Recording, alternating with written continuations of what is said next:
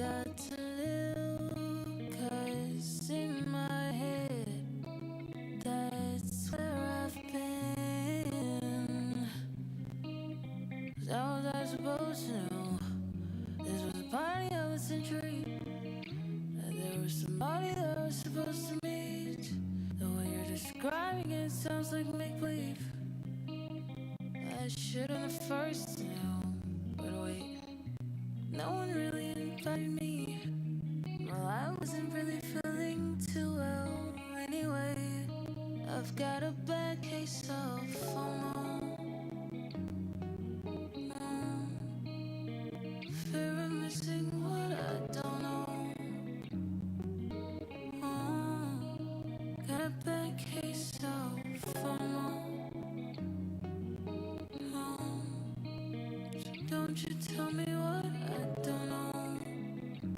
'Cause I don't wanna hear what I've missed.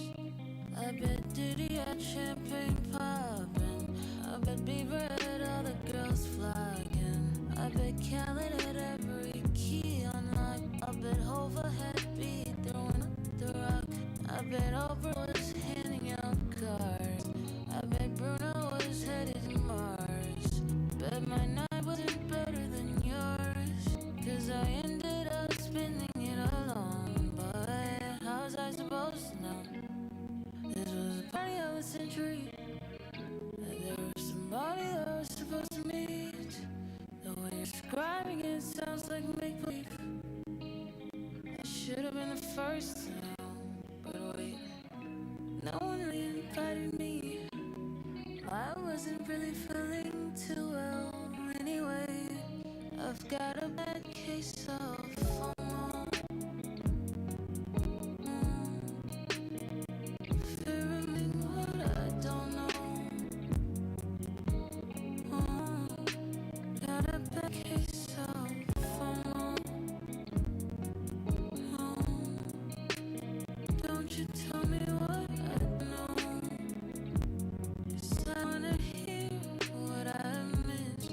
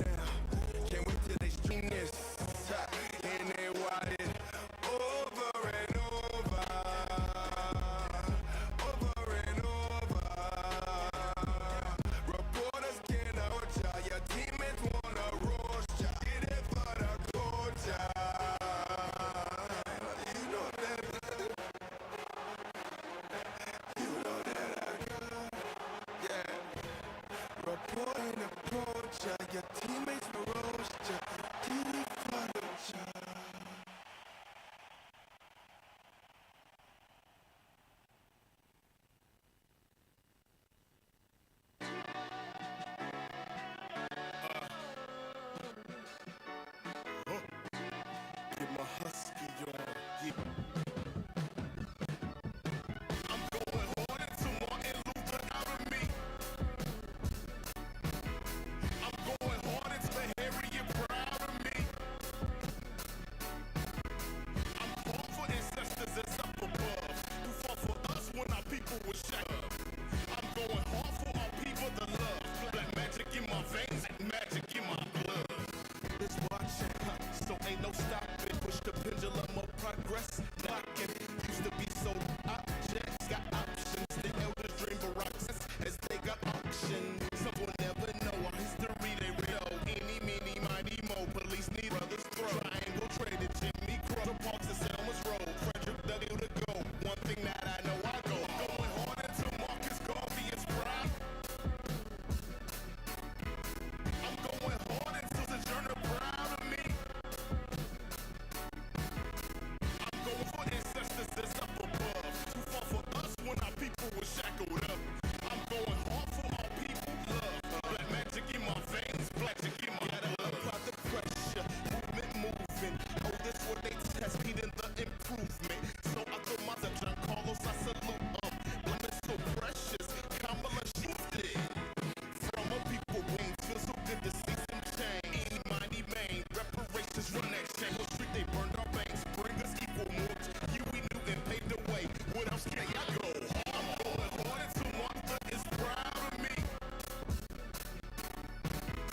I'm on until Mother Harriet proud of me. I'm going hard for ancestors that's up above, the ones who fought for us when our people were loved.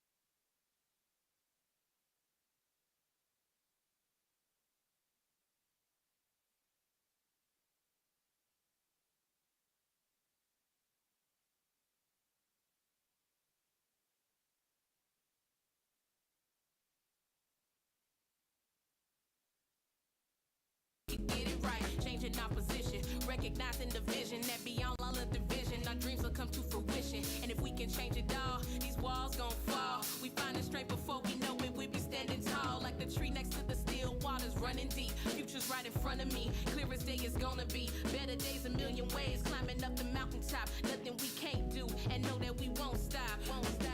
One thing about it, yeah, it's two things for sure. We're no stranger to the struggle, from mistakes we can grow. Bringing truth to power, level up is part of the game. Open up your eyes and know that things will never be the same. Hold up, free, black king, black queen. We on the road to equality. Be who it is that you wanna be. Put your fists in the sky, we can let freedom ring. Lift your voice up high, let freedom ring. See the bright sunshine, let freedom ring. Better by and by. Let freedom ring. Free from the lowest valleys to the mountains I sing. Oh, let our rejoicing rise high as the listening skies. When it's all said and done, we shall overcome. Finish this race with one, facing the rising sun. And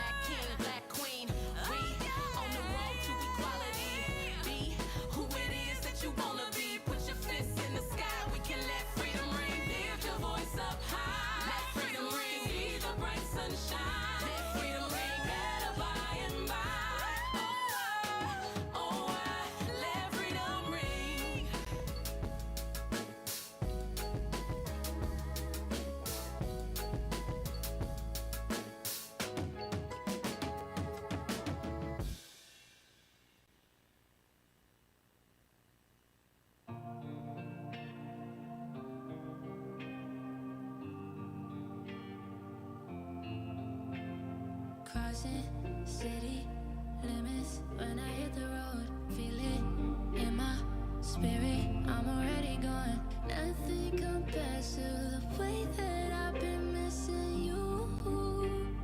And it's hard to believe that a woman like you could love someone like me. All that I need is all that you breathe. If you send your location, I will be right there, baby. You ain't got to be patient. I won't leave you waiting. I won't ever leave you lonely. As long as I got you right by me. And I'll give you my love.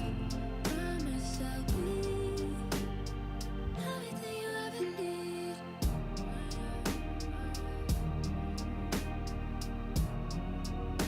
You know that's right, baby. Never, never, never, never, never, never leave. Never, never, never, never, never leave me lonely. No, I'll do that. Won't leave you lonely, girl. I won't leave you, no.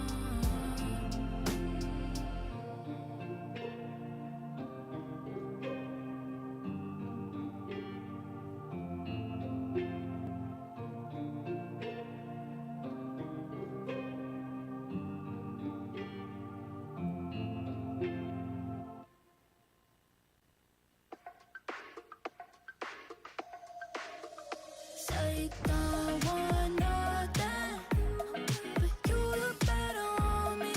You look better on me.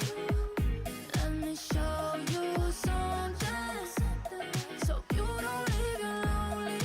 You won't leave you lonely. Tell me, baby, who better for you? Writing for a page, letters for you. She can't top all the things I do. Chasing your love, boy, I'm in pursuit.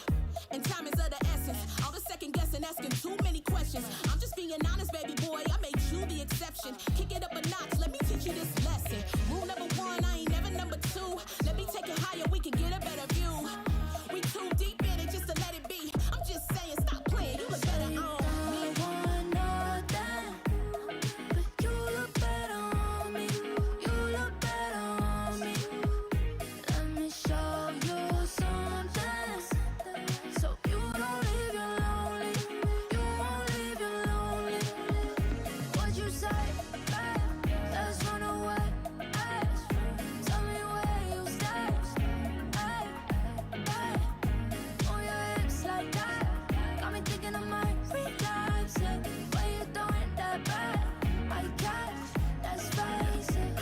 Oh man, oh wait. A little shawty got body when she moved to the beat. Said she used to have a man but had to leave him behind. And too cute for little buddy when she wear that designer. But trust that I floss, I could keep up. Straight spaghetti with the sauce when we link up. Modified T-tops with the V12 engine. Let you whip it, baby, not to mention I got your whole attention. Now you tempted, take you anywhere that you want. That's a gold impression. Every summer in the jet just to go around the world. Promise you gon' get tired of the diamonds and pearls, girl. Don't want nothing, but you look better on me. You look better on me. Let me show you something, so you don't leave you lonely. You won't leave you lonely. What you say, babe? Let's run away. Ay. Tell me where you stay. Ay, ay. On your hips like that. Got me thinking I might relapse it. Why you doing that bad? I guess that's basic. Look, yeah, I been there. Biggest player in the game, that's big facts. Two-seater when I slide, yeah, you know I do. do. She wanna vibe just to see how I move. And if she touch, better grip that, grip that. Tell the DJ play somewhere to hit that. I ain't messing with nobody that ain't getting the cake. Throw stacks, I'll consider it maybe. Say you don't want nothing, but you look better on me. You look better on me. Let me show you something, so you don't leave you lonely. You won't leave you lonely. What you say? Hey, let's run away. Hey, tell me where you stay. Hey, hey, move your hips like that. Got me thinking I might relapse. Yeah, why you doing that bad? I guess let's face it.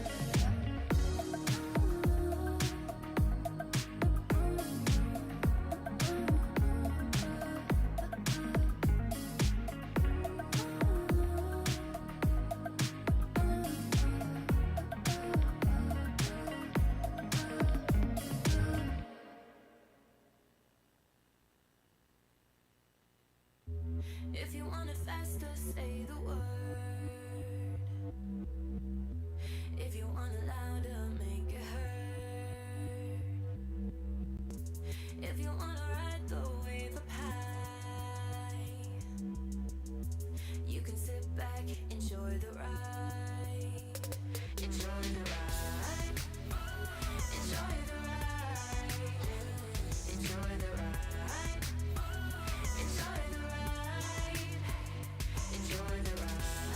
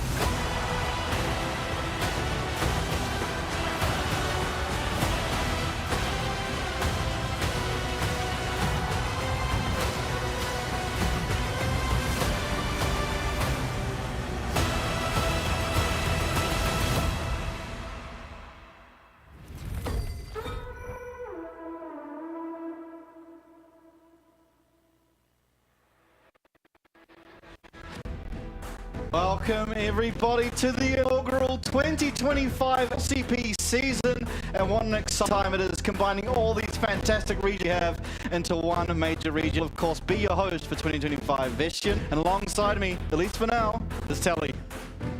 So excited to be here. It's really, really nice to finally. I think one of the most exciting things about League is in competition, right? And being able to have that domestic league all the time is so exciting and so nice to look forward to. Yeah, absolutely. I mean, now we are the region that has no competition, right? We're just constantly all year to see who the best of OCE can, how well they can do against Taiwan, against Vietnam, against Japan, and obviously traditionally has been sort of the Taiwan teams and then the Vietnamese have reigned supreme between these regions. New teams on an even playing field. They get the same practice, able to practice against everyone else in scrims and solo queue, and last we get to see how they stack up with this environment. I'm very, very excited to see how it does and how this progresses. Obviously now we're at the first stand, 3 splits. It's the first time we've had this, and we've got this major region, but it's the first time we got the 1v1s. And I don't have those in the LCO, but they are an absolute joy to watch because there's always a that ends up forming. And as you saw the game, there's different rules. Yeah, and I'm excited about it because you were mentioning how there was going to be a meta and how eventually 80 carries was so dominant and so Poppy coming out to counter that. But now I believe it's that champion pool, the not flavor, and we're going to see all these champions be cycled through because, there is a game where it's like, all these champions be cycled through because there is a game where it's like I don't want to waste a good pick early on, When they get to, they're like, well, who's going to be the best? It's still going to be someone capable in the 1v1, just the person with the most reps, and just the person with the most reps on that particular game. So it's going to be excited to see how on that particular game. So it's going to be excited to see how the entire standings ends up at the end of the year, by the end of this split. But looking in, I think most people can look at it like, okay, these guys are the favorites, these guys are here. But at least sort of the PCS in the past, and I'm sure the outside historically, you don't always come in, oh, this team's going to win, and they don't always win. There's times that there's upsets, maybe by the end of it they do, but a lot of the teams that you don't have really as, the other teams end up taking game, becomes very, very competitive down last series of each split. Yeah, I think that's something you really need to look going into like this split is that the game really changed.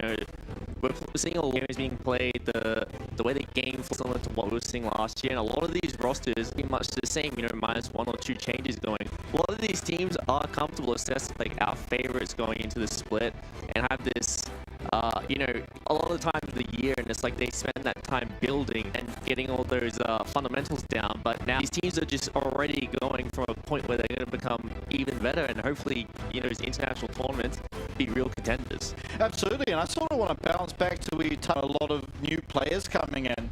I think for me, is a lot of these new players are actually all just, okay, yes, you have the came back from the LPL and the Doggo, but you also have people like Hong Q that are CFO, which I think most people would look potentially the best team in the league, sticking around there.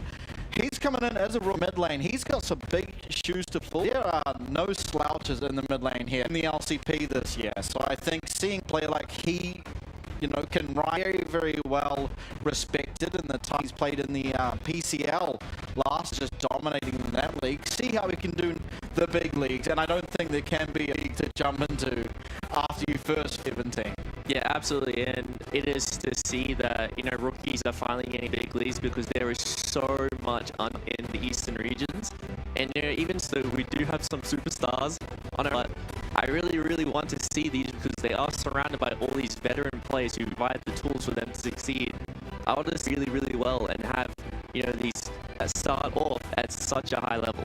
Yeah, certainly, and CFO, they brought us. You're going to get to see how he performs here in number 1, which I think is very, very exciting. Obviously, up against Vikings, who did go to worse showing, but I think honestly, they're a really young roster, all things considered, and they are going to have sort of a better way to practice now that you are best of the best from each of these 4 regions all put together. It's good time for all of these, especially the younger ones. The older ones, they've been time playing against these players, be it they've gone to Worlds or whatever you have. But now very consolidated, right? For the OS players like Fire Panther and Lima, their practice all year was just the same player. Now they get to go up and play against all these great players, hit against the other regions. Obviously, they're not locked as we are here, but still opens up a whole new world of possibilities. The exciting thing here for the LCP is also a very, very big in players because they are so used to just same scrims against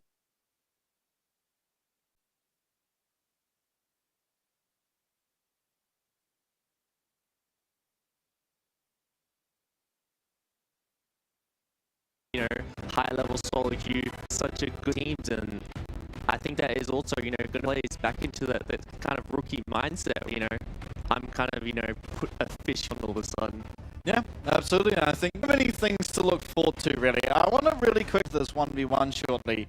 Ask you think the new changes for this season, because I've got a few. We've got the flowers, I get what they're called anyway. The flowers, the Ataka, and just, how that can, because obviously every jungle camp now, you get minutes where you get the shared blue, the shared red, to the Baron. How do you think everything's sort of the way the game's played? I think that the game received a lot, early game buffs, a lot of early game, but at the same time, a lot of quality of life stuff that the game had.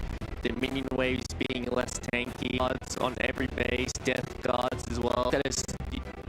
That's kind of like counter snowball potential. So we are seeing a lot of stats from first blood, first objectives being pretty much the same. I think that if teams have done their research, they're not really going to overestimate these feats are, because nice it is that extra bit of scaling, but it's not winning the game for.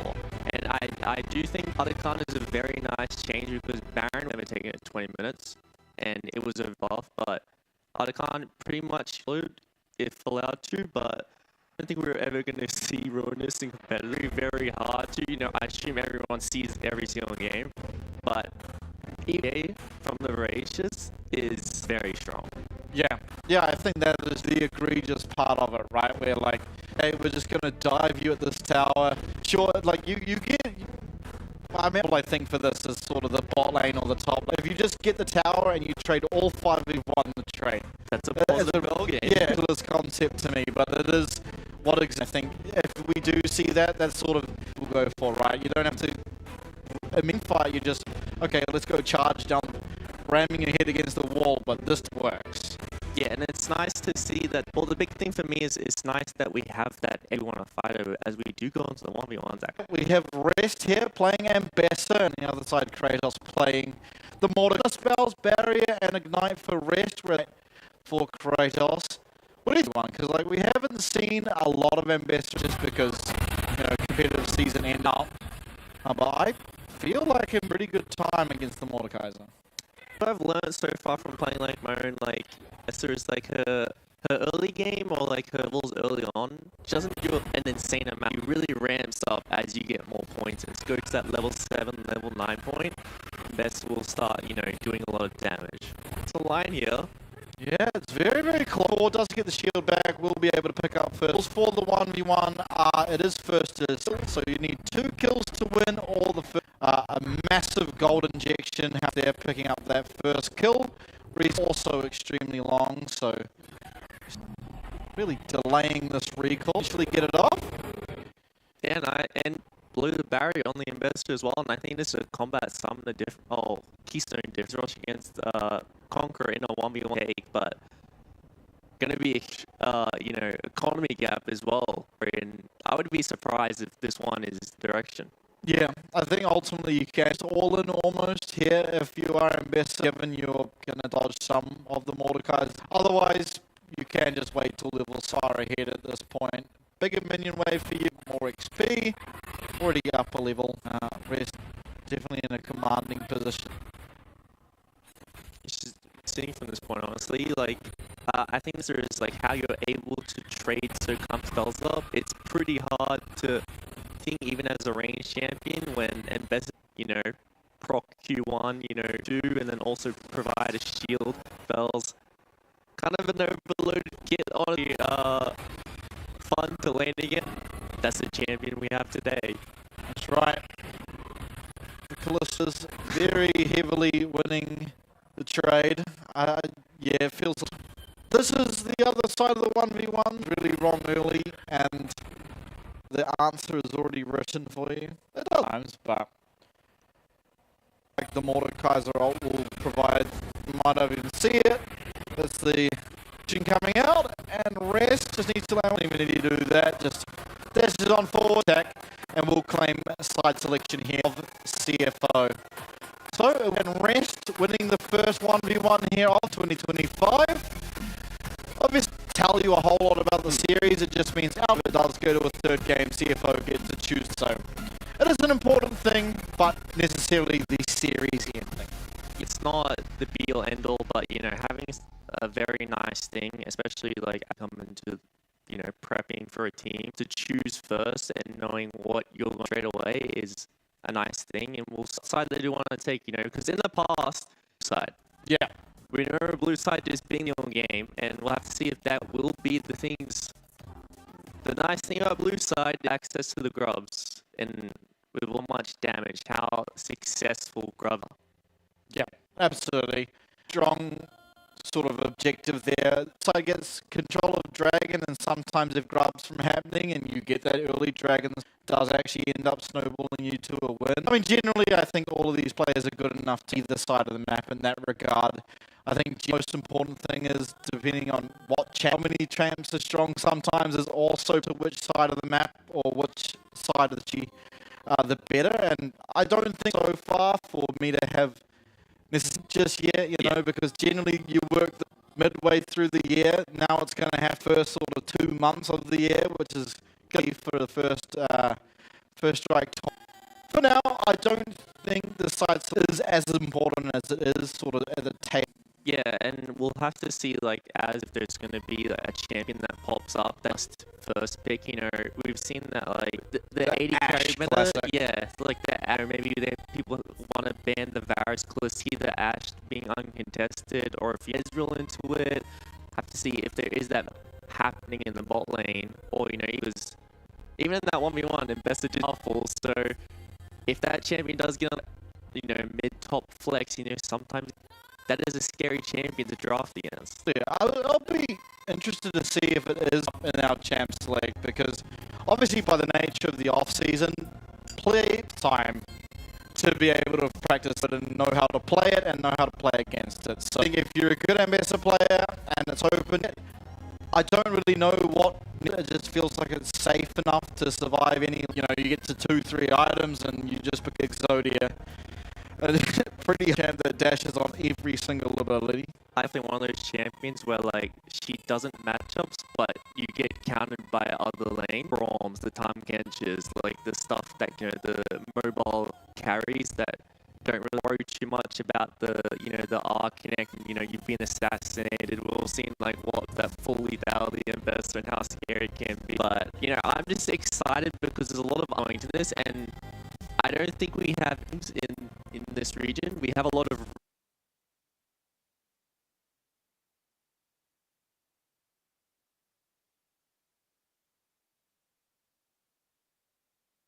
I'm really excited to see how they play. Back to the PCS last year, they year after year, split after split, put together, okay, these guys can win the entire, always just fallen short. So I want to sitting in this rookie, sort of fresh blood, and a new game can possibly sort of fit in having.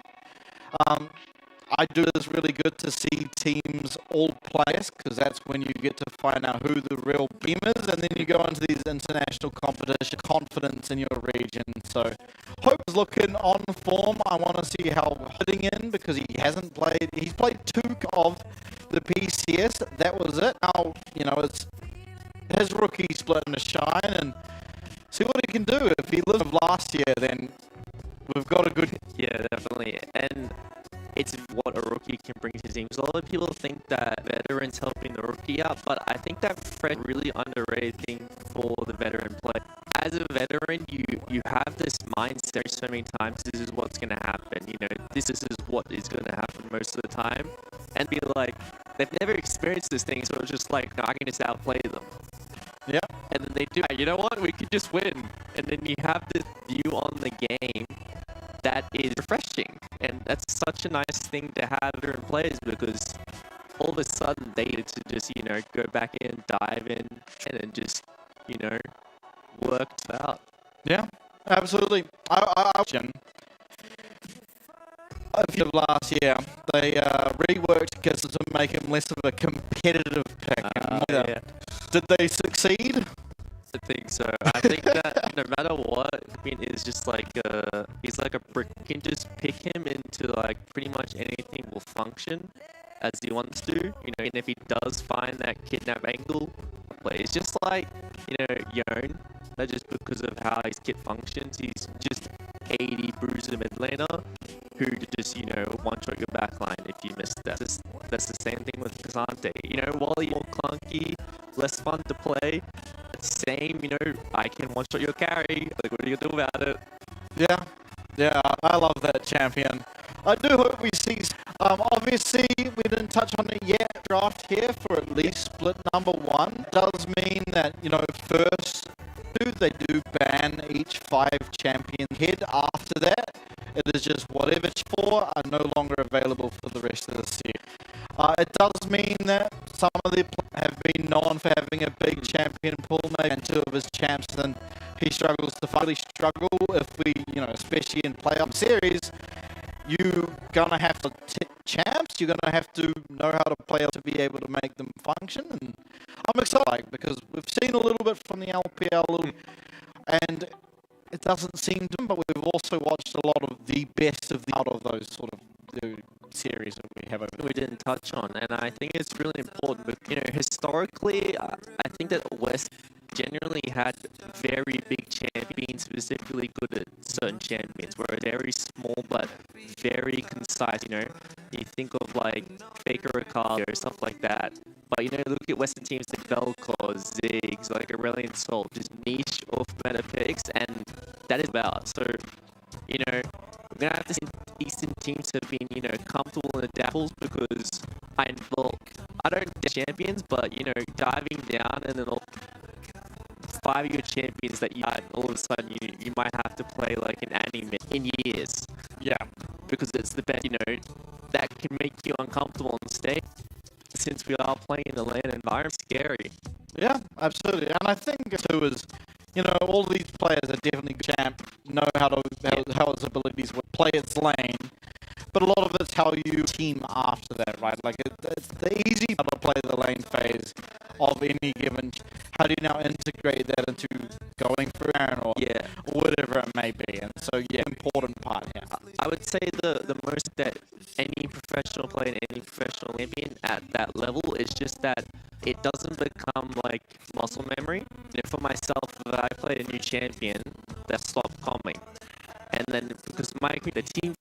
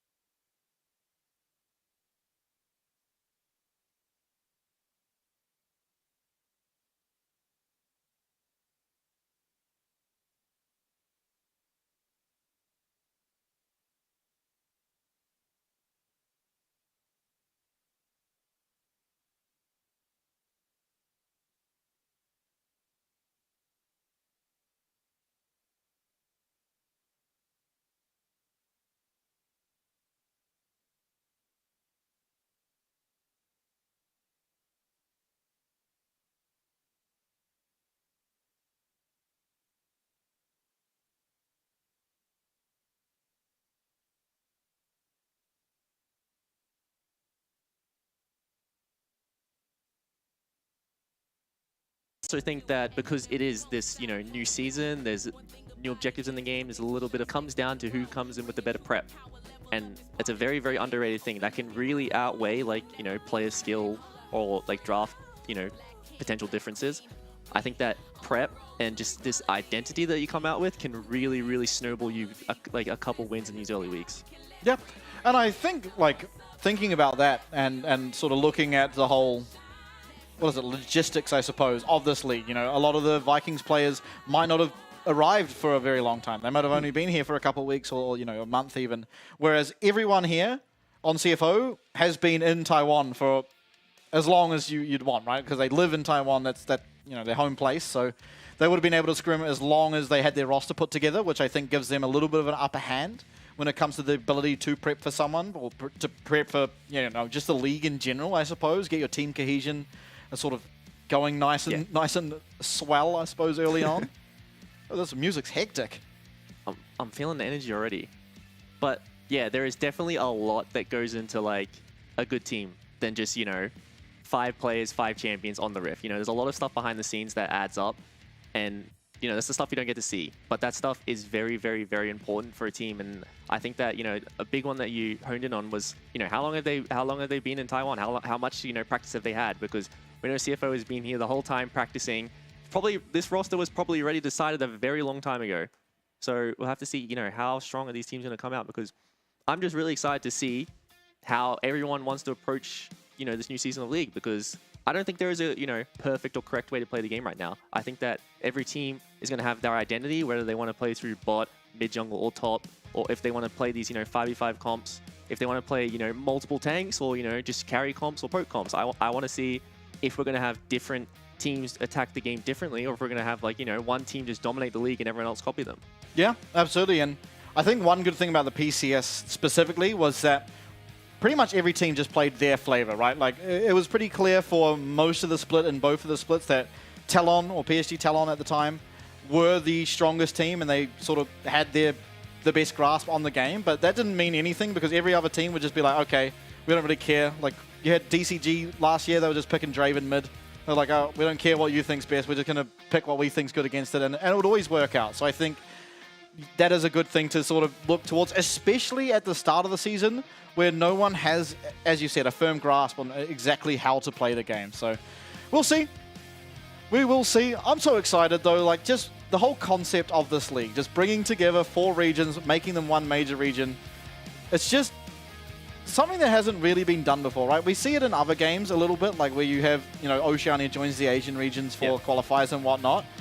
And that's sort of how it's been for a long time. But now finally we get that in League of Legends, and we'll see what that can do, because, OCE, it never really wins any of the sort of esports competitions, but it always does pretty well in most of them. And sort of League of Legends is the only one left to sort of conquer in some way. So I'm very excited to see how it shapes out for, my home region. Yeah, and, honing in on O specifically, I think that for what we have done pretty well throughout our Oceanic career, the resources we have versus everyone else, and how we are landlocked and we can only verse our own teams. And then, as I was saying before, usually in regions, especially in OC, you have one team who is so dominant that they can't really improve from, the rest of the domestic competition. So now that OC finally has access to everything that they have wanted, right? There is, no more excuses left on the table. They have the resources, they have the scrim partners, they have the, the geolocation. Yeah. They are absolutely ready to, do everything that they can to start winning. I do agree. I want to ask you, do you have a player in the league that you feel particularly excited to watch? Anyone that oh, I'm excited to see if this person pops off, or how much better this person is than, the rest of the competition, or anything like that? I would say I have 2. Okay. I would say one is I love watching Lemus, just because I think he's a bit biased, but yes, I think he's an extremely consistent, good carry. And every time I see him lock in a Hive carry, I know that he reaches those 2, 3, 4 items, spikes, and can do well. And then for, my viewer pick, it's definitely Levi. He is the most exciting jungler to watch, I would say, in the world. He just does crazy stuff, and he makes it work. That is true. He was receiving constant Shyvana bans at Worlds, and he was the only person picking it. So that was definitely pretty cool to watch.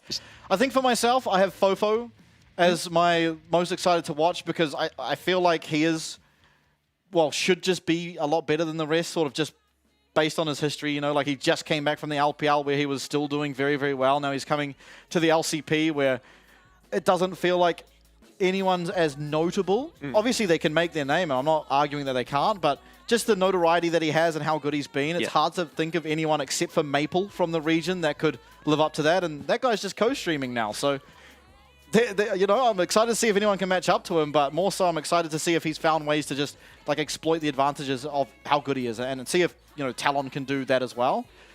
If I had a second pick, it would probably be Honkyu, just because he's a rookie and he's very, very hyped up. So we'll see if he lives up to the hype. You know, sometimes they do, sometimes they don't. Sort of the situation I'm facing right now. I think the nice thing about rookies, though, is, you know, if you come out and you play really well, everyone thinks you're a freak of nature. If you come out and you don't play well, oh, he's a rookie. You know, you just give him time to, like, adapt, become a better player. So you really don't have anything to lose and you have everything to prove. Yeah. So that's, like, the really nice thing as, you know, these fresh players. Yeah, for sure. Okay. Pick and ban. We're in. Sorry about the delay, everyone. So we do have a Cassante ban immediately, and there's a Skarner ban as well on the other side. Ash, Nocturne, Corki will also be removed here from game number 1. Rumble, the final ban here for the side of Vikings. I think we're just seeing, you know, pretty standard bans across the board, right? The Cassante in particular, you know, obviously no one really wants to versus champion, and then, like, you know, Ash, Rumble, Skarner, all really strong on the current patch, and, you know, Corki being this flex pick, which is, like, so strong, just getting off the board. But I am curious about the you know, the Nocturne ban. Is this, like, something where, you know, a scrim meta has been developed where, like, Orianna Nocturne has become, like, so dominant into, like, the current mage pick? Or, you know, what we're seeing? Is it, you know, the mobile champions are currently flavorable and no one really wants to deal with that combo? Yeah, and the tank Jace, I dare suggest, is what we're about to have in our game of League of Legends. To start us off, Varus obviously the first pick there. I wonder what the answer will be. I mean, logically speaking, I feel like Kalista is generally what people pick when they see Varus, if not the Ashe, which has been taken away in the ban phase. Zyra, however, is the pickup.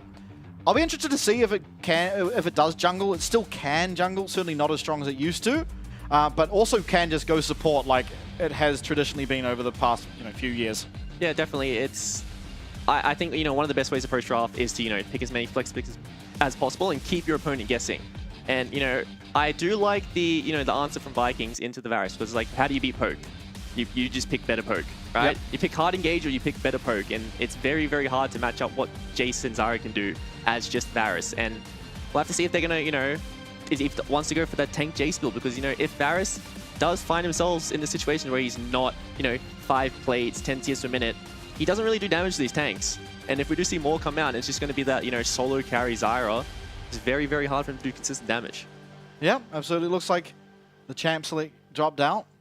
Hopefully the correct champion picks. I was a little surprised by Zyra, so I wouldn't be too shocked if that was changed to something else. Saw it picked up yesterday in the LCK, and I think we were seeing Brand being played as well in the LPL, so it does look like that mage jungle flavor is, you know, coming back, because it's like, what is good into tanks? Double burn items, like control mage junglers. Even though I think that the current meta of mid lane, like, control mages do feel really strong, you know. Obviously, Victor is one of the best scaling champs in the game, and the fact they gave him all those, you know, extra, you know, early game power, you know, just through his E and Q poke.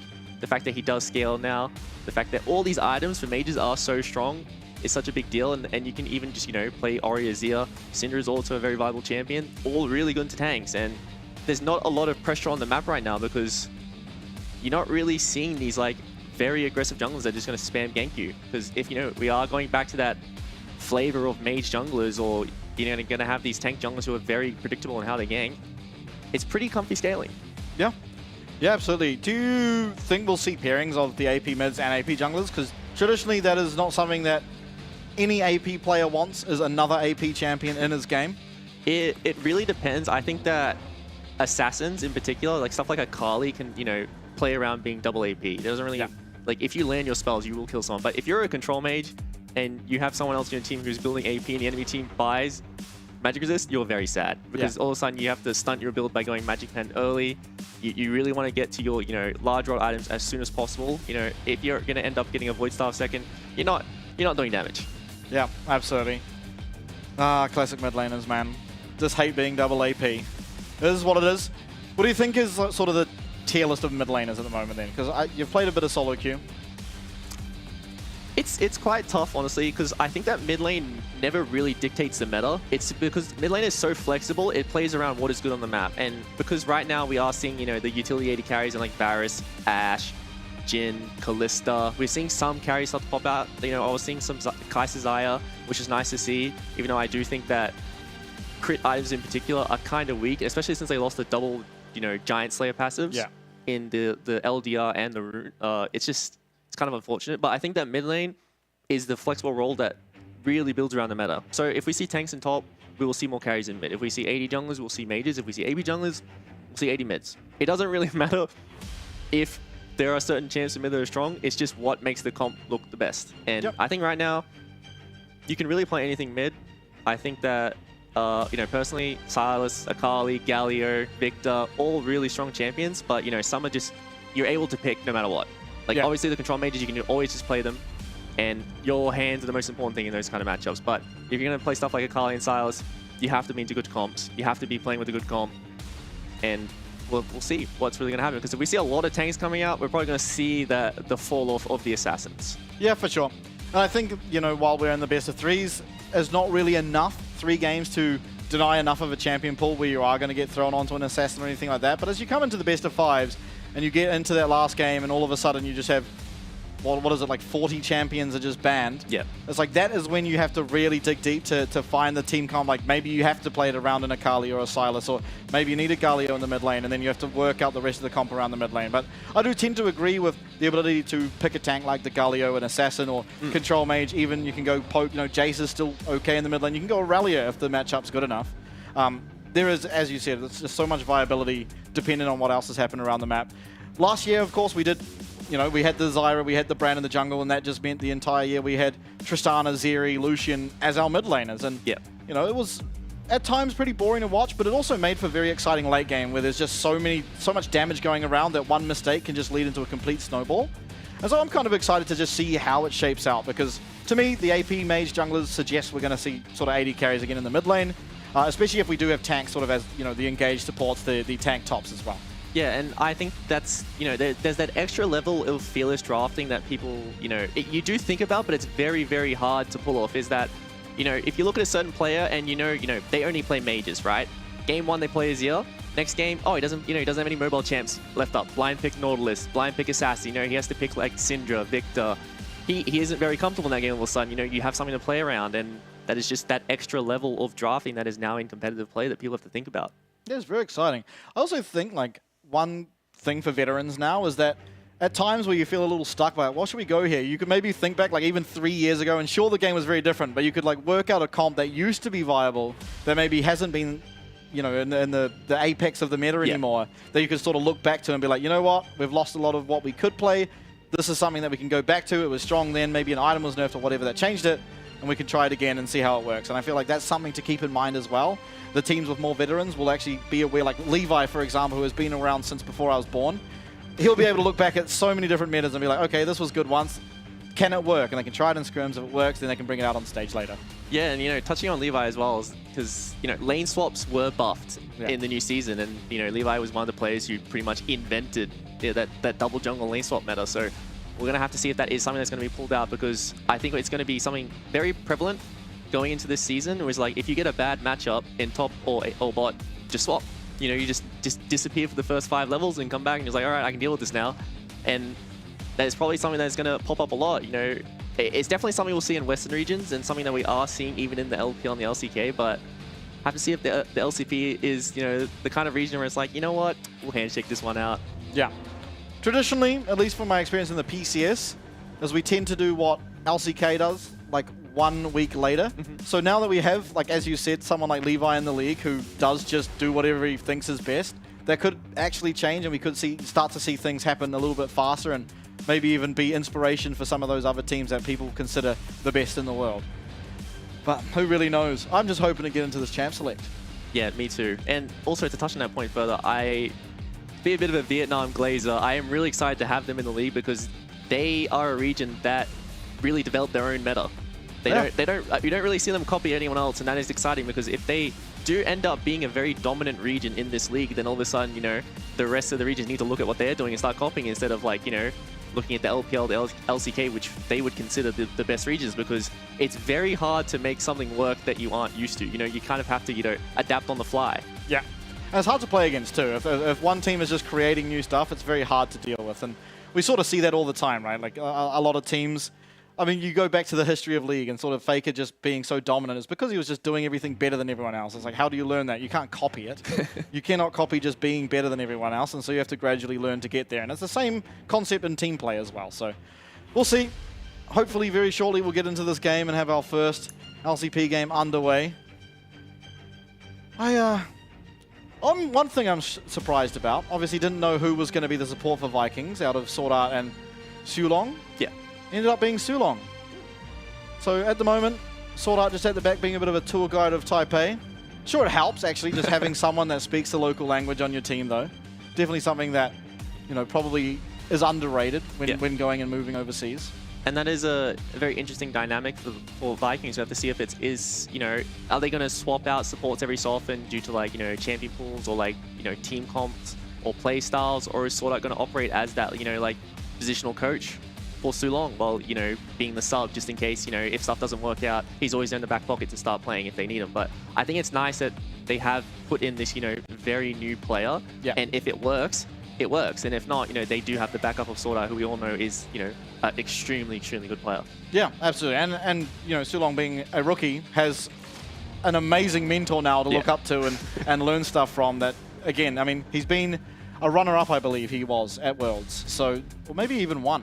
I can't remember now. I think he was a runner-up. But either way, a very, very, very good player that you can look up to, you can get guidance from, and can really shape you into yourself becoming a really good player in the future, and maybe even in the split. Yeah, absolutely. And, you know, I think something we really touched on is the stage is extremely cool. It is. It is extremely cool. And it's something that I really miss is these really cool LAN environments. And I think something that that Valorant has been doing really well is I love their stages. I love their venues. And this is, you know, giving a lot of, you know, that vibe. It is, yeah, actually. I never really thought of that. I've only watched a few Valorant things. But I mean, Riot just do such a good job at setting up LAN environments, actually. Just, and like the art around it and everything like that, like the concepts are just pretty phenomenal. So, I mean, not too surprising to see the same happen here. But I do hope to see this game. I've been just living in anticipation for the last like 2 weeks. And here we are, and we're just right there. We're right there. Right on the edge of our seats. Could be into Champ Select at any second now. Yeah, I still want to see what the meta is, and you know, like, sure, it could just be what we've seen in the LPL and LCK, but it might just not. Like, if any of these teams are like DCG from last year, I'm going to be so happy, because that team literally could not care less what you thought was good. Do you remember when TF top was just first pick every game? You ban Jax, pick TF. They just like, oh, we'll just pick Nasus into it. They picked Nasus before anyone else in the world picked Nasus. Oh, I'm having flashbacks of the nightmares and terrible, terrible hot flushes, Emax Nasus mid, can't do anything, forced out of lane. Oh, beautiful. There's been some champions in this game. Smolder release. That was one of my favorites. It's so funny how, like, champions do not get changed and they just, you know, people figure it out. Yeah. They're just like, oh, Garen, broken. Nasus, broken. It's like, oh, you know, what other Season 1, Season 2 champions are people just like, not thinking about? Yeah, I mean, there's probably some of them. But they've been through them. It's like, oh, Annie's broken, guys. Just pick Annie mid. All right, nerfed. All right, next one. Garen, Warwick. broken. Warwick needs to see. He's been nerfed already. Yeah, he did. They're on the ball already. Yeah, that guy was sitting at like a 57% win rate for a patch there up in top lane. It was a little bit scary going against that guy. It's actually impossible to kill that champion, by the way. I get so frustrated playing League of Legends against Warwick. Oh. And then he pops, you think you've got him, and then he pops the barrier. the ignite, what is it, teleport barrier top Warwick. Oh, that's actual nightmare fuel. Oh, actually, to touch on that, I think that teleport might be a summoner we don't really see anymore. You think so? I think that it is good. You will probably see, I think you should have one every game no matter what, because you need that silent pressure. But in matchups where, like, you do need a defensive or an offensive summoner, you can get away with running it, because home guards on every base is extremely strong, and that's why I think champs like Ryze in the current meta are so good, because you can just kill a wave, base, come back, and make it to the next wave in time. Every single base, Ryze pretty much has an item that he can buy, because, you know, the way he builds. his components are so cheap. True, and if he doesn't, he can just take his jungler's Raptors, so it's fine. Oh, that's the best thing of Rise. Just yoinking the Raptors. 400 CS Doinby glitch. What is it? I can't remember. Hack, that's the 400 word. CS Doinby hack. Yeah, the classic. Oh, I want to get into games so badly. What is like your least favorite champ to play against in the game? Because mine is either Fizz or Warwick. I would have to say Ahri. Oh. Because it is like... Because of Malignance? No, it's the fact that it's really hard to punish that champion. They're so safe, they have so much sustain, and then also they have the best gank setup in the game. That is true. So it's like, you always feel pressured by a good Ahri, and it's very hard to punish a good Ahri. Yeah, that's fair, that's fair. I still find it more egregious that Warwick can just be 1 HP and then full HP the next second. Or you see him at red buff, you're like, sweet, I'm safe here, and he just teleports up to top lane somehow at 400 miles an hour. True, but then I also have the mindset that like, you know, oh, it's 30 minutes, you know, welcome, here's Braum, you're useless. Yeah, that's true, that's true. That's if your support picked Braum though. True. In my games, it's like Xerath. Oh. Shout out Dodd. I've actually, nah, Dodd, oh, I love Dodd. No, but like, I don't know about your solo queue games, but like every game, at least so far for me in solo queue, has been a lot of mages support.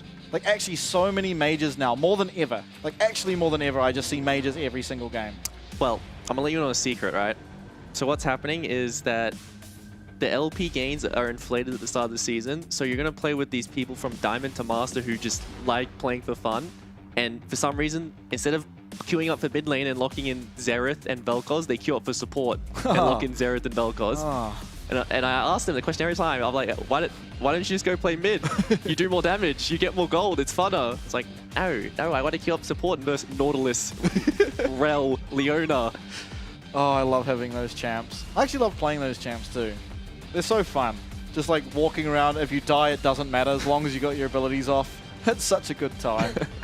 Just brain off, throw Naut Hook, call it a day. I miss when the off, like if you're off roll and you're playing support, you just lock in Brand. Like that was the way it worked back in the day because there was no other mage supports. Yeah. And at least as Brand, you were getting all your spells before you die. You're gonna do a lot of damage, and it works. But like, yeah, if you're playing Lux, and you're not winning lane, you're not getting 5 plays, useless champion. Xerath, Vel'Koz, useless. True. Just give me really support. Vel'Koz's. Vel'Koz is a hard champ. I think there's like very, like I've played this game since Season 2, right? So there are not many champs that I've literally never locked in once in my life. I think Talon is one of them. Vel'Koz is one of them. That's about it, I think. Those are the ones that come to head. But like, I just have never played those champs and they just do not interest me whatsoever. I am proud to say, chat, that I have 0 mastery points on Yuumi. Oh, nice. 0. I've got it from ARAM. Yeah, no, 0. Not 1. I'll never change it. Oh, fair enough, fair enough. No, that champ's good to play when you get on, friends are all playing, you're a little bit drunk. All right, I don't really want to play. No, we need one more. Yuumi it is. I hate everything about Yuumi. I hate playing with it because it's like, oh, we're playing 4v5 for 20 minutes and then we auto-win because we have a bruiser who's fed who now just has this walking, I don't even know, like inhibitor turret on them. Yeah. Who just makes them broken. And then versing it is the same thing. It's like, oh, okay, we're playing 5v4, let's snowball the game. Oh, we didn't? We lost. It's just miserable the way Yuumi exists. And then whenever you see Yuumi win lane, you know in your head, it's like, I can't win this game now. Like, I'm just getting outscaled no matter what I do. Fair enough, fair enough. We have had word, voices in my head have told me 1 minute. I hope this is real, chat. I hope we are getting in. I wonder if the champ select will change it all, because we did get told it was a client issue. So hopefully that's all fixed up and we get back in. And what did we see? We saw Varus, we saw Jason, we saw Zyra. Yep. So we'll see if it's the same. Of course, we are at a new studio, brand new. So there might be a few little bugs here and there, but hopefully it gets sorted out. And especially as the season continues, everything will become much more well-rounded and smooth. But for now, just bear with us. I do apologize, and hopefully things get back on the road very shortly. Yeah, chat, I don't want to see any tweets. It's the first week. You know, mistakes will happen, but it'll get there. It'll all smooth out, and we'll all have a lovely viewing experience. We'll get to watch some great League of Legends in a great region, and some great champions. Yeah, hopefully. Hopefully no Yuumi in your case. Yes, no Yuumi, please. Certified Yuumi hater. Actually, you know who I do want to see locked in, who I think is a really strong mid laner, because I was Flavia as support? I think Vel'Koz is a really strong mid laner right now. especially into, you know, the control mage pool. And even stuff like Galio, I think he's really strong, but... Oh, we're so bad. And we have a nicer looking champ select. Ooh. Okay, so the Zyra was real. We then got Sejuani Yone, a classic mid lane jungle or even top lane jungle combo. I'm very, very excited. You know, I think that MF has came back into meta, and I think that this is one of the champions who can go, you know, the lethality build with the first strike, or you want to go for that crit build. So I have to see, you know, as she is versing Varus, you know, would make more sense to go for the crit build because you do get access to the, you know, the Bloodthirster, which kind of nullifies any poke you're going to receive in lane. And, you know, you do act as a, you know, a more mobile champion in teamfights because you do not need to stand still and throw that ult out to do any damage, right? And I think that is something you need to be cautious about when versing, you know, the Glacial Prison from Sejuani, the Fate Shield from Yone, and even like the Varus ult. This is a lot of stuff that you need to be concerned about in these fights. Absolutely. So Rel Poppy going to be banned against almost certainly Su Long in the bottom lane. Rakan now will be his answer, so preferring those engaged supports. Alistair Nautilus, still up and available. Possibly going for some more lane domination though as Kaiwing. Kaiwing, definitely a player that is more comfortable on engage. I mean, we saw, I think in 2024, I don't think we saw him play a single enchanter or mage or anything. He just played it engaged the entire year, and he is very good at it. He also is one of the oldest or the most experienced players here in the league, so being able to be that engaged and choose when you're going in does make a lot of sense to me. Yeah, and this, you know, the Nautilus pick makes a lot of sense to me. While, you know, on paper with the Varus and you're seeing the Rakan, you could pick a poke support and really bully your lane. I also think it makes sense with the Yone and the Sejuani into, you know, a potential mobile or immobile mid laner. You know, link up with that melee support, go mid, get some, you know, pressure. Because as soon as Yone is freed up, the map just becomes much, much easier to play. And I think that this is going to be one of those games, especially if they do pick the Jax, you know, having double side lane pressure, winning your lanes, can really start securing the, you know, the side lane control. The first rotation to objectives, flanks. It's so important against a team with something like a Zyra and a Misfortune. Yeah, absolutely. I want to say one thing about Vikings draft that I really like is we still actually didn't know really where everyone was going, right? Up until the last two picks where we obviously found out that it is going to be the Zyra in the jungle, and now we do find out it is Jace in the mid lane. So there's going to be the solo AP here for Zyra in the jungle. Certainly going to need to get some resources to make that come online. And I think it's a very scary concept where you need resources, you need your items, and the jungler you're facing down is Junja. Because this guy has been by far the most domestically dominant jungler we've had in the region over the past 2 years. He's just completely destroyed almost anyone he's gone up against. And so Guri, he's going to get a nice introduction here to Junji and see if things sort of start off this split as they ended last year in the PCS. Yeah, and this is the perfect game for Junja to start in. You know, he has 3 gankable lanes as a Sejuani. There's a lot of pressure that he can output on this map. And, you know, even though we do see the full AD, you know, they have that mixed AP damage coming out of CFO, there is no true tank on the side of Vikings. So they don't really have an answer to what CFO is going to be able to output in the early game. And then, you know, as the game does scale on, they don't really have the ability to just stack armor and win the game automatically. So I think a lot of these matchups are going to come down to the skill. There is no clear, you know, draft win, but I think that CFO, once again, day one, first week, they have just drafted engage everywhere. It's so easy to execute, especially as a team with so much veterancy that they have. Yeah, absolutely. It's kind of just, you wait for your R buttons to come up and all go to an objective and call it a day, right? And it's also just, there isn't really anyone that great at answering the Jax or the Yone right now. It feels like you do have to get a little bit ahead, at least as the Vikings here, to be able to pressure the map and stop the side lane pressure that comes through from these champions. But anyway, we do now head into game. It is finally time for the first ever game of the LCP here in 2025. It is CFO going up against the Vikings esports. Let's see who will be able to take at least the first game. And also to touch on the draft for Vikings in particular, I think it's really important for the Vikings solo laners to, you know, hold their own, be able to match up to these side laners, because if this game does go on and it is 0-0-0, then I think that this Zyra pick in particular, especially with the Misfortune, if CFO overstep, they mess up their engage, there is no getting out.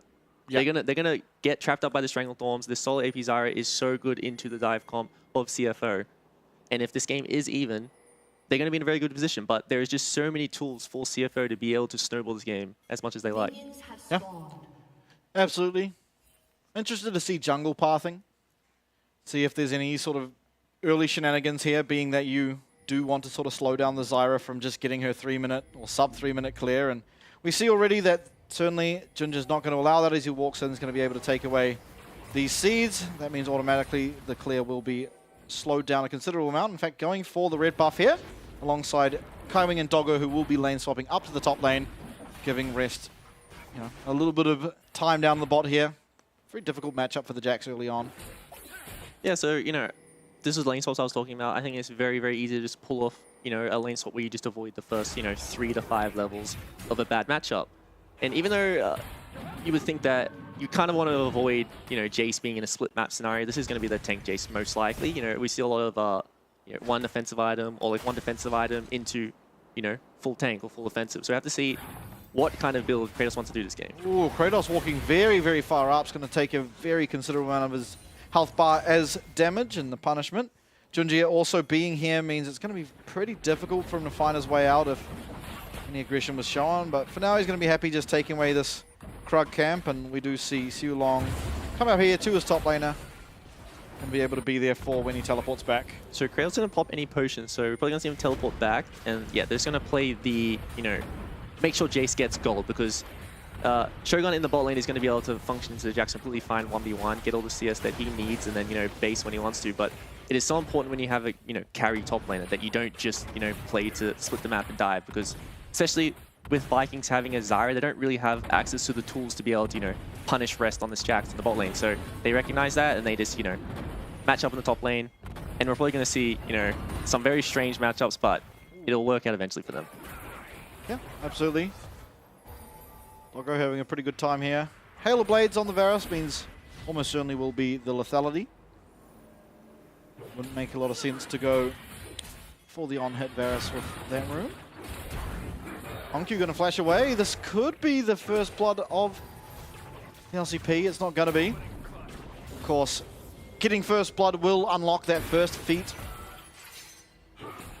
Still going to force Honky to base though, which is a pretty big deal, having to use TP back, but Kadi has already used his own in retrospect, so matching up what is happening here, and we do see Junjie moving up to the top side. The fact that they have been chunked out already in the 2v2 means that they can't stay on this turret, even though they do have 2 men to defend this dive, and that's such a big deal that Kratos is losing all this golden experience. And even with the experience gain, or the distance being buffed so much, it's not this much. Yeah. No, you do not get it from the other side of the map. Guri going to be here, so taking time away from his clear to match the pressure Junjie is showing here up on the top side, and will be able to thwart off the CFO members for the time being at least. Finally, Kratos will be able to make it to his wave and get some farm. Rest actually being ahead here of the Jax as he goes aggressive onto Shogun, but not really anything he can do.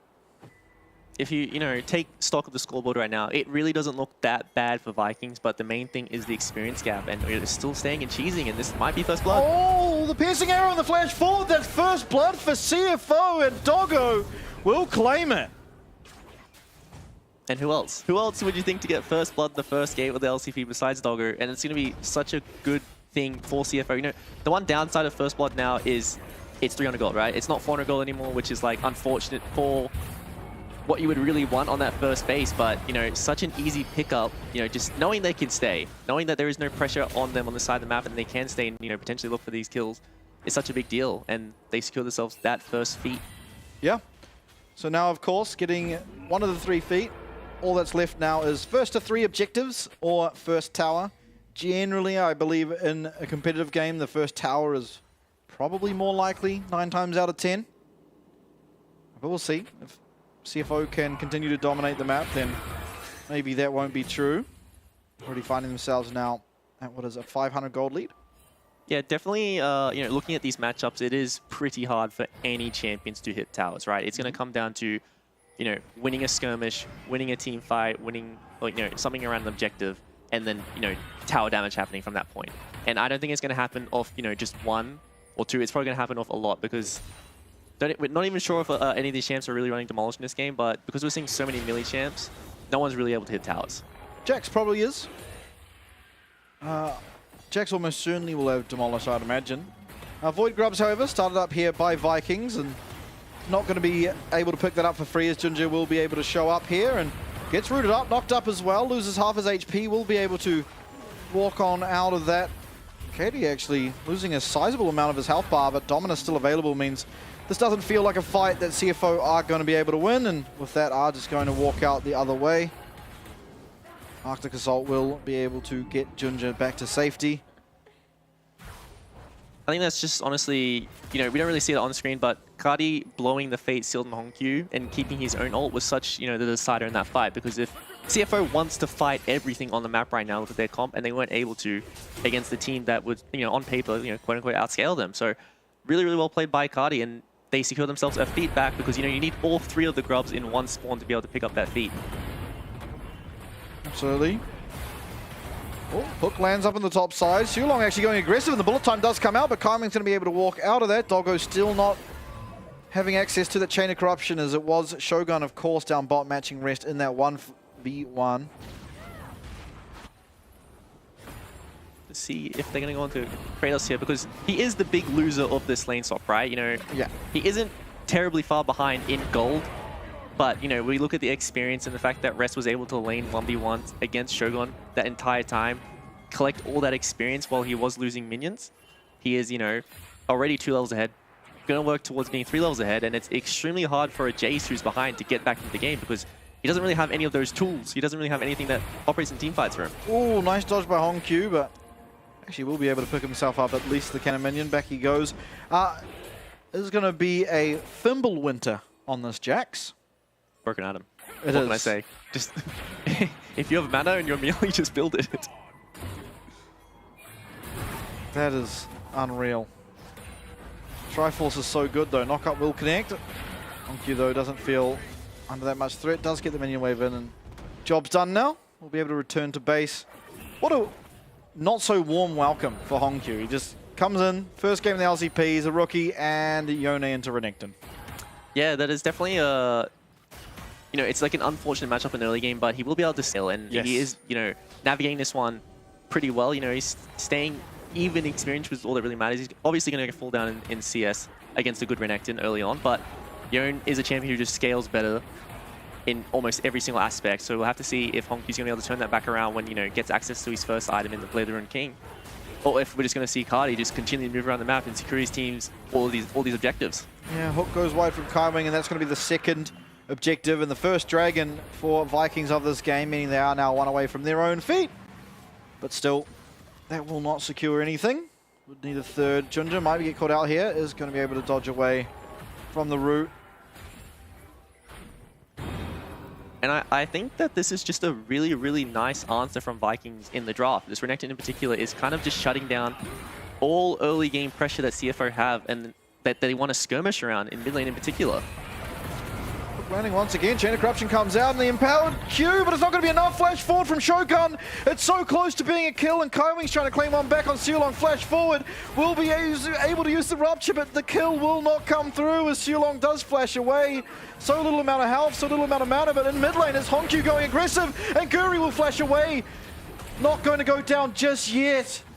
Everyone living by just the skin of their teeth. This is the action we wanted.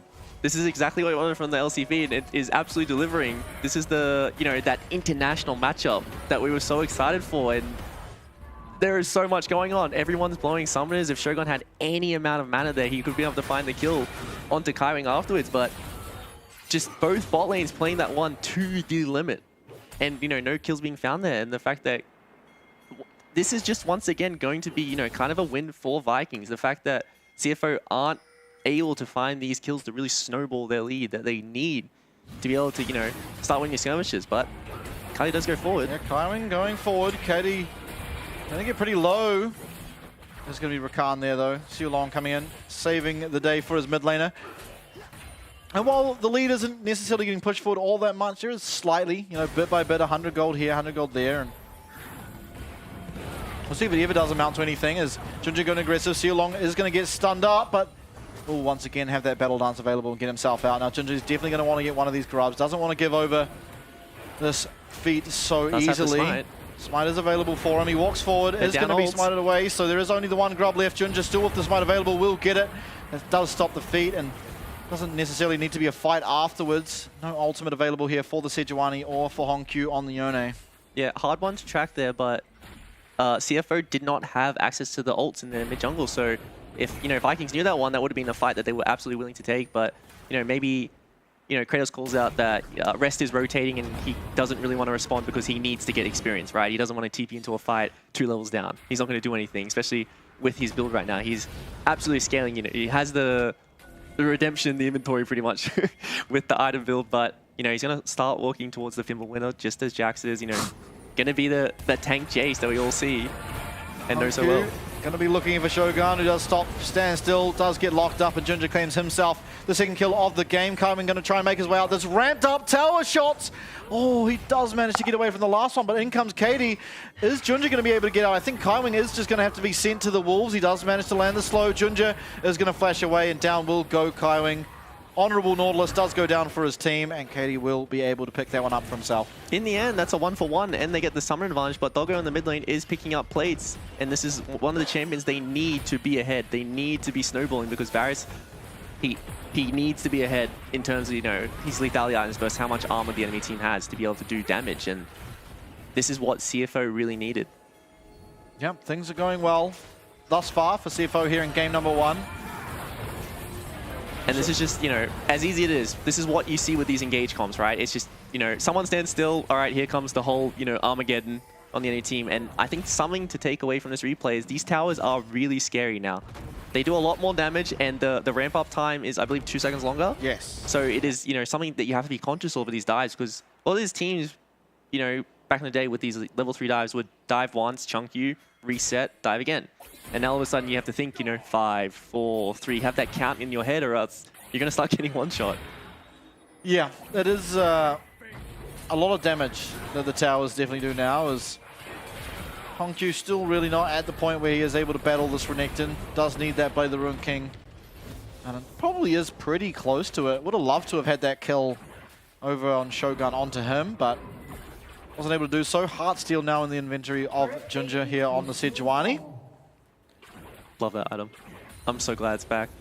I don't actually know if it's stronger. On paper, it does sound, better with it being, like, I believe it's bonus health instead of max health now. So on champions like, Sion, Cho'Gath, who do get an insane amount of bonus health, it, on paper sounds better. But we'll have to see how it does operate, because everyone likes hearing the clang. So if it does come back on tanks, I'm all for it. Yeah, I think it used to be base health.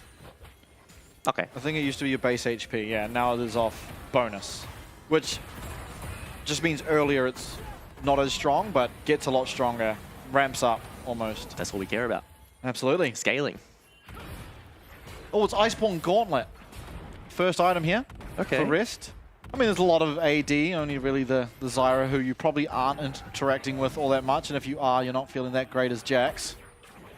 I can see it. The item does just do more damage nowadays as well, comparative to last year. Hey, how do you beat Tank Jace? Tank Jax. Yeah, just tank it out. So Hongkyu is going to be able to get that third Q and get himself away. Actually going back aggressive and eats a Color the Meek. And Katie all of a sudden feels like he can just dive. It's going to at least get this tower by the looks of thing. And that does mean they are awfully close to picking up their feet, but it is CFO now claiming themselves this dragon, meaning they are also going to be one away. Yeah, so I do believe you are correct. I think they're both one away when it comes to the objectives in terms of speed, and then, with CFO getting the first blood feat, that would put them, as close as possible. But if Vikings do pick up this tower in the top lane, which it looks like they will,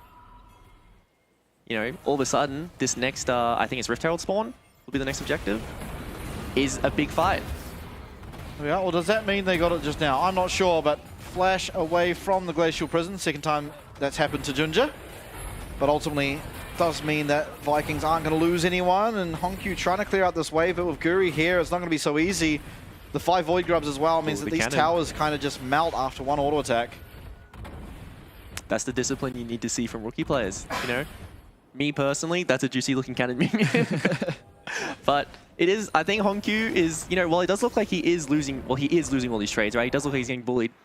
You take stock of the inventory and, levels and CS, it's really not that bad.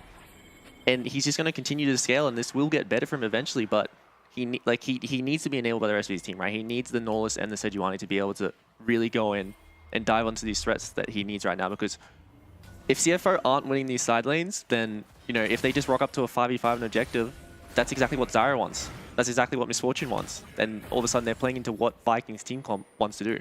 Yeah, I mean, ultimately they need the side lane pressure because they kind of have to be the first to an objective, right? It's pretty impossible for them to just walk in on the Zyra. Like, yes, Sejuani can tank quite a bit, but with the burn items coming through now, it's actually not going to be very trivial. You will take a pretty sizable chunk of your health, and as well as even if the Sejuani gets through, it's still possible for Guri to just block off the rest of the team. Yeah, and I'd say that this is probably the best, you know, the 1-2 item spike for CFO is probably their strongest point in the game, besides, like, you know, their true, like, 6th item Yone. And we'll have to see if Vikings want to, you know, just, all right, you guys can have that. We know, like, we're going to be much better later on, or if they do want to just start contesting everything. Yeah, okay, so this objective now puts CFO on there too. So we are now 1 away. All tied up. There's one more objective is all it takes for either of these teams to be able to have the upgraded boots. I think, as you sort of touched on, in, you know, before we got into the draft and whatnot, is it's probable that at least the carries will not upgrade those boots until we typically see the boots upgraded anyway. Sort of if this game goes to, you know, 35 minutes, that's when you see the power of it. Ooh. But Res, yeah, he's winning this pretty handedly, and with the Iceborne Gauntlet, there's no real way away. Oh, and he's able to get the Counter-Strike out just in time. One of the cool things about the new TP is you actually become, you know, invulnerable quicker than old TP. It does take longer for you to travel to your destination, but you, instead of, you know, having to wait the full 5 seconds for you to disappear off the map, it's, you know, I think it's 3 seconds now, and then you spend the rest of that travel time disappearing. So what Kratos tried to do there is, you know, there isn't any stun. I think if he sent it straight away, he would have made it out, obviously, but, you know, he waited a bit too long, and all of a sudden that stun does come back up, and he cancels that one pretty much on the toe of that TP going off, and that is just that sticking power of the Frozen Fist Jax. Yeah. Yeah, I mean, if he's on the Jace, it's going to be pretty hard for Jace to get away. Does, however, take him a lot longer than it used to kill someone. Quickness going to come out. Dredge line also was used, but Sealong not able to find anyone there with that ultimate, as Katie actually going aggressively, but won't find his way in, landing that stun. It's just CFO bit by bit, taking away objective by objective, and they are finding themselves at a reasonable advantage at 1.5k. Still, though, weren't able to get that tower.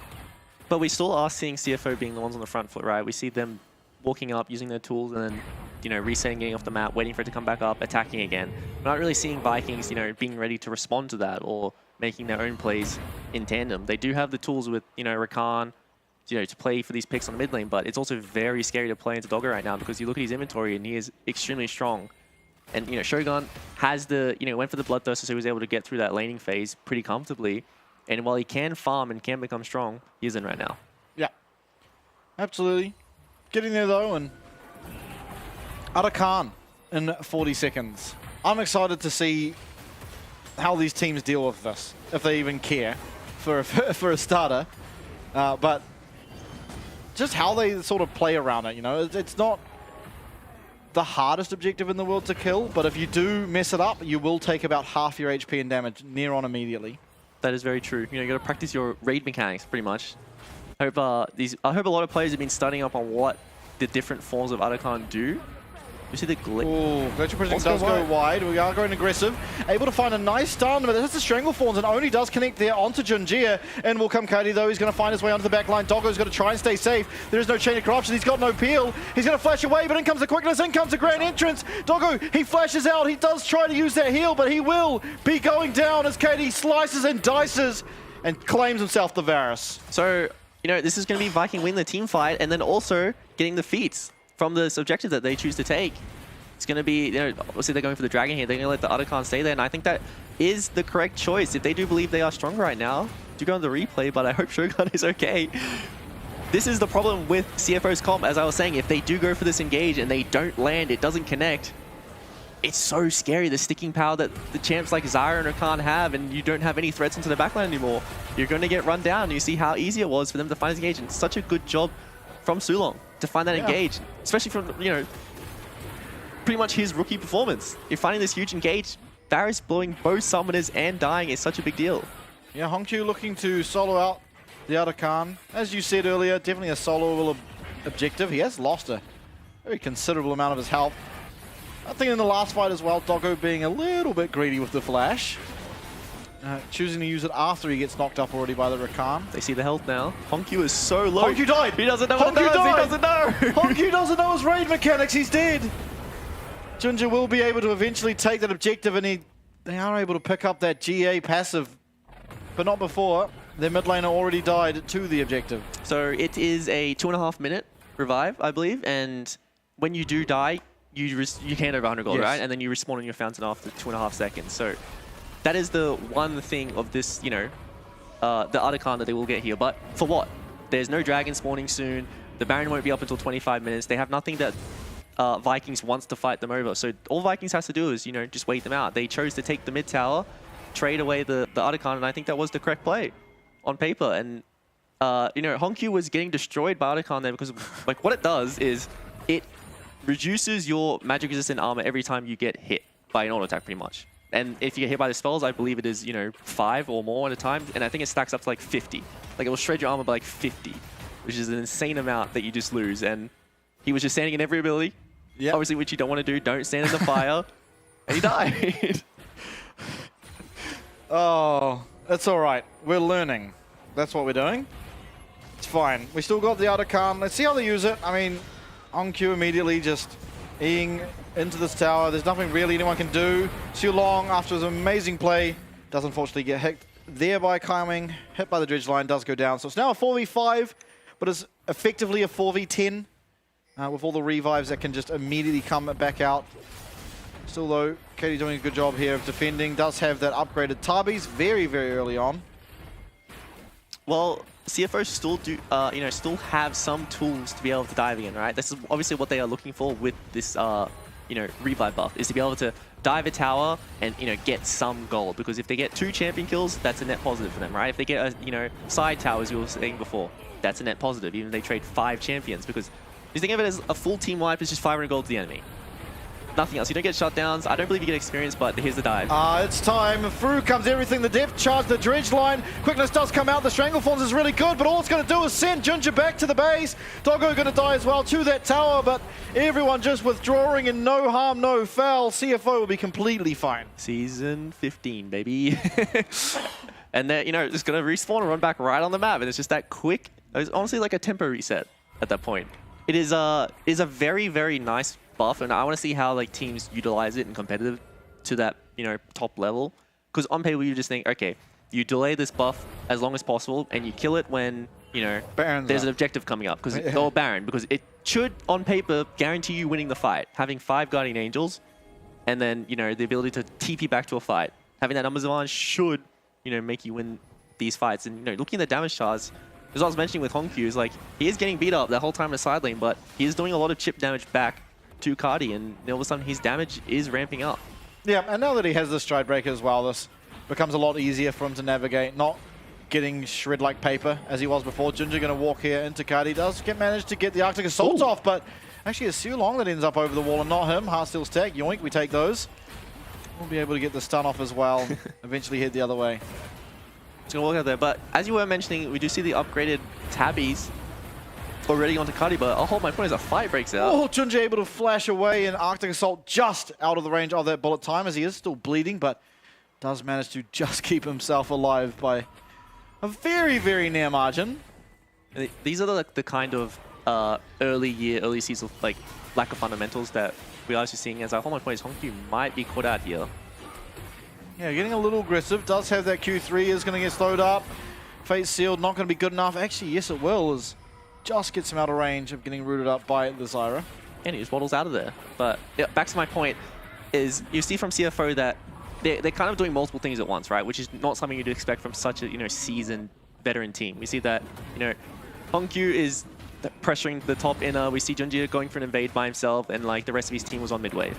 So they're not really on that same page yet. And those are the kind of errors that you can't really be making against a team like Vikings, where like their comp will, you know, on paper just outscale you if you're not able to find these kills. I can't believe I'm living in a world where Jax buys Iceborne Gauntlet simply so he can proc Fimbulwinter.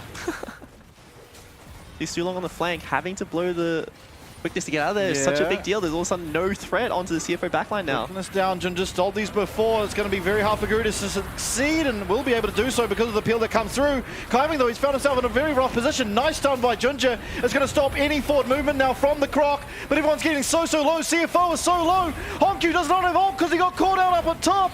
He's dashing back, and Rest is undying, but so is Kratos. These top laners are so menacing. Health bars flashing, but no one going down. I've played these games before. The undying god of war, Kratos himself. Somehow he has just absolutely pulled this one back. And he's, you know, he's facilitating what he needs in his team fights. He is that front line that really enables his team. You know, just constant slows from his melee Q, just jumping on the enemy team. But we saw how well that fight should have gone from CFO, right? They blew the quickness on Sulong. Guru got caught in the pit by the Varasalt, got chunked down to like 20 or 30%. So straight away, everything was going right for CFO, but they couldn't, you know, really capitalize on anything. And that just really goes to show how these team comps function and how much pressure, you know, the Stranglethorns from Zarya is doing, how much the bullet time, how much space these tanks are creating. And if it is front to back, if they can't find these flanks from side lane priority, it's really hard for CFO to be able to take out those backline. Yeah, I think critically as well, Honku not having ultimate meant there was no real way to get on the back line.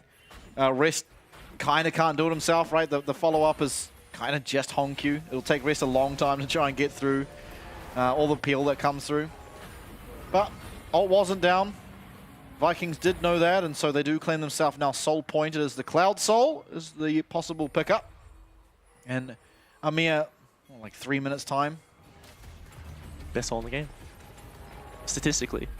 Anyway, not the funnest, but it is. Yeah, no, it's just movement speed. It's the same as how the best upgraded shoes in the game are the Swifties. I am only seeing one pair this game. Severely disappointed. Yeah. But, you know, speaking of the upgraded shoes, I think it is definitely very contextual when you should buy them. It's not just like you slam it straight away. But this is CFO recognizing that, okay, we're sort of getting outscaled. We need to like do something. We need to draw them in for that 5v5 that we're looking for.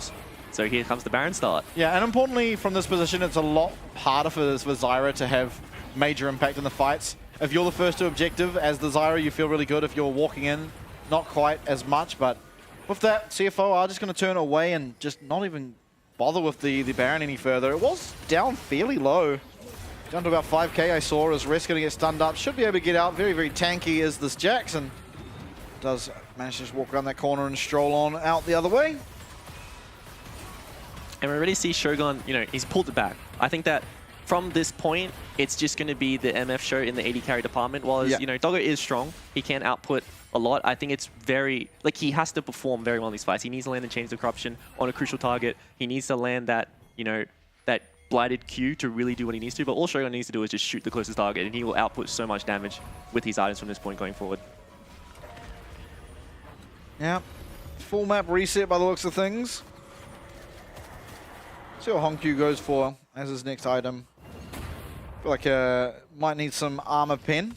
Assumedly, he's probably just going to look at the shield bow, but, you know, if not, you know, you can go for the armor pen as you do see the Last Whisper come through, because we are seeing how tanky both solo laners are getting for Vikings, and it's not something he can really ignore at this point. Yeah, I'm going to be honest, I feel like we need some grievous wounds, because this Jax and this Renekton are not really dying. How funny is it that, like, not even champions, but just an item means you have to buy Grievous Wounds? Yeah, yeah. That's the world we're living in. We're back in God Drinker meta. Yeah, pretty much. And it's the same story is literally being said for Serpent's Fang. We have a Serpent's Fang here on Doggo because Fimbulwinter exists. Essentially, like, yeah, there's a Styrax and a Rakan, but you don't really build Serpents for those. Anyway, Baron start up again. Problem of having a Varus, of course, is you do it pretty slowly. Honku being here does mean it speeds up a considerable amount, but Vikings will be collapsing. Hongkyu gonna go aggressive, actually finds the knockup, finds so much damage. Can he get back though? He's charmed up, he won't get back. That's a shutdown. And now Vikings on the upper foot. It is gonna be Sulong going forward. Katie will be able to follow and Junja's gonna go down. That's 2 for 0. Low health bar on Guri, but should be able to heal up with that jungle pet. And it looks like it's gonna be Vikings who eventually pick up this Baron. Oh, piercing arrow won't quite connect how he wanted to, but Sulong does get low. But here comes Kratos, the God of War, as you mentioned. Rest not able to get in. Another piercing arrow will connect. Doggo has so much to do, but Doggo's just stunned up, and the bullet time is fantastic. Only Rest left. He gets 2. He's looking for a 3rd. Not able to find it just yet. Counter-Strike's good. We'll get the stun, the flash forward. Not able to find it, and eventually it's Vikings who claim the win and the Baron. What an absolute fight. Honestly, what a fight that we are seeing here. I think that going into the replay, there's something really, really important that I will want to point out for CFO. But CFO is kind of forced in that position, right? They need to force this 5v5 as soon as possible, but I think this the way that they were executing it wasn't correct, right? As we do go into the replay, you will see their engaged tools are in the pit. Like, Nautilus is hitting the Baron. Sejuani is like hitting the Baron. Well, she can throw that Glacial Soul over the wall. I think that Kaiwing needs to be playing for that, you know, engaged in the vision control that they have. The fact that it was Hongkyu who was, you know, felt pressured to go in and, you know, almost found the, you know, 1v3 kill onto Guri. He wasn't able to. And, you know, CFO come in to a 3v5 with them on the Baron and they almost win it. If they were executing this well as a 5v5, this would be a much, much more comfortable position for them. And 1Q as well. 1Q did go wide there by Doggo as we're back to live. Dragon Fight comes out. So many abilities. It's the Fate Seal though. It's really good. The bullet time is actually going to eventually miss as Hongkyu comes back to his shadow, trying to look for the kill on this Renekton. It will be Doggo flashing away, and the hail of rain, or whatever arrows gets it. Eventually, CFO will take the win. 2 people do survive. Shogun's never going to be caught here, but Guri might just be too slow. Should be able to find a snare. Junja not going to follow up any further. Not sure if that one was not of cooldown yet, but Guri Strangledawns is the difference maker in these fights, right? We did see that Shogun throughout the bullet time, and while it was hitting at start, because there is no CC, everyone just walked out of it, so it wasn't able to really do anything there, but that is the difference maker. If Zara throws ult down, it's a one-team fight. If not, it is really, really hard to deal with all that dive coming out, and we finally got to see CFO operate in a 5v5 and find, you know, that nice engage. Well, whereas you would, you know, think that they need to, you know, be flanking to be able to do that. They did it from front on and they made it work. Yeah, it did help that Kratos knocked Hongkyu out of the bullet time. He didn't have his Q up and he just got knocked out, and there's only one champion that could have done that. Nice guy. If we take a look at the replay, we'll have a look. Stranglethorns is not up. So. Yeah, this is just the engage. Even though they're onto Kratos here, the fact that, yeah, no one can really, you know, do damage because there is no lockdown right now, and everyone on this team is so tanky of CFO. You know, you think about how tanky the Viking Solars have been. Kind of hard to look past this Jax after he picked up 3 kills at that Baron fight. Oh. Jia being so tanky as well. Hongkyu extremely low. We'll be able to survive though, and importantly, at least 2 Barons still do exist. There is only 10 seconds left, trying to get at least 1 tower for that objective, and looks like they will be able to do so. So still a reasonable amount of gold picked up at the end there, but ultimately it was just a pretty much nullified Baron power play. Now, how many defensive items do you build before you build an offensive item on the you know, the tankman in the top lane? As Jace at this point, you just don't. I think. Like, what could this Ruby Crystal turn into that's an offensive item? Like a Black Cleaver? A belt. It could become a Black Cleaver. I wouldn't hate a Black Cleaver here. I don't know if Kratos wears belts. Yeah. Well, no, surely it should be a Black Cleaver. No, we've got a Renekton that also has no pen. Surely.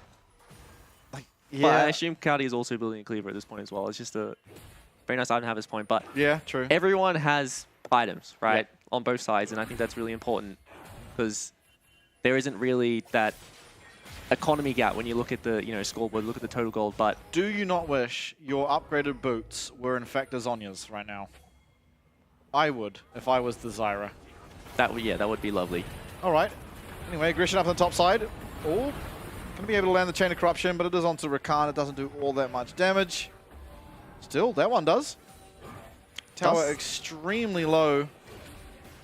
Yuri does have the arm gun in the inventory though, so you know the nice thing about this item is that you kind of just build it, and if you never have to pop it, you just start building another item. Yeah. So if he's gonna next base buy Death Gap, he absolutely will. And if all of a sudden he loses a team fight, he has that rod in his inventory to be able to just build the Zhonya straight away. But with the Maze boots in particular, I think that, well, I think all the boots are contextual. They're on paper worse than just, you know, any other item that is similar in cost in the game. But if there is, you know, magic resist on the enemy team, all of a sudden the Sork boots start becoming, the value rises as the game goes on pretty much. Yeah. It's also contextual in the fact that maybe you're about to have a fight for an objective and you have enough gold exactly to buy them. Yeah. So you just buy them. That is, you know, something that is very, very underrated in competitive in particular, is building on paper bad items just to get the biggest power spike that you could for that next objective fight. Because, you know, a grub fight early game or like that third dragon fight could, you know, decide the entire game. Especially in competitive when there is so much like cohesion going on, you need to have as much strength in your inventory as possible. Talking about as much strength, we now have IE completed here for Shogun, so definitely going to be that stand and deliver 80 carry you'd want. It is a 6-item Varus, however, that he is steering down the barrel of. So Doggo going to be able to output quite a lot of damage himself.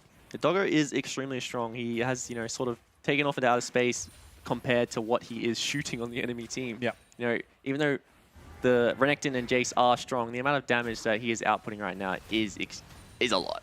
I think that, you know, probably the tankiest person for Doggo on the side of Vikings is Shogun because he has so much sustain. But we do have the Baron spawning soon. We'll have to see how much they want to force in right now. Both objectives are going to start spawning, and is that going to be the fight over mid lane? Because, you know, that is Soul Point. Well, that is Soul Point for Vikings. That is the Baron for both teams, and I have to see if, you know, one team wants to trade. Because I think that Vikings could be quite comfortable in trading the, you know, Cloud Soul for the Baron if it comes down to it, but CFO kind of have to match where they are going all the time. But face checking into their vision is scary.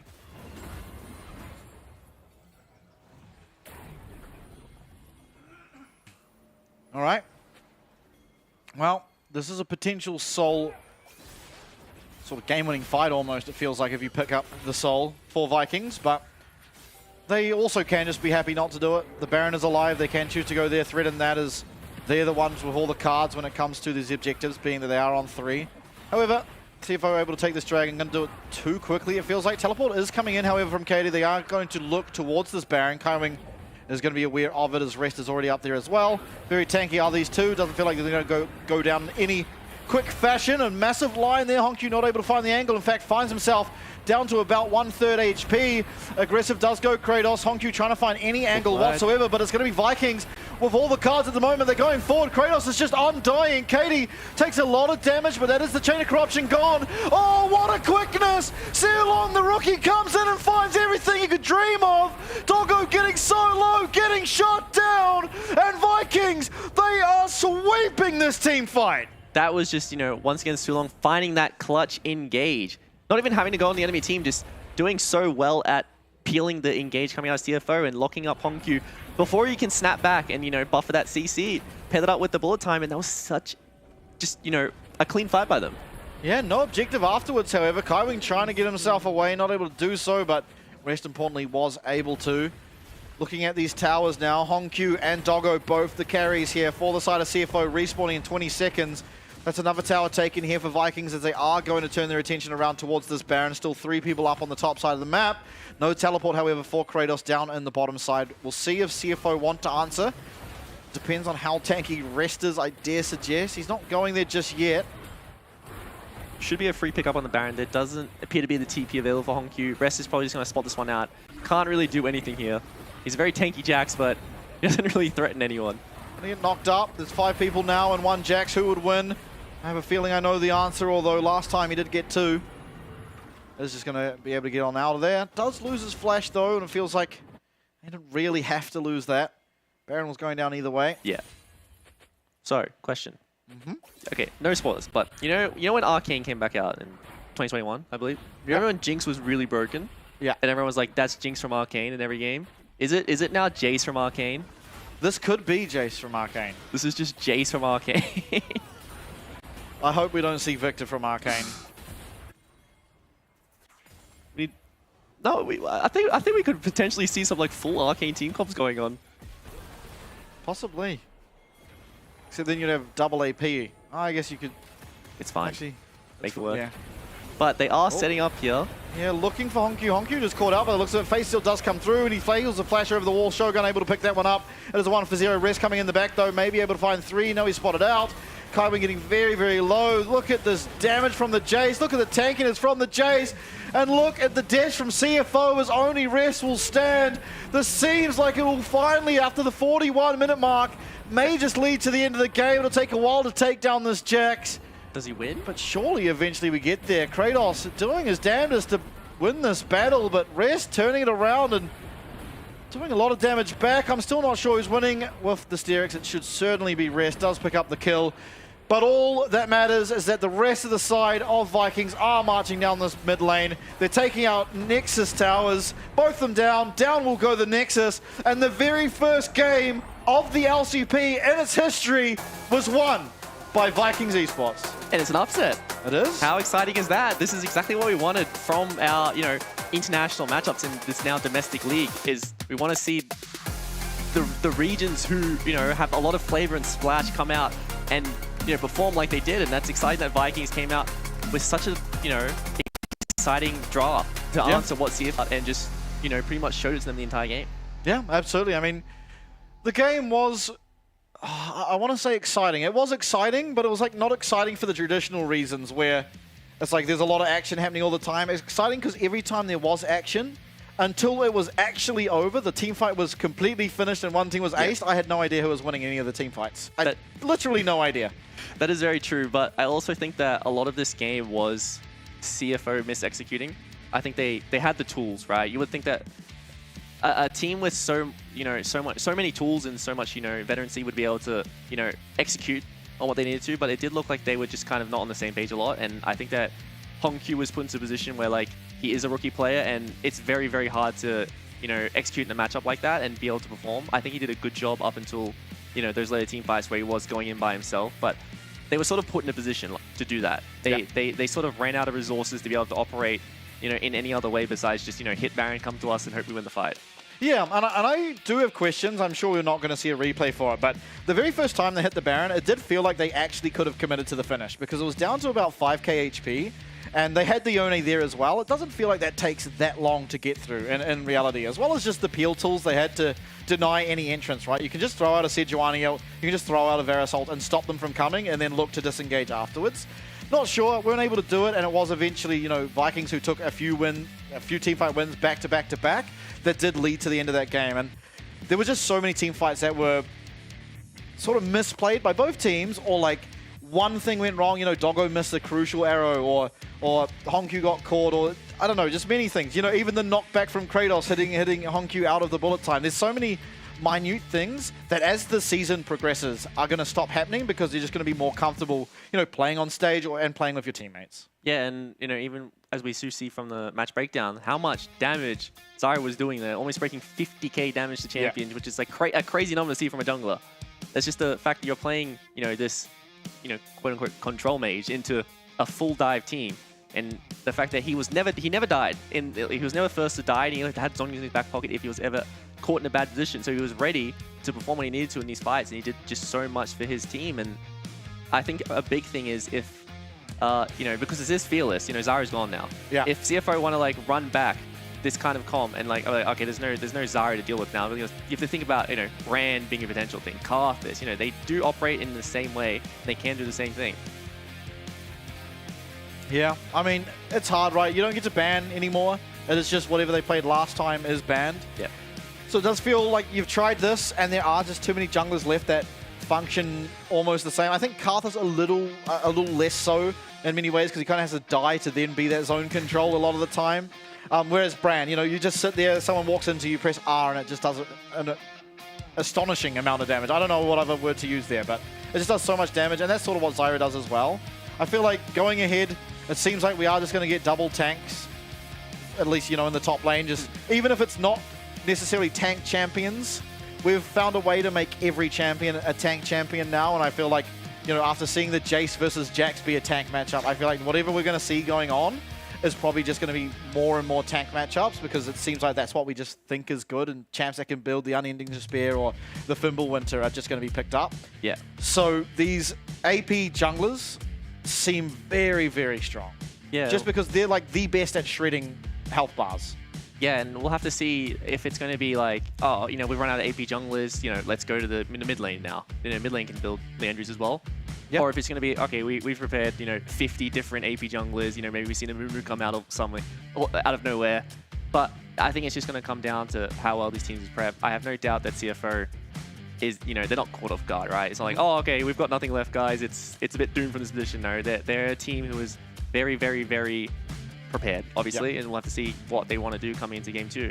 If it's going to be that same, you know, playstyle or not. Yeah, I agree. I think they were in a commanding position. It was kind of like a few mistakes around the map that led to them falling back and not being able to take control of and end that game. But that is game number 1 of the LCP, all done and dusted. We're going to go to a quick break. When we're back for the same series in game number 2.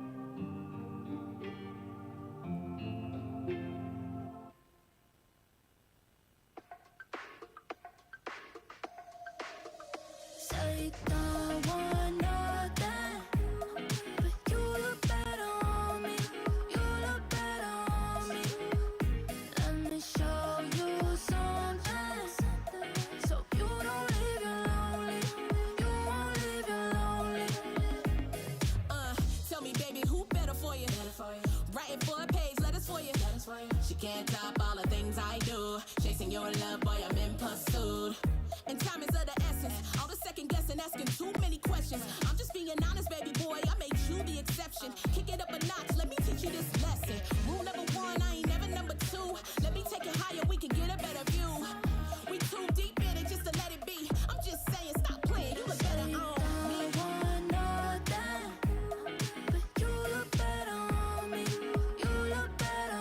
me. Show you something, so you don't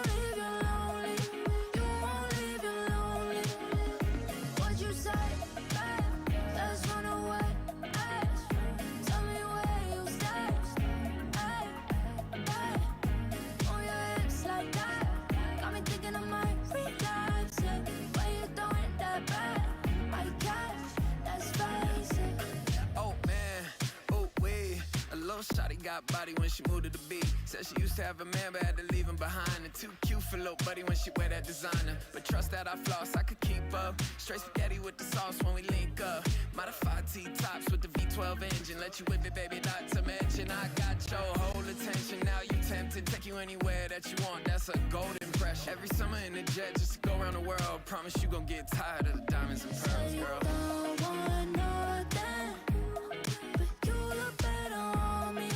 You look better on me. Let me show you something, so you don't leave you lonely. You won't leave you lonely. What you say? Let's run away. Tell me where you stay.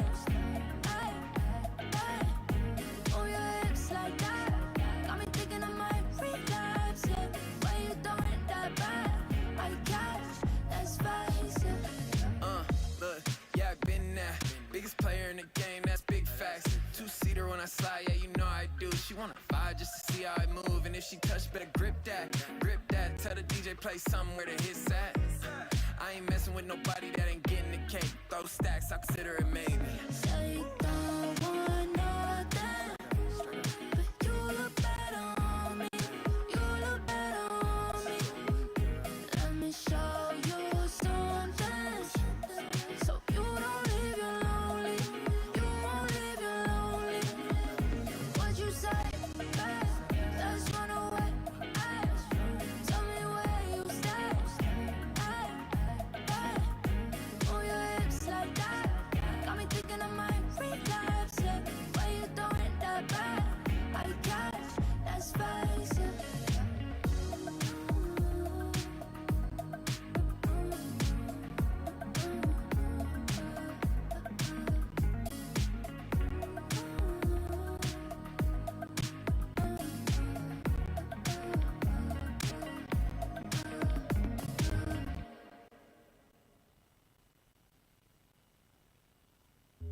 If you want it faster, say the word.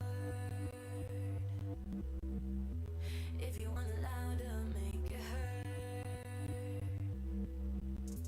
If you want to ride the wave of high, you can sit back, enjoy the ride. Enjoy the ride. Enjoy the ride.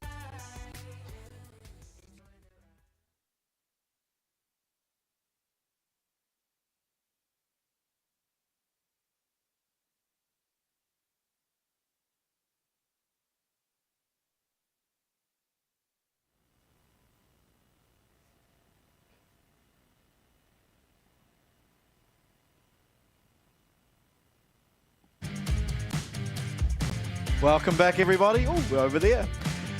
Game number 2 on the horizon. Obviously, game number 1, it was Vikings who picked it up. So Vietnam strikes first here in the LCP. It'll be exciting to see if CFO are able to bounce back. I feel like we did see some rookie mistakes that you'd expect out of Hong Q. But honestly, he had some good moments, and it felt like a little bit too much weight was put onto his shoulders at times. For Siu Long, the rookie in the support lane, or support role rather, what an engage he found that really tipped that game on the head and gave it over to Vikings eventually. I think it was multiple at that point. A lot of these winning fights for his team were because of him. He was finding so many good engages onto the crucial members and peeling so well. And I think that going forward into the second draft, I think it's we were seeing CFO being the ones on the front foot the entire game, which is very telling of how dominant they are as a team. They were just really unable to execute on how they could win because the Zyra champion was in the game. So I think that if CFO do have a better draft, they're going to be executing a lot more consistently going into these skirmishes, because I think that the fact that they drafted 3 lanes that they could play around and then were unable to find any early game pressure at all because this Renekton champion in the mid lane denied them grubs, denied them the dragon fight, and they were unable to snowball from any of these. I think it was the first 3 early objectives. So it's kind of just 12 minutes of the crocodile exists, we can't play the game. Yeah, absolutely. And I think ultimately that is something that needs to be addressed. Obviously there is no Renekton going forward here in the series, and so we'll see what they're able to do if Vikings are able to find a similar champion that can function just as well, or if CFO just go for an entirely different look. Already they have swapped out their top laner, so Rest isn't going to be playing here in game number 2. It is instead going to be Driver.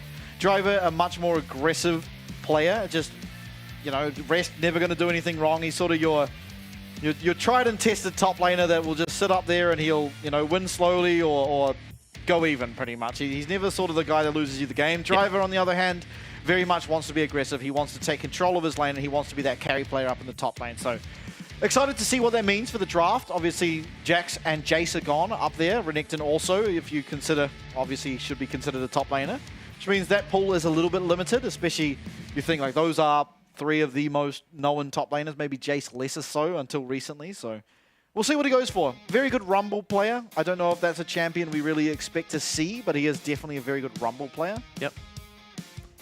I think it's, you know, 2 things that are very cool about having, you know, multiple players in a role is that, you know, all of a sudden, if they play different things, you know, maybe in that game, that first game, Driver, you know, would have built a Triforce, would have, you know, because he had that lead from the lane swap, probably would have been a carry threat, right? But because that was that tank Jax, it was a very different dynamic. But I think it's really cool that, especially with, you know, champs being deleted from the Fearless, if you have players who, you know, are kind of worried about a certain champ, like, you know, Cassante or, you know, another tank blocking their pull, you know, when that's removed, it's like, all right, I'm ready to come out and play and, you know, pull out, you know, my champion that I'm known for, and you don't really have an answer for it anymore. So that's something that you also have to think about going into Fearless.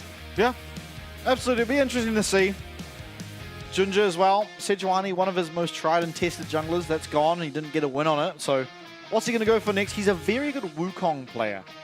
I know it's really weird to say someone's a good Wukong player, but like he is insane at that champion. So I wonder if we might see some Wukong out of him and go for just your more traditional AP mid laner. Because from what I know of Hongqiu is he's very good at the mages. Obviously, we saw him last split when he played. It was the 80 carry meta, so we just saw him on, I believe it was Corki Zeri. So I haven't actually seen any of his mages yet, so it'd be very interesting if we could get a glimpse at that. Bans coming through now. Obviously, we will not have the Jax, the Sejuani, and the rest of the champs from last game. Nocturne, Corki, Ashe, Vi going to be taken away so far. Yeah, and it's really cool that we get to see, you know, what is being removed already, so it's a very nice, you know, viewer experience. But we're seeing, you know, similar bans coming out. You see the Nocturne and the Corki being removed again. You know, this time instead of the Skarner and the Rumble, we do see, you know, the Vi being taken, and have to see what the third ban is going to be coming out of Vikings, because, you know, the Ashe being taken away again means that Varus is sort of uncontested in the bot lane again. And this, you know, this Rumble is going to be left up this time. Is that, you know, a potential bait? You know, it's like, oh, you know, this is a champion you're known for. You know, go ahead and pick it if you want, because, you know, we have something red. Yeah. Or is it like, you know, take the Rumble, we get the Varus? Yeah, I mean, the Varus is gone from last game, but I feel like true. the Callista stands out to me as something that certainly could be looked at. I've got to get used to that one. Yeah, it's going to catch you off guard so many times, talking about champions in previous drafts. It's just like, nope, it's gone. Cassante, however, is not. Driver going to be piloting that one almost certainly. Seemingly a very strong champion, was banned in game number 1. This time will not be, and thus it is through. Israel, the pick for Shogun. Yeah, this is a champion that he played a lot of last year. This was definitely his like most played and something he's consistently performed on a lot. So it's exciting to see that he's going to pull out, like, you know, oh, it's time for me to play my champion before it gets, you know, removed. But, you know, as we are mentioning that the 80 carries start getting removed, as soon as the, you know, the Ashe, the Varus, you know, even the Callista you mentioned are removed, it's like, oh, you know, crit 80 carries are suddenly playable again because these terrible laners, or these terrible lane bullies that would punish you are no longer there. So Ezreal not being known as a strong laner means that if Doggo wants to start playing, you know, a hyper carry, he absolutely can. Yeah. See what he does go for. I mean, certainly the player that can pull out a hyper carry, and you'd have faith in him to be able to pilot it. Does strike me as something you would want to pick up in your first 3, so almost certainly should see it in these next 2 picks. Xin Zhao going to be the pick for Junja. So, you know, we did see the Poppy taken pretty much straight away as an answer to Cassante. I think that the matchup in particular is very good for the Poppy, but it's also, you know, not too bad for the Cassante. But picking, you know, more dashes, more dive into the Poppy means that, you know, all of a sudden they can play this as a flex pick. But this is, you know, I'm really excited to see Victor come out. Yeah. I think that there is a, you know, there's quite a few builds that people, you know, say is the best for Victor. We even saw Faker last night going for something that no one has seen before. You know, the Seraphs into the I always forget the move speed, the AP item. Cosmic. Yeah, Cosmic Drive. A very, very low damage, like high scaling Victor build. And it worked out really well. You know, it was just flashing on the back line. Too much move speed, no one could deal with them. So we have to see like what kind of build pops up in the other regions, because, you know, a lot of people are like, oh, there's a lot of squishies, just rush Shadow Flame, just rush, you know, your Storm Surge, just be a burst mage. If there's like, you know, some frontline, you want to go for the double burn items because you're a scaling champion, and you have a lot of uptime, so you can make a lot of value out of that. And it's a very cool thing about Victor. I think even in bad matchups where you verse, you know, these melee assassins, you can Q-max, go grass, rush Leandries, and all of a sudden you're a lane bully who matches up to the skirmishing power of these bruisers, which is, you know, really cool and unique for a mage to be able to build so many different ways. So, you know, I'll have to see, because this is the only game we're going to see in the series. You know, is he going to, you know, have that impact? Yeah, see if Hongyu can make it happen. Viego banned away, Caitlyn and Leona as the opposing side's banned. Vikings taking those away from Doggo and Kaiwing. Not often do you get to 4-5 and still have both AD carry and support to pick, but that is the case at least for CFO. See if they can strike back here. Obviously, they are now down 1-0 in the series. We also have to find out if this Poppy's even going to top lane. Still could be support. Did get a little bit of a nerf over the off-season. Yeah. Taking away some of that AD. So the really nice thing about Poppy, and it's one of the reasons why I put Poppy as my most, or the champion played in the most roles for like my Worlds Pick'ems, is because it's a triple flex. Yeah. And it is such a, you know, you can just pick it, you can always slam it in jungle no matter what, but if you get a good matchup in another lane, all of a sudden you can go there. I think that Poppy is one of the best abusers of the current, you know, Fimbulwinter Unending Spare combo. You know, pair that up with Yeah, she was building it already. a lot more healing, and all of a sudden you have a bit of a pest in the top lane who's really, really hard to deal with, because she's a really mobile champion and does a lot of damage. And especially, you know, with, you know, Orianna constantly giving you shields and resistances in this fight, and whether there's going to be a support that enables that even more coming out, this Poppy might be unkillable. Yeah, and we have Kai'Sa locked in now for Doggo. Victor, definitely a champion that wants to be solo AP. So we'll see what Doggo goes for. Probably will end up being that sort of static Shiv, Gwinsu's, Nash's variant. I feel like the other Kai'Sa builds just kind of suck in comparison. It just feels so much more dangerous to ever offload any damage as AD Kai'Sa. Yeah, it's definitely been very, very hard for AD Kai'Sa to operate. It's not completely unviable. Sometimes you do have to build it, but just the on-hit Kai'Sa has just consistently been better. And even the variants of where you go for the, you know, the on-hit into like the bruiser on-hit items, you know, that very like Callista-esque build as Kai'Sa is completely fine. There's just a lot of different choices that you have depending on what you're versing, but we do see the Ambessa come out into the K'Sante, and the fact that Kaiwing was kind of, I wouldn't say forced, but, you know, pigeonholed into picking the Alistar means that so long as, you know, like, oh yeah, I'll take the Poppy, it's a really good matchup for me. Yeah, certainly is. Going to be able to hopefully show us a performance similar to the Rakan, because that was phenomenal for a first showing. Hopefully get to see more of that. Ambessa, though, we do finally get to see. I have actually played the K'Sante versus Ambessa matchup quite a lot, and it's fairly decent early game for K'Sante, but by God, does it become impossible. Season 15 versus Season 14. Yeah. Here we go. No, it is like, generally early on, like, you're missing your Qs, but you kind of just out-damage her anyway because it's funny. But then, yeah, once a couple items come through, you just can't even touch her anymore. She actually just walks up and takes you down. I think a lot of it comes down to the armor pin on ult as well. Yes, it's just having free armor pin. Very underrated, because there's no like visual cue that she's gonna do more damage. Yeah. Like, you know, you see Aatrox is like, oh, here's the big wings and the world ender, like that's scary. But Ambessa kind of just appears on you and then just does a trillion more damage, and it's like, oh yeah, that really hurt. Yeah. So it's a very scary champion, and especially for something like Victor, or even, you know, Kai'Sa, if you get paired with that Ambessa, I think that like the Orianna combo could be a very, you know, caught off guard tool that people aren't really used to. Yeah, definitely. It is just a similar Vi Orianna combo, except this Ambessa will do 20 times the amount of damage the Vi was doing at the end of it, and be more mobile somehow. We'll see though. CFO, once again, they are now trailing in the series, but still, they did start off looking pretty strong. This time we are going to see Hongyu on the mage, and a pretty exciting mage to see in the Victor now that he has been reworked and, you know, given his visual upgrade. I think the most important thing from this rework to me was the ult. the ult upgrade, being able to upgrade the ult, and it just becomes this massive storm of you can't walk into this area is really, really oppressive. Especially, you know, you get one reset in the team fight and it already increases to a size that takes up almost the whole river. I think one of the most, well, like, the nice things about playing Victor right now, and one of the most frustrating things about versing him, is the fact that old Victor would kind of just, you couldn't really press your laser button outside of mana flow because you would go But new Victor, you can just spam your buttons off cooldown and the enemy, your lane opponent will run out of health before you run out of mana. And so if you're just constantly landing lasers from the get-go, you will get to a point where you can just flash, kill your lane opponent, or they have to base. Yeah. And it is very frustrating because, you know, Victor Laser is a spell that is sort of undodgeable. Yeah, it is very much so. You kind of have to just stand out of the range, and if he starts walking towards you, you know it's coming. But again, it is just point and click. But yeah, I think that we'll have to see, because Orianna is one of those champions who, you know, can match it with the shield. We'll have to see if it is the E-Star Orianna to be able to, you know, deal that harass. But, you know, there is that mini game where it's like, oh, you know, you think I'm going to start E? I'll start Q. You know, there's more lane pressure now. You have E, you can't actually do anything to me in lane.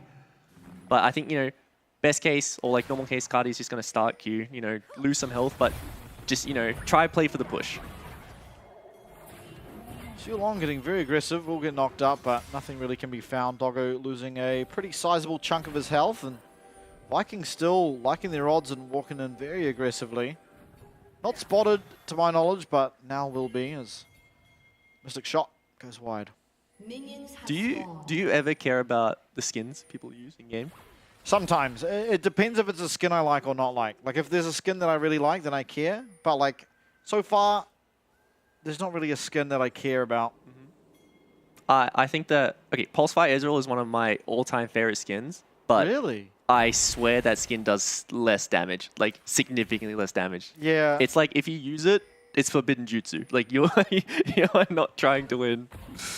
Yeah, I mean, I haven't really liked Pulsefire Ezreal. I like the Battle like Academia or whatever it's called. True. But that's everyone's favorite. That one does more damage. It does. I don't know, everything, Pulsefire Ezreal, it just sounds cool to me. And then like the upgrades later on are just so cool. The fact it's such an old skin as well. Yeah. Like that was quality. But, you know. I believe the first ultimate skin, was it not? Pretty sure. Yeah. Pretty sure. That or Udyr. But yeah, Udyr was, I think, second. But I think it's important to note the IG skin line just does the most damage in the game. True. Also, matching skins is important. Yeah, well, they did. Black and white, IG Kai'Sa and Moo Cow Alistair. Or just like color schemes, very, very underrated as well. Anyway, lane swap has been occurring, and I mean, honestly, kind of much the same as last game. Both top laners actually getting a little bit more CS, but Kratos finding himself at a very, very low health total, and Driver doing completely fine on the Cassante. Not really punishable, it doesn't feel like, by the Poppy Ezreal as long as he has W up. This is the pain of laning against Victor. So it's pretty much if Honkyun lands another laser, his next rotation of spells could, you know, it could be lethal, right? Yeah. So this is the scary thing. You look at his mana pool, it is getting pretty low, so he isn't really going to be able to, you know, stay in lane for that long. But the fact that he is still full health, pretty much, and 1 or 2 lasers means Cardi has to base. Yeah, he just outranges everyone. Yep. Yeah. It's very, very frustrating to verse, and that's why we see stuff like, you know, Vel'Koz coming up into meta into Victor, because you can match that range, you can match the push especially. I think one of the most important things when it comes to mage versus mage matchups is if you have to use spells on the wave to match push, then you lose the pressure to trade. So the fact that Honkyun can constantly just, you know, auto laser through like the range creeps and hit you is why he is just, you know, finding so much success on the Victor. But, you know, champs like Rise can just, you know, delete the wave, and they don't really care about getting poked because they'll just base. They just kill the wave so fast. And it's just about, you know, economy in wave control and harass. Makes sense. Good guy Guri did hold the wave there for Kati, and there's going to be a teleport back from both the mid laners, both going for tier, so presumably going to see the Seraph's Cosmic build again tonight here from Honkyun. And I think that is, you know, it's a good choice what you're seeing from the side of Vikings. There's a lot of like, you kind of want that move speed so you don't get, you know, kicked into the enemy team by Lee Sin or, you know, be able to dodge the ulti that's going to come out of Kratos. It's a lot of, also a lot of skill shots you want to be dodging. So that movement speed becomes one of the most important stats that you could possibly have this game. Always is. Cuddy now feeling a little bit better about himself, doing a reasonable amount more damage. One of the, you know, really nice things about Orianna as well is like her base damage as a control mage is, you know, much higher than the others, especially if you do go for the 3 points in W to get through the laning phase early on. But if you do land that on your lane opponent, it is a significant amount of damage, and that's how you start getting lane control back. Yeah, and especially with the auto attacks, right? Out of the control mages, she just wins at auto attack trades. Although maybe lesser so when there's Aerie versus Arcane Comet. It does land. Nice job by Kaiwing. Completely full Sealong, and Shogun going to be able to flash away. Doggo getting very low. Does have barrier still available to himself, and Shogun going to lose both his sums. Kaiwing hits an amazing bait really there as Sealong thinking he's going to be the target. Does headbutt a minion, but target selection from Kaiwing was smart enough to be able to force out the sums. Have to see if they're going to be able to, you know, chain that summon spell advantage to anything, right? Because if it just ends up in them basing, all of a sudden, you know, 1 or 2 minutes go past, the summoner's already ticking back, can't really find an advantage. Maybe they want to force an objective because they know that they have the summon's advantage on the bot lane and they have that, you know, combat power. And something that's really underrated, you don't really have to just win your lane 2v2, you can just force a fight. And if their bot lane comes, you just have that extra bit of power in that team fight. 3v3 up on top side. Once again, no sums available here for the Israel. Ginger going aggressive, but will back on out of that. Hitting the grubs though. Seemingly a good timer, I think, for CFO. They should just be able to pick these ones up. Do see driver rotating up as well, so looking for the, you know, the full commit to be able to secure the 3 grubs. It's like, it's really important now. You know, back in the day, you just say, you know, get 2 grubs a set, you're happy with 4, it's whatever. Get 5, that's a luxury. But now it's really important to get, you know, the full 3 grubs a set to secure the, you know, the feat. Yeah, Guru going very aggressive. Does get hit back, but we'll be able to pick up first blood here as the Q does slightly go wide. Teleport incoming, but won't be able to find anything. Kaiwing spotted. Just base safely. Still, first blood picked up and found. Doggo going down. Not even sure really how that even occurred. You have to see here from the replay. It's probably Doggo just overextending a bit, or, you know, playing with the fog of war, because there is no vision here for the side of Vikings. They're just, you know, calling his bluff and going in, and just a really nice Ezreal lands, and all of a sudden, CFO, who thought they were getting the uncontested triple grubs, lost that first feat on the first blood and a grub. Bit of a disaster, but as a Vikings fan, you got to be happy. It does not give them a gold lead, but evens up the gold, and once again, it did stop them from getting their first feed on CFO while picking themselves up one. Ginger now, though, he is starting up on this dragon, still looking to claim something for himself. Obviously, the early game power Zinzel does provide, hopefully will be enough here for the side of CFO. At least for now, it does look like it. Hopefully, if you are a CFO fan, they don't randomly find a way for Doggo to die. Yeah, and Cardi's doing a really good job in this lane in particular. You know, he has the tier 2 boots, so he's able to play a bit more aggressively in lane, but this might be him getting chunked out a bit here. Yeah, Chaos Storm coming through, and Killer Instinct as well. Kaiwing ends up picking up the kill. Scumbag support. So many times it happens, though, you can't really do anything about it. I feel like that was Ignite. Yeah. Definitely like the Ignite and like the trample ticking that got the kill, but a kill's a kill at this point, and Cardi's going to end up TPing back to lane, so he's not going to miss out on like any of his lane experience. Is it time? No! Yes! Oh, I just want to see Cassante go all out. It excites me. Maybe in a couple 10 more minutes.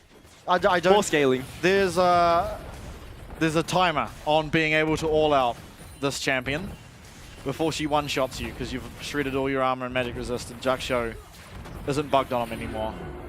True. I don't even know if it's bugged. I actually don't know if it was bugged or that was how it's supposed to work, but anyway, it doesn't stack off your original resistance. resistances, it stacks off your all-out resistances, which are essentially 0. I want to see the interaction if they both ult at the same time. Do they just swap spots? I imagine they do. I imagine they do, because they both go unstoppable. Yeah. Also, what is happening here in bot lane is extremely good for Vikings, right? We saw that Sulong based, so he's got a full buy off already on Kaiwing. Even though Kaiwing did get that first blood, so he's able to roam and, you know, start impacting the map like he is here. And this flash being blown here. Yeah, Honku managing to flash out. But it was the fact that he based in Fog of War and Guri was playing bot like they were diving, even though it was just the two of them and they had no way of being able to dive that Kai'Su red barrier up. They pressured him off the wave, he lost minions, and they got another plate for Shogun. Yeah, Guri going aggressive, will be able to safeguard out of the Pulverize, although Ginger still found his way in. No level 6 here available for the Poppy, whereas Kaiwing has ticked 6. So we'll have Unbreakable Will. Still Ginger is going to be able to get on out of there, loses his ultimate. Forward does go Kaiwing, pops the ultimate.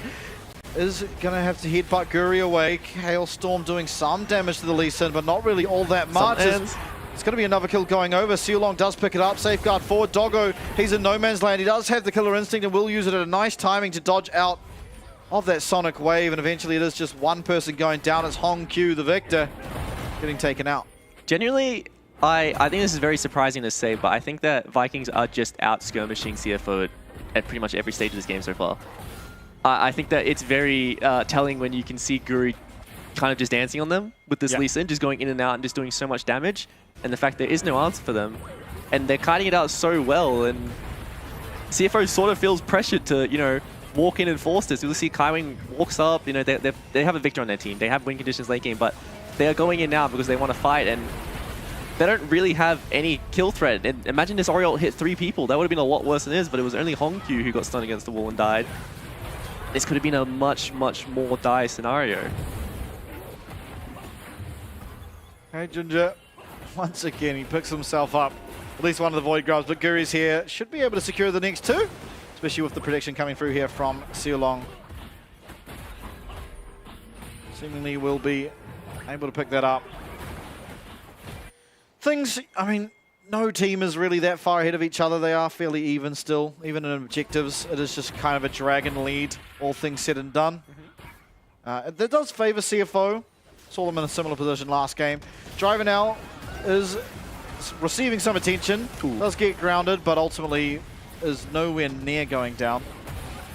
Was a nice attempt from Sulong there, you know, using the Poppy ult to guarantee the knock-up so he could get the wall slam into the turret, but Driver just got his ear off to be able to dodge that one and, you know, make it back to safety before, you know, being one-shot by Lee Sin, honestly. Very well played. Oh. But King Kratos do the same thing on the other side of the map. Kratos' turn. Alistair a little bit better at tanking tower. Oh, is not going to... Oh, he does actually land the ult, but it's onto Kaiwing, who just pops his ult and walks out of the tower eventually. Still a lot of damage coming through from that structure. And such a mobile champion, but Hongkyu, no flash. Uh-oh. Is just getting thrown around. Does go down. Guri takes it. Mid lane mains in shambles as every kill is taken by everyone else. And I think this is something that a lot of people aren't really used to. We're used to seeing like Western Lee Sin locked in, you know, kind of just farm, nothing really happens. And then just, you know, operate as like, you have one insane insect at like 45 minutes on the AD carry, and everyone's like, yeah, Lee Sin's broken. But Eastern Lee Sin is the best skirmishing champion in the game, and will have a lot of, you know, not access on the map, but just a lot of agency all the time, because how do you fight a champion? It's so hard to deal with when he gets ahead. And if you're playing a champion like Victor, you're going to be sent into the enemy team all the time. Yeah, I mean, there's just not that much you can do about it, right? Dragon looks like it'll be picked up here by Vikings as they get themselves their first objective towards that feed, but still, with the first blood picked up by them, almost certain to get it, you feel. At least one of the towers or the 3 objectives probably goes to them. I think that this is just another game where, like, as it goes on, as the clock ticks, that Vikings team comp just, you know, operates as a cohesive unit a lot better than CFOs, and I think that it was sort of a bit of disrespect towards this Poppy pick in particular in draft. I think it's going to be very hard for Junjia and Kaiwing to like really operate in these fights. And once again, like it's going to come down to finding these flanks, you know, finding that flash Alistair combo, you know, pair that with that Victor damage and like Kai'Sa diving in. But like, how do you really do that when Poppy's just going to mark you the whole game? Yeah, it's kind of crazy that Poppy just got blinded after seeing only K'Sante, and we've then picked another 4 champs that she functions well into. Even Kai'Sa. The amount of times that Kai'Sa's just randomly ult and get stunned by a Poppy thing and die is actually insane. Junjia gonna find Kratos here in the bush. Goes forward, but Sealong's there. Gonna be able to at least protect Zambessa. Tower will be going down, however, so that is a first tower. Or will it? We'll be able to. Public execution comes through, though. Doggo's in a lot of trouble. Does flash away, gets out of that Israel ultimate. Guri even very low. The Cowstorm doing a lot of damage. Sealong looks like he'll be going down. Junjia going to secure that kill for his mid laner. Hongkyu on the board now, finally, and a double kill even to make things all that much better. Teleport in from Katie is dreadful as he's CC'd, locked up. That's not where you want to be. He's running, but is he going to be able to get out? I think Kaiwing should have a combo for him in enough time. There it comes, and Junjia will finish the job. So CFO, just like that, turning the game completely around, a complete 180. And are now very firmly ahead. Yeah, and that's a huge amount of goal going towards the sides of CFO, and the fact that they, you know, blew TPs and flashes to, you know, punish the overextension out of Vikings is a really big deal for them. And I think to touch more on what CFO were doing, you know, with the draft and like, you know, to make logic of, you know, picking so many dive gems in the Poppy, I think that one of the ways you kind of operate into stuff like Tahm Kench is like, you know, if you pick one dive champion, he's going to eat that, and it's no problem. But if you pick 5, you can only eat 1 champ. Same with Poppy. You only really have 1 W for a dash, and if everyone has a dash, it's like which one can you know, which one do you prioritize? Because you can't do all of them.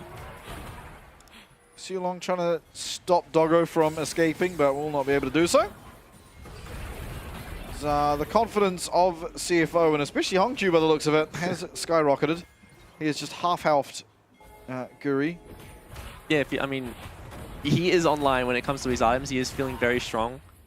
I think he'd probably only have his E and Q evolved at this point in the game. You know, maybe close to his W, but he is certainly, you know, scaling. And it's one of the things about Victor versus other mages is he just has that extra level of scaling, right? Yeah. Even though you can output that same damage, you know, the fact that he just gets to a point where all of his abilities slow, his ult turns into a, you know, category 5 cyclone, and you're a bit scared of him in team fights. Another tower being taken out. Good steadfast presence, going to be able to deny the engage from Kaiwing, but ultimately it's still just bit by bit. Vikings are losing their objectives on the map. Still not over. They were down a similar amount of gold in the last game, although Shogun has just costed himself his flash.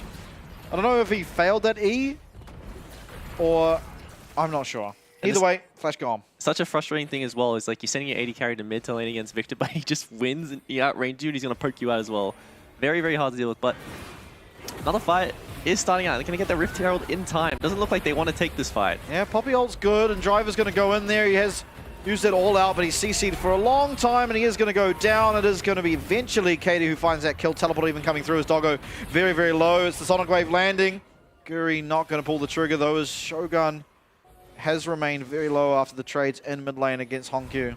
I generally think Vikings wanted to get the Rift Herald and get out without fighting, but Sealong landed a huge Poppy Copter, which just deleted, you know, 2 or 3 champions there and left Driver alone in the pit.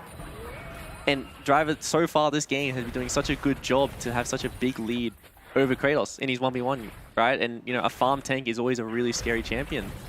But, you know, if you mess up once, you know, all of a sudden your economy starts going down. Yeah, it really does just take the one mistake to really tip the game on its head as a tank. He did finish his unending despair now, so he's full build. Yeah, good luck killing this guy. There's actually not really any champ that deals with him all that well either. Especially because they have an Ezreal on their team, and yeah. I think if Shogun doesn't go for something like a Sorelda's third, that his damage will just absolutely drop off. Yeah, they do have Ambessa. Ambessa can deal with K'Sante, but you don't really want your Ambessa fighting K'Sante in the fight. As Riftfield placed down, not going to get the tower. Going waiting in the wings. I don't feel like Vikings should commit to this. They do buy time for Cardi in the top lane. It's something. Dragon goes down. Very reserved this game.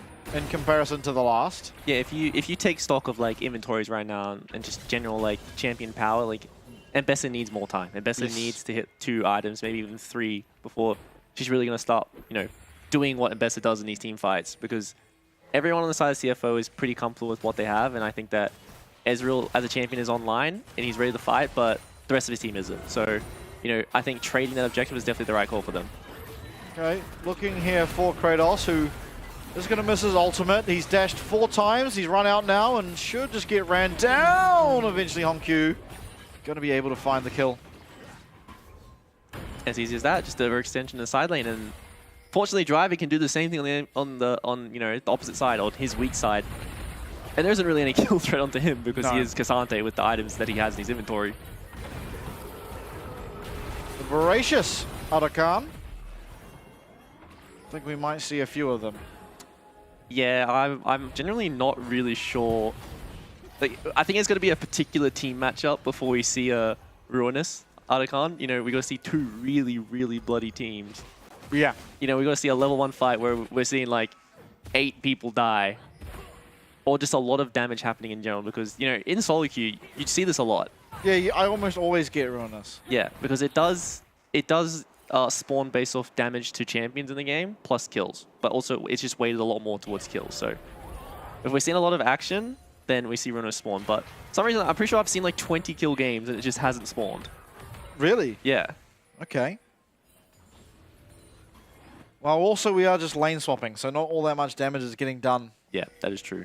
Actually, that's not even necessarily true. These last 2 games have probably been the highest damage, just 2v1s I've seen. As Kratos getting caught in the side lane again, gets stunned up by that gravity field, and Honkyu looking for the kill. The dashes are there. 1 more tick, and Honkyu just gets himself a 2nd in a row. And that's the full evolve already for Victor. So Honkyu is absolutely online. The Chaos Storm being able to extend in these team fights and create that extra bit of zone control that a control mage already was so good at. Too long getting caught out. No Chaos Storm available, but maybe not even going to need it as Shogun realizes there is a Cassante behind him. Gets away. The Poppycopter will connect onto the tank. Doggo even taking a large amount of damage there as Junja finds his way, however, onto this Israel. No flash available. Knocked up and shut down. Doggo claiming himself that one. Just, from this point, you would say that it's pretty comfortable for CFO to be able to, pick up each objective as they spawn. Just because of how strong they are, how far ahead they are, and generally how little tools Vikings has to be able to get back into this game. Because they did a really good job early on, and they were definitely really strong, but this is the, the downfall of champions like, Lee Sin and Bessa and Boppy, is that they are really good from ahead, but, from behind, they don't really have any tools to be able to get back in the game. That's going to be Arakan going down. Let's see what CFO can get done with it this time. Last time Honkyu died to that thing, so we've already improved. Play range champ. Yeah. Easy. But yes, this is the replay. They just pretty much collapse off the pick from the side lane. I think Vikings are just doing disrespecting by staying around in this vision. And, Doggo playing it really well to dodge out of, Guri getting on top of them. And just a very, very easy, collapse because they just have the wallet gap at this point. Yeah. And they're just going to win every fight that they take on, even terms. Ambitious ward jump. Yeah, not much to say. There's just CFO pretty comfortably ahead. 4K at the moment. And with a GA on all their members for free. That arguably functions better because you can just straight dive and you won't die when you come back up. And we'll see if, CFO wants to go for that diving in, right? Or if they're going to, just wait this one out and then go for the Baron, because I believe the GA will drop off a couple seconds before the Baron spawns, so they definitely do have the control from, having to push in all 3 lanes to be able to just wolf the Baron, and they do have the damage to be able to take this one as well, so we'll have to see if they want to go for that dive and just respawn and reset, or play for that Baron. Reasonable amount of damage coming through that True Shot Barrage, but again, it doesn't matter because that's only their first health bar. Yeah, definitely the unfortunate thing for Shogun this game is that he is fed on an 80 carry, but unfortunately it is Ezreal into triple frontline. And even Victor at this point, like his constant shields that he gets from Q is going to nullify a lot of the damage that Ezreal can do. So it's just very hard for any of the damage he does to be able to stick. But here's the dive. Yeah, Kratos flashing away. Shimini will survive for now. A lot of abilities used, but ultimately not going down is very important. Kratos now trying to find at least the respawn onto Junja, but Junja's trading well! Not quite with the damage. Guri, can you even take it? There he will, eventually.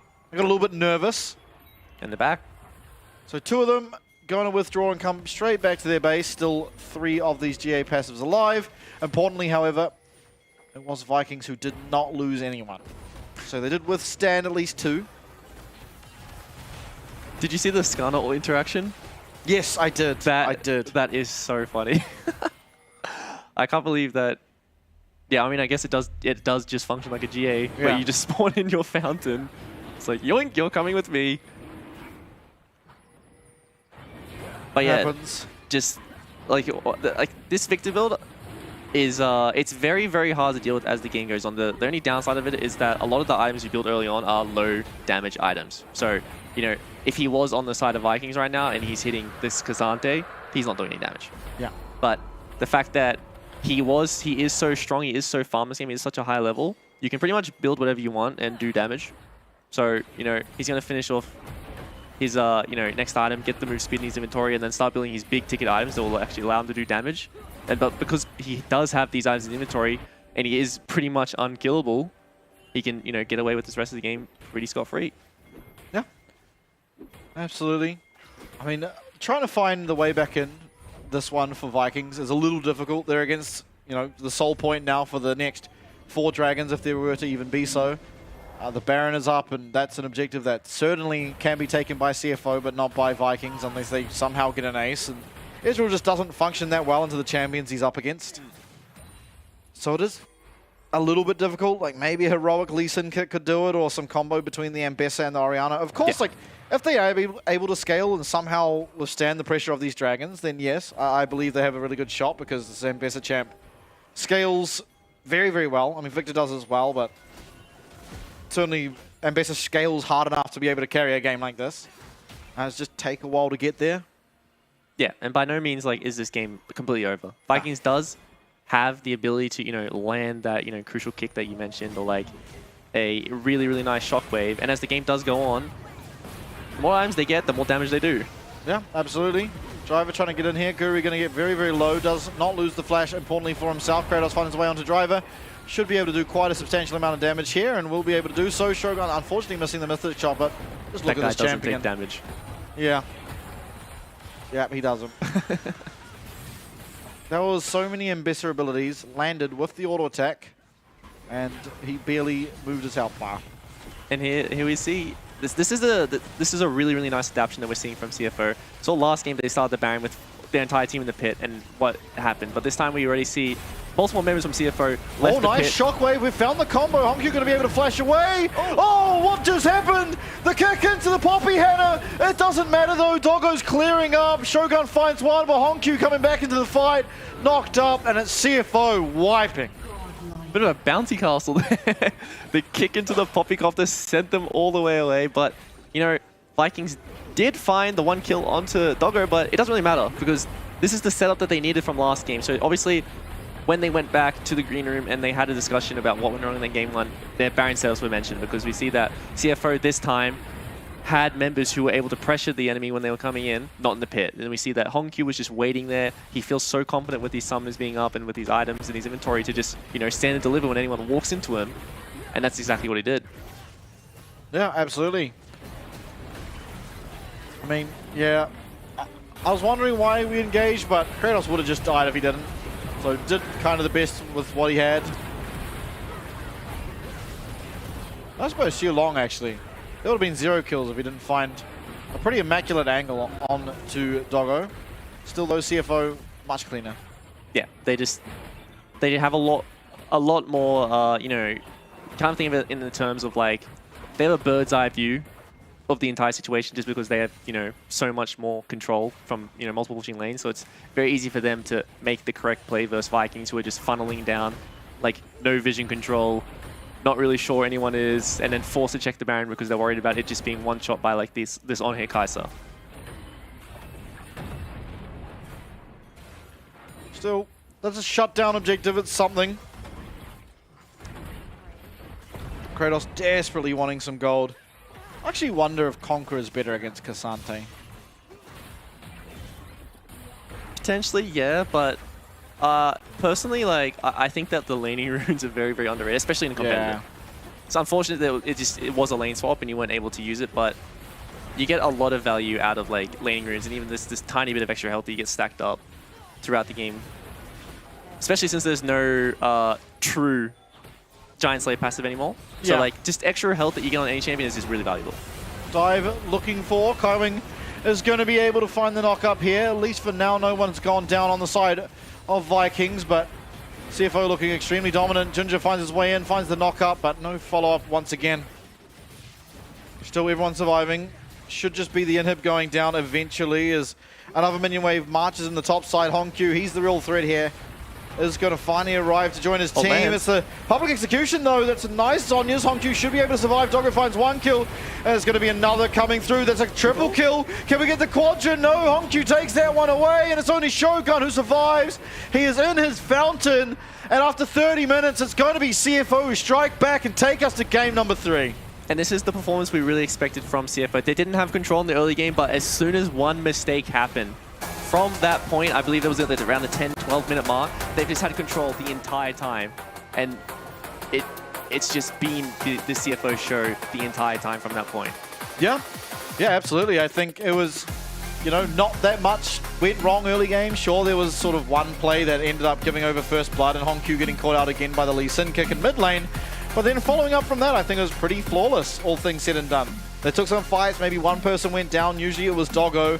But meanwhile, Honkyu is just killing absolutely everyone. He ends up so fed there on the Victor, and it got to the point where literally no one could deal with him. They found the perfect sort of fight onto him, did all their damage, he got the Zhonya's off, and that was the end of the game. So I think well played to not only have Honkyu get behind, but then bring him back and make him just the strongest champion on the Rift. Yeah, and it's nice to see that he got a matchup where he can be, you know, just a lot more stable. He wasn't the one forced to, you know, oh, I don't have lane control, I have to scale. You know, this time, like, he has the tools to bully his lane. He has the tools to scale and carry, and that's exactly what he did. As soon as they made that mistake in top lane on the side of Vikings and they gave over that turret all those kills and, you know, blew those summoners, it was just CFO just running over the game from that point. Yeah, and what a massive gold shift that was, because up until that point it was Vikings very firmly in the lead, but just one mistake around one objective and the game completely blows open. And I mean, that's happened in the past, but I think now more than ever it kind of does snowball harder because you just end up getting to lanes faster, right? Your tempo is so much better and you get yourself so far ahead, you're able to take these trades further on. You know, your next team fights, you might not get the kill, but you've done enough damage that you then reset and you're out on the map faster because of, you know, the home guards and the def guards and whatnot. So I think a good use of the tempo that Xin Zhao can offer early game, and yeah, again, that team fight top really just turning it on its head. Yeah, and you know, we kept talking about like, oh, like why are they picking all these champs with dashes into Poppy? Like, it's obvious that like you see Poppy, don't play dash champion, but the fact they had Xin and Alistar just allowed them to constantly fight over and over and over again because they're not ult reliant. You know, they don't need the big, you know, assault and battery or like you know, another tool that they need to have to engage. They just constantly just like, oh, C champion, go on champion. Oh, you know, Poppy denies the dash. All right, wait 5 seconds. All right, C champ, go on champion. And that's what they really needed, those bridge champions to be able to, you know, play the early game so then Victor kill freely. Yeah, and I think the whole like Poppy versus Alistar, it's very good in lane, of course, where there's only the one knock up, but later on Alistar doesn't care if you interrupt his W because he's still generally going to be close enough that he can then have him in the team fight anyway, and he's ahead of his whole team, so all you can really hit is the Alistar. I think it's a good lane matchup, sure, but as you go later on in the game and you get these team fights, it's a little bit more fraudulent. Yeah, definitely, and I think that as the game went on, it was definitely, as you were saying, it was very telling that he just didn't have enough Poppy Ws to deal with all the dashes on the enemy team, and there was not enough people to really peel for, and the only champ that he was really could, you know, sit on was the Orianna and just wasn't strong enough. Yeah, absolutely. That's 20 champions now down, and we still have at least 10 more to come. So we are going to go to a break. Once we're back, we'll see what those 10 champs are, and let's see who wins our first series of the 2025 LCP.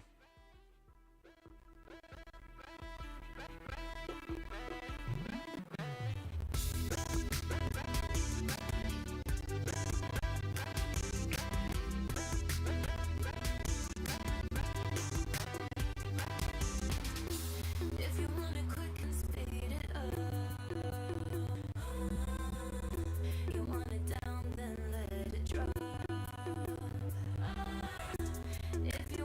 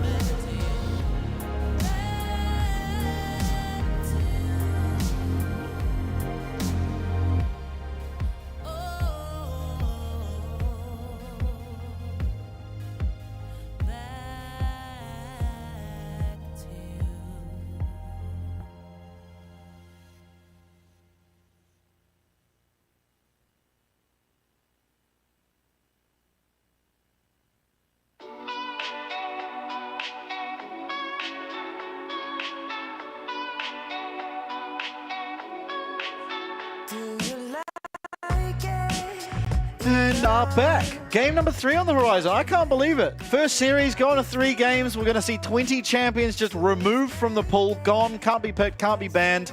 And now starting to dig a little deeper into the champ pools. I won't forget this time. I won't forget. They're gone. They're deleted. They are. But I don't think that having, 25 champions removed is quite deep enough that we're going to see anything crazy yet. Yeah. I think we're probably going to just see the next iteration or like the second best or third best pick in a certain role that fulfills your niche that you need. But I think we're going to see very similar comps still. Yeah, I tend to agree. I mean, I do like the look of having the control mage in the mid lane there for CFO. I think, yeah, there was a few faults early from Hongq, but you saw the power that the control mage offers when you get into the later stage of the game, right? If you are ahead, they are very oppressive to play against, and I think arguably more oppressive than the Yone, simply because, yeah, the side lanes become really tough to deal with the Yone, but the team fights are still fairly manageable as long as he's not way out of hand.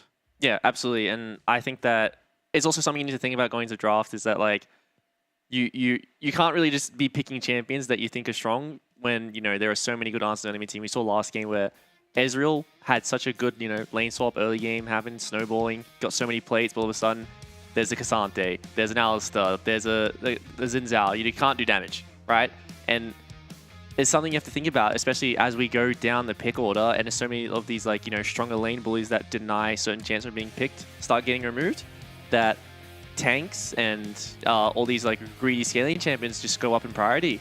And, if you start playing in these early game champions and you don't snowball, you're not going to be able to do anything in the mid game.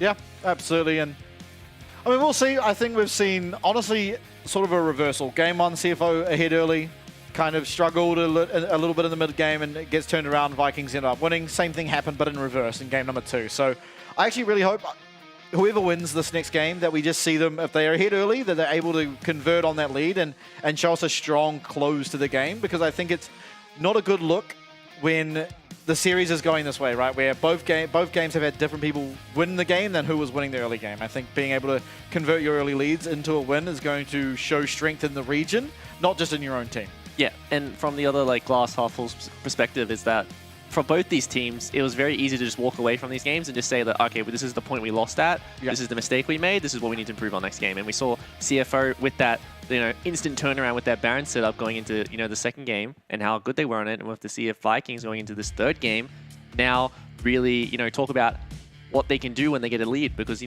weren't really familiar with that from game 1 because they were behind. Game 2, they had a very, very big lead, and, they kind of messed up on, oh, do we want to trade? Do we want to, like, contest? And will match what they're doing on their side of the map, and they sort of did a bit of half-half, and that really cost them the game. Yeah, absolutely. I'm excited to see what this next draft looks like, because, it can just be that it's fairly normal.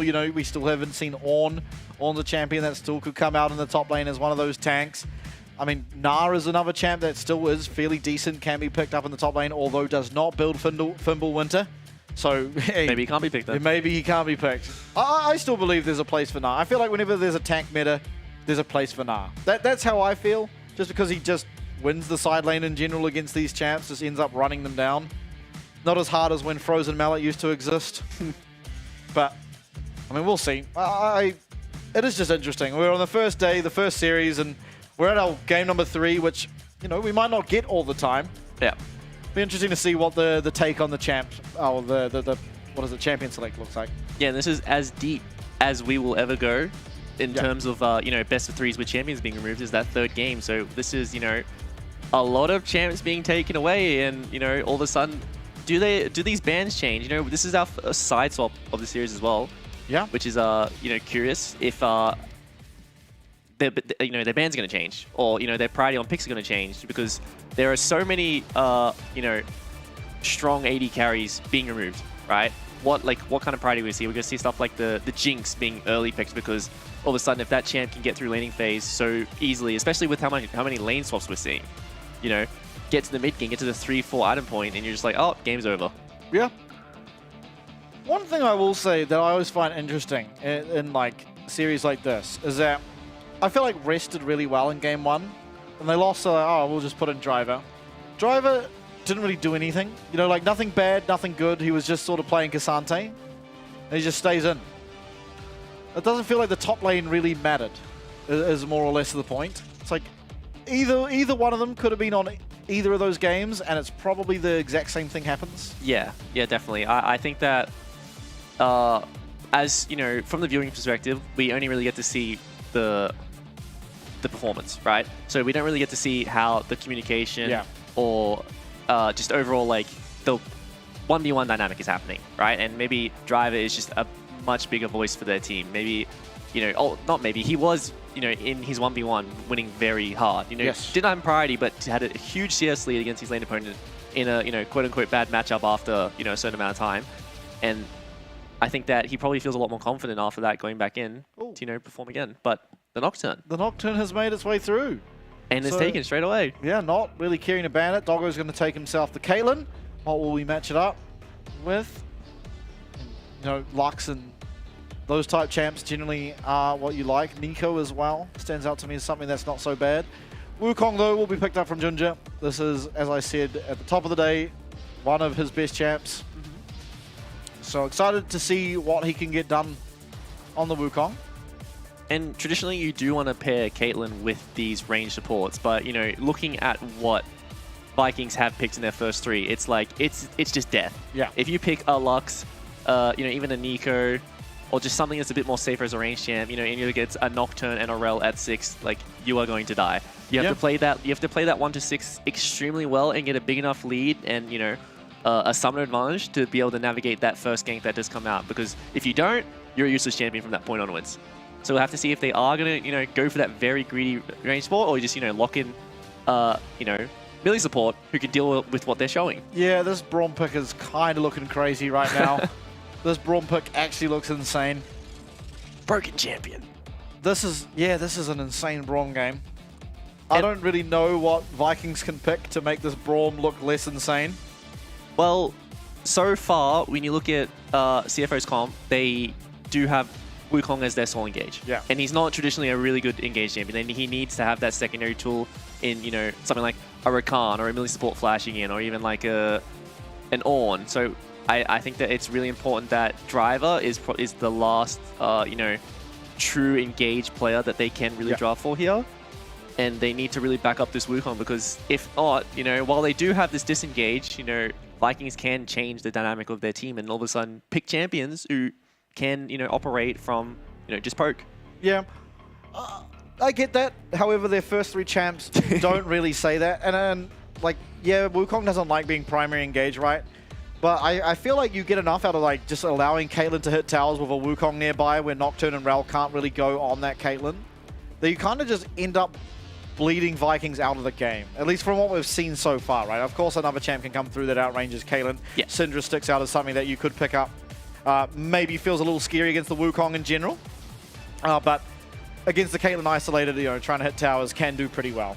And this is all assuming that CFO is put into a bad position in draft where they are on the back foot and they do need to like play aggressive because the scaling just isn't there. But as they are on red side, as they do have the Caitlyn, you know, Caitlyn already at 80 carry is going to scale extremely well, and they do have the counter pick for one of their solo laners, they should be pretty comfortable to, you know, draft a very defensive comp, ball it up, and just outscale and outlane their opponents just based on the matchups. But, you know, we are just seeing a lot more dive coming out of Vikings, and this is really exciting to see, because that's that, you know, it seems they had a plan after game 2. It's like, all right, we're going to go blue, we're going to lock in a very aggressive comp, because, you know, so far we didn't have really a lot of agency. We want more agency because the best way to win games is to pick more CC. And then an off-theme Hui, really? I mean, he can shoot some nukes out of this guy. True. He sort of does fit in, but he also does, you know, act as that, you know, that champion who, if you don't engage onto him, he can just control the choke completely. He can control team fights, and have to see what Hongq's answer is going to be, because, you know, as you do go down the list of like all these mages being banned out, like, what are you looking at? There's no Azir, all of a sudden he's banned, there's no Ahri to threaten him, and if you're going to go for the Talia, while it is a lane that you can play completely fine, you don't really threaten the Hui in team fights unless you are coming from a flank on that wall. Yeah. I mean, I do agree. I just feel like it's very hard for Vikings to set up for the Hui. Just simply because a Sion has to get through a Wukong and a Gragas, and I think that feels pretty impossible generally. And the same can be said for the Nocturne, right? Yeah, sure, you can click whoever you want. You're going to arrive at them. But then after that, how are you going to avoid just getting CC'd and dying? Yeah. You have a spell shield for one ability. There's a lot more than one ability that you're really struggling to deal with as the Nocturne. Yeah, I feel like Guri has the most difficult Nocturne game of his life ahead of him.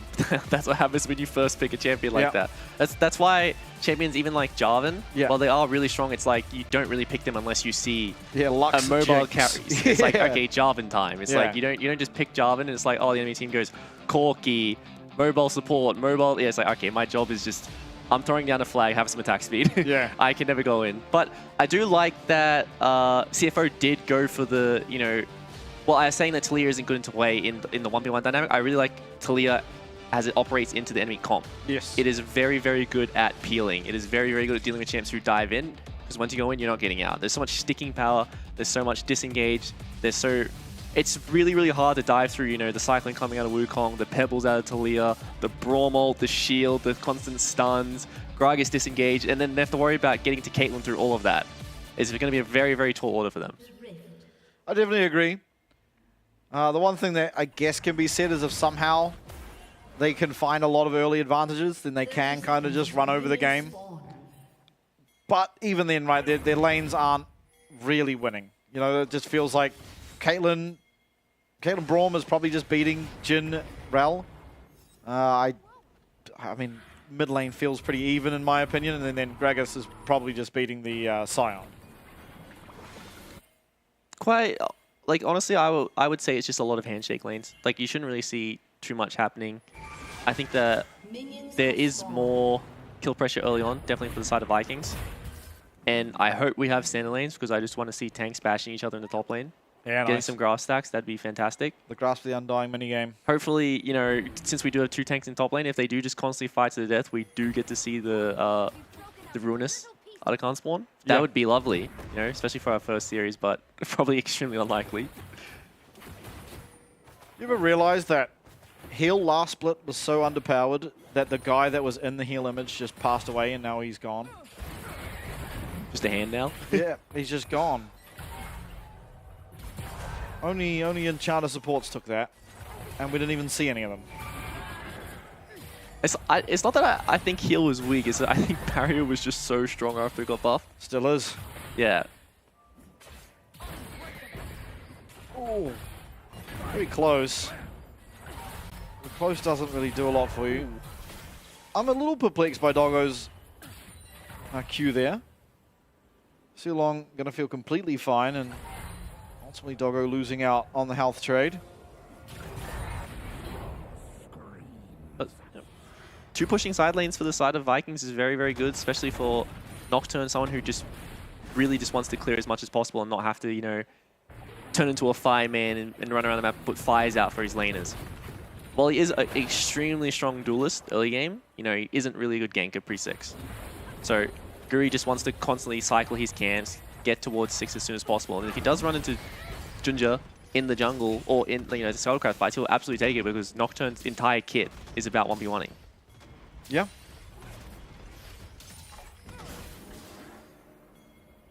We'll be able to spot out Junja's pathing after seeing the blue buff still there.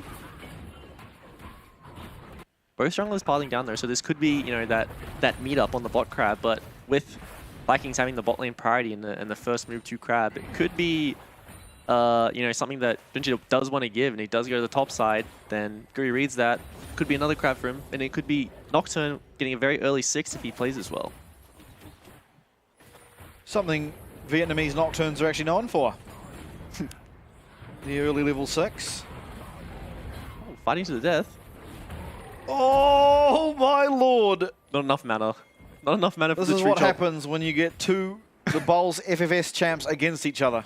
See, a thing people don't really understand about tank matchups is oh, it's a tank versus tank matchup. Nothing's going to happen. These kind of matchups, the most action happens. Yeah. Because it's just oh, I don't have to worry about dying. I'm a tank. I'm just going to fight to the death. Yeah, the matchups that the least happens is when it's Cassante versus Renekton. And then the Cassante just sits at his tower farming the whole time. These are those good matchups. Well, for mid, it's whenever you have two assassins versus each other, they just respect and nothing happens. Because it's like, oh yeah, this guy can one-shot me if I misstep. But yeah, in top where it's just like, yeah, meathead on meathead, No, well, I mean, battling to the death. the tank matchups also have like a lot of outplay. Is also the cool thing. Yeah, whatever you they say. do. Oh, unreal. Mid laners, man. No, I swear, Cassandra Gragas is a skillful match. No, that's I'm not. sorry, Gragas I'll is leave you alone, broken. I'll leave you alone. Gragas is broken. But, you know, just honestly, like another quiet early game. I think this has been the story of all three so far, is that a lot of stuff does tend to happen, but nothing really comes out of it. And then all of a sudden, the team that, you know, gets the lead, you know, messes up. And that swing back is what cost, you know, both Vikings and CFO their respective losses. Yeah, So- I do feel like Grubs has been the catalyst, generally, for the past two games. Yeah. Which is warranted because they are Yeah, they're very egregious. strong. Yeah. And it's not something, it's just a very, very easy way to get your feats as well. You know, you do want to get 6 scrubs. And the fact if you do get 6 scrubs, that is 2 points. And it's just so easy to get in the early game. No one feels pressured about soloing grubs. You know, you're not going to take any damage versus, you know, doing a dragon. Yeah. So far, though, as you said, very quiet. I mean, look at the gold leads. It is just neck and neck. Togo has quietly found himself a few extra CS. But the same can be said for Cody in the mid lane. But I think that, you know, looking towards the future, what we're really going to see is when Guri hits 6, the dynamic of this game is, can Junja read it and counter gank? Because if so, like, it'll be a win for them for sure, because Wukong in that skirmish will be much more strong. Well, much more powerful than the Nocturne. But if not, and Guri gets that kill off his first ult, then it's just going to be that constant snowball from that point forward. Okay, Guri misses the Q, and it's battle time. Actually gets the fear off on Junja, though, and It's Flash. force away the flash. He'll use... Oh! Unlucky. Winter's Bite will go wide, and shouldn't really be anything come from this. Was the loss of flash for both Junja. Actually, Junja, Hongkyu, and Katie. Actually, we found our way in. Flash away from Guri. Nice lock-up coming through from that Spiraling Despair, as well as the crash down, but not quite enough. Look at the damage coming through from Katie, though. Everyone is so low. Sile up the river. Here he comes. Driver has to Driver block will this. be able to block it. Doesn't even need to. But this is just, you know, both junglers really, really want to secure Grubs and Crab. This experience difference will make... Well, the experience will make a big difference going forward, but this was just Vikings wanting to continue the fight because they saw Hongkyu being low on mana, right? But, you know, it is Talia, and when you are on that work ground, it is, you know, a free spell, pretty much. Yep. And that was 2 flashes being blown, but almost Vikings turned that one around with Cardi on the way, but just, honestly, there's not really that much damage going to be happening this early on in the game, but here comes Junja with the ulti. Yeah, it is level 6. Guri as well, though, and Junja finds his way in. Is going to have that spell shielded, though. And, oh, no, another Winter's White will go wide. Still, it's Junja who picks up that first blood, picks up the grub, denies the feat there from the side of Vikings.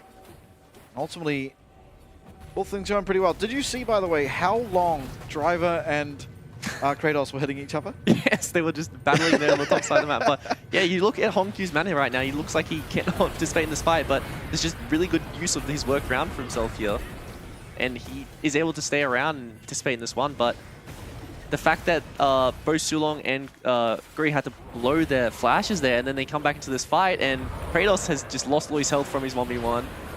Junja comes back with Kaiwing, and they just win this skirmish, and all of a sudden, you know, first Wukong ult countered the Nocturne ult, and now that snowball that we were talking about that Nocturne really needs is just not there. Yeah, 700 gold lead. Nothing to scoff at. Alright, we're not killing Sion, but padding the damage stats, most important stat in the game. And hopefully it's enough for the Ruinous.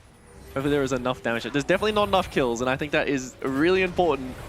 Yeah, Driver and Kratos have been just smacking their heads against each other, though. I don't think we're getting Ruinous. Yeah. I'm gonna be honest. Yeah. I'm gonna be completely honest. Okay, wait. Kratos wants to help out. Oh. one of these tanks is not like the other. I don't really know what to say. Shogun probably just dies. He does flash away. Maybe Driver's going to get turned on. Fear not going to connect there. Slow Dart come through. Driver, nice flash there, but gets hit by the 4th shot. Explosive cast not available, and actually turned around. Well played by Vikings to be able to support Shogun and eventually take down the Gragas there in the top lane. Yeah, it was very surprising that Driver was being that aggressive, right? He doesn't really have any kill pressure onto Shogun, and he should expect that he will always be outnumbered there. But that is that aggression that a lot of people don't really prepare for, because it's like, oh, you know, we're trading sides of the map, you know, he's not going to be here. And all of a sudden, Driver shows up, and if Vikings, you know, weren't respecting, then that could have been their AD carry going down, and that would have been a very, very, very bad sign for this point of the game. Yeah, even half a second later, and Shogun probably dies. Oh, Doggo's damage to Champs is going to look funny. Actually, so is Driver's. Yeah, this is just straight. Actually, if you look at the minimap right now, he just has no support. He's by himself. This is just what tanks do. They don't really do any damage, and he had enough time, or his team had enough time to be able to waddle up the top lane and save him from this one before he fell down. But, you know, he still lost his flash, and Driver lost his own flash and his life in retrospect, but it's not a bad play to go for. I think that overly respecting your opponents can sometimes lead to, like, you just put yourself in this mindset where you're afraid to do anything. So kind of being stupid is a bit OP sometimes. Yeah, no, it's about sending the message. I do the same thing in my games. I think sometimes it's just about sending the message. And ultimately, they didn't lose too much. They lost a few plates up in top side. Still, it seems like they're going to get the first tower, as long as Driver eventually decides to take it. And there it is. An extra 425 gold in his pocket, as well as now one step closer to locking in those feet. I believe they got first blood and first tower, so... Oh yeah, true, they did, okay. That should be the feat for them. Or feats.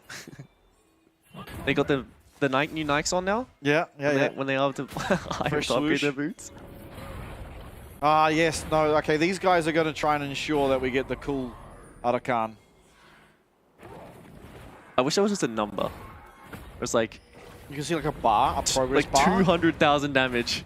Okay, that's a ridiculously high damage total for 20 minutes. Grubs, however, a startup by CFO. Ginger opting not to smite for now. It's a very hard one to contest, but they're still positioning like they want to. Cuddy is cut off here. Flash forward, misses the Q there on the rail, and Hongchu's going to be able to get away. That is the Magnet Storm, but no one can respond. Teleport coming in here for Driver. And that's just going to be the Grubs and an extra kill. Both top lanes can be in their teleports here, but this is, you know, the no side laning kind of game, right? So it doesn't really matter if you blow your TP, because there is no split push in this game. Yeah. It is just 2 control mages, 2 tanks. You know, whereas Sion, Gragas sort of can be that split pusher with the Demolish and how much, you know, damage that tanks can do to towers with that rune. Not really going to be any threats. We're really going to see a lot of 5v5 action in this game, where they're just going to be grouping non-stop, because the only thing they can really do is hit objectives and kill champs. Yeah. Plus, after you've used the Demolish, you kind of don't do any damage after that. That's kind of all she wrote.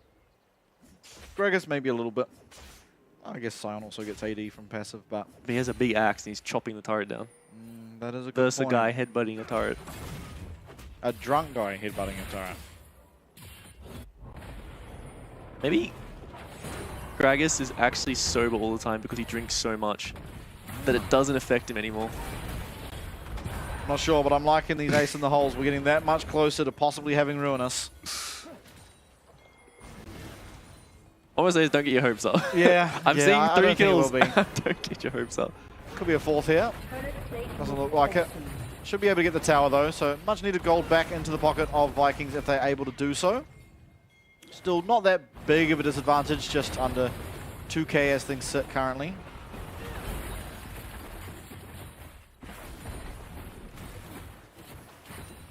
Just going to be a very, honestly, like, slow game with a lot of scaling. I think the fact that, you know, when you play Nocturne, you don't get that first kill, but Cuddy is getting caught out here, has the flash. Ooh, gonna land the shove unfortunately, and that should be okay to get on out of there. And the balls of steel to just walk that one off is just very respectable. The fact that he didn't pull the trigger on the flash and he just, you know, held his fear, believed himself, and just walked that one off is a very, very big deal for him. Yeah, even kept walking towards where the shove was, knowing that he wasn't going to quite step on it.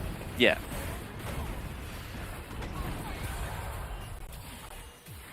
Shogun taking a pretty sizable amount of damage, but ultimately will be fine. Here comes the paranoia. Flash away, not going to be able to get him out, and he's going to get feared.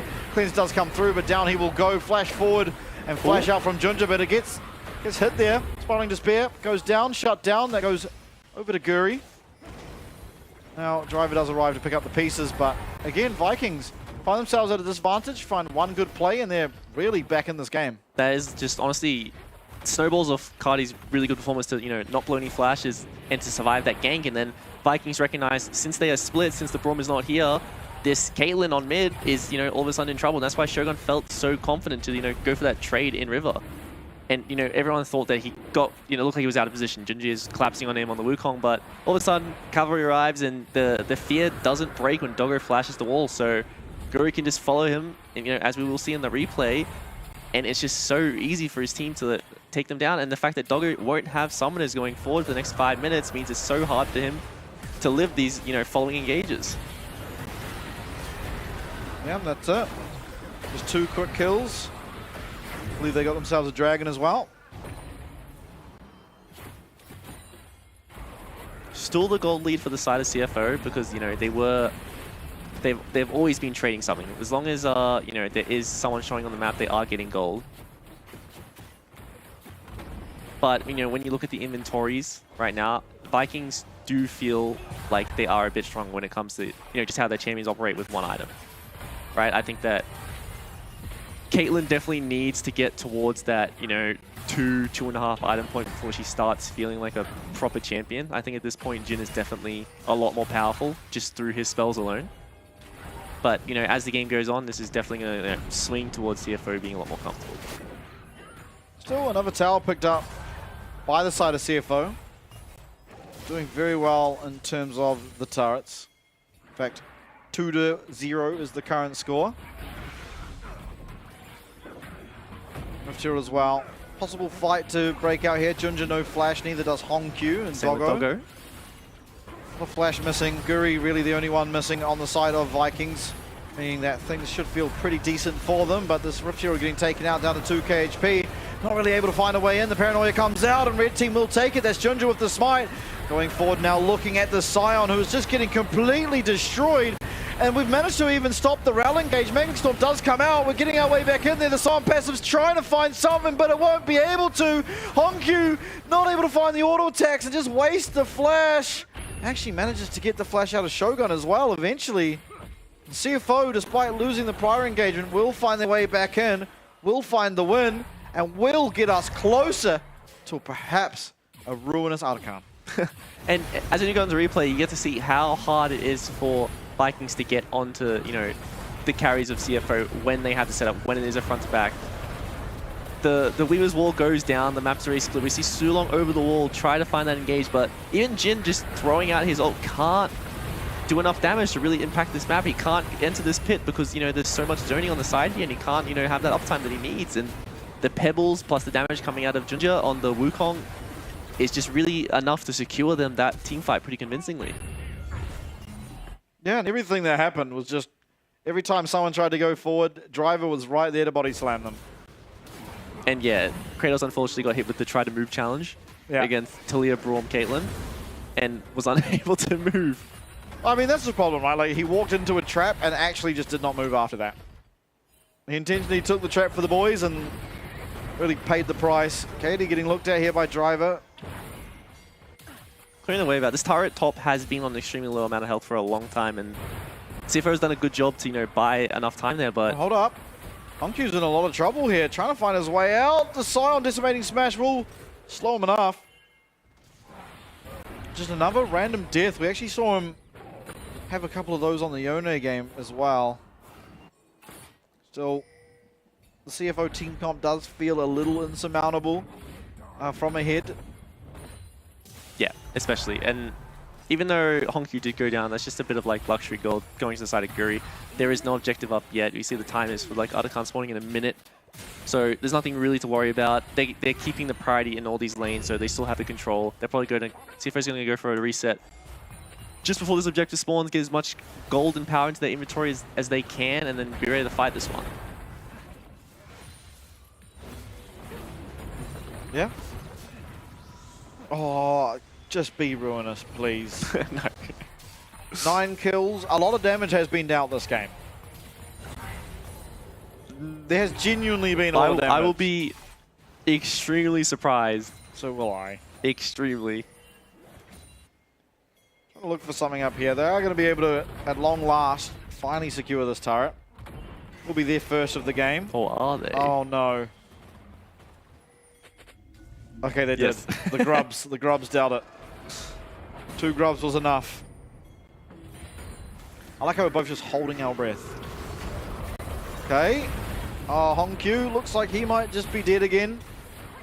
That's a nice shove, but yeah, not really anything he can do. Once the Nocturne's on him, especially with the Scion there, not really anywhere he can go.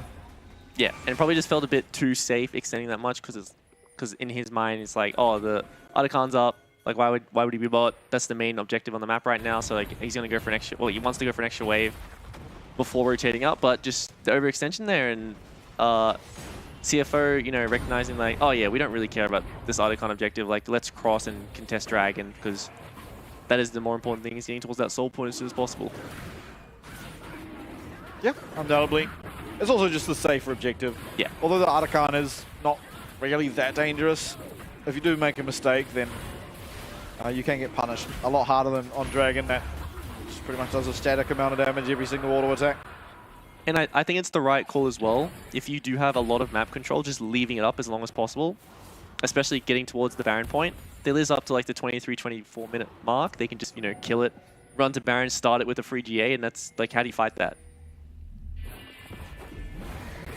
You don't, but also I'm struggling to find ways for Vikings to fight CFO as long as Hongq doesn't walk out to the side lane by himself. Well, I feel like that is kind of the Vikings win con, is to find this Talia by herself in the side lane. in terms of inventories, they are just completely matched across the board, right? So it's just going to come down to, you know, playing that team fight as well as they can, you know, waiting for that opportunity to get a pick. If they do just rock up and have that 5v5 front to back again, obviously Vikings is going to struggle and it's probably going to look very, very convincing for CFO. But if they do, you know, push out side lanes, you know, create numbers of disadvantage and find that engage with Nocturne, then they absolutely can win this game. Yeah, no doubt. So Otacon, the only objective up at the moment. Toko's definitely starting to hurt. Admittedly, won't really do that much to the Scion. Driver getting looked at here, taking quite a bit of damage. The Weaver's Wall comes through. Nice explosive cast coming there out of Driver, but it only hits on 2 Kratos. We found our way in. It's a 2-man. It's even a 3-man. We're on to Doggo now. 1 goes down. Are we going to find a second? No, Doggo will survive. There's 4 people left for CFO. They're so low, but still not quite going down. He's dodging. Doggo's trying to find a way out of this. It's going to be very, very difficult. He sidesteps again. Another one coming up. There's no way he dodges all of these and gets out. He dodges once more. He has walked into absolutely no way of living and will eventually go down. Raining hell was Cardi that whole time. Doggo did a great job of dodging every single one of them, but ran out of map to run into. That was just honestly a very, very well performed team fight by Vikings, but not feeling too confident about taking this one. They do not have the smite here. Junjia is available on the map, so even though they won the fight, looks like Vikings are just going to hand this one over, and we'll have to see if CFO feel confident enough to just, you know, start that Baron.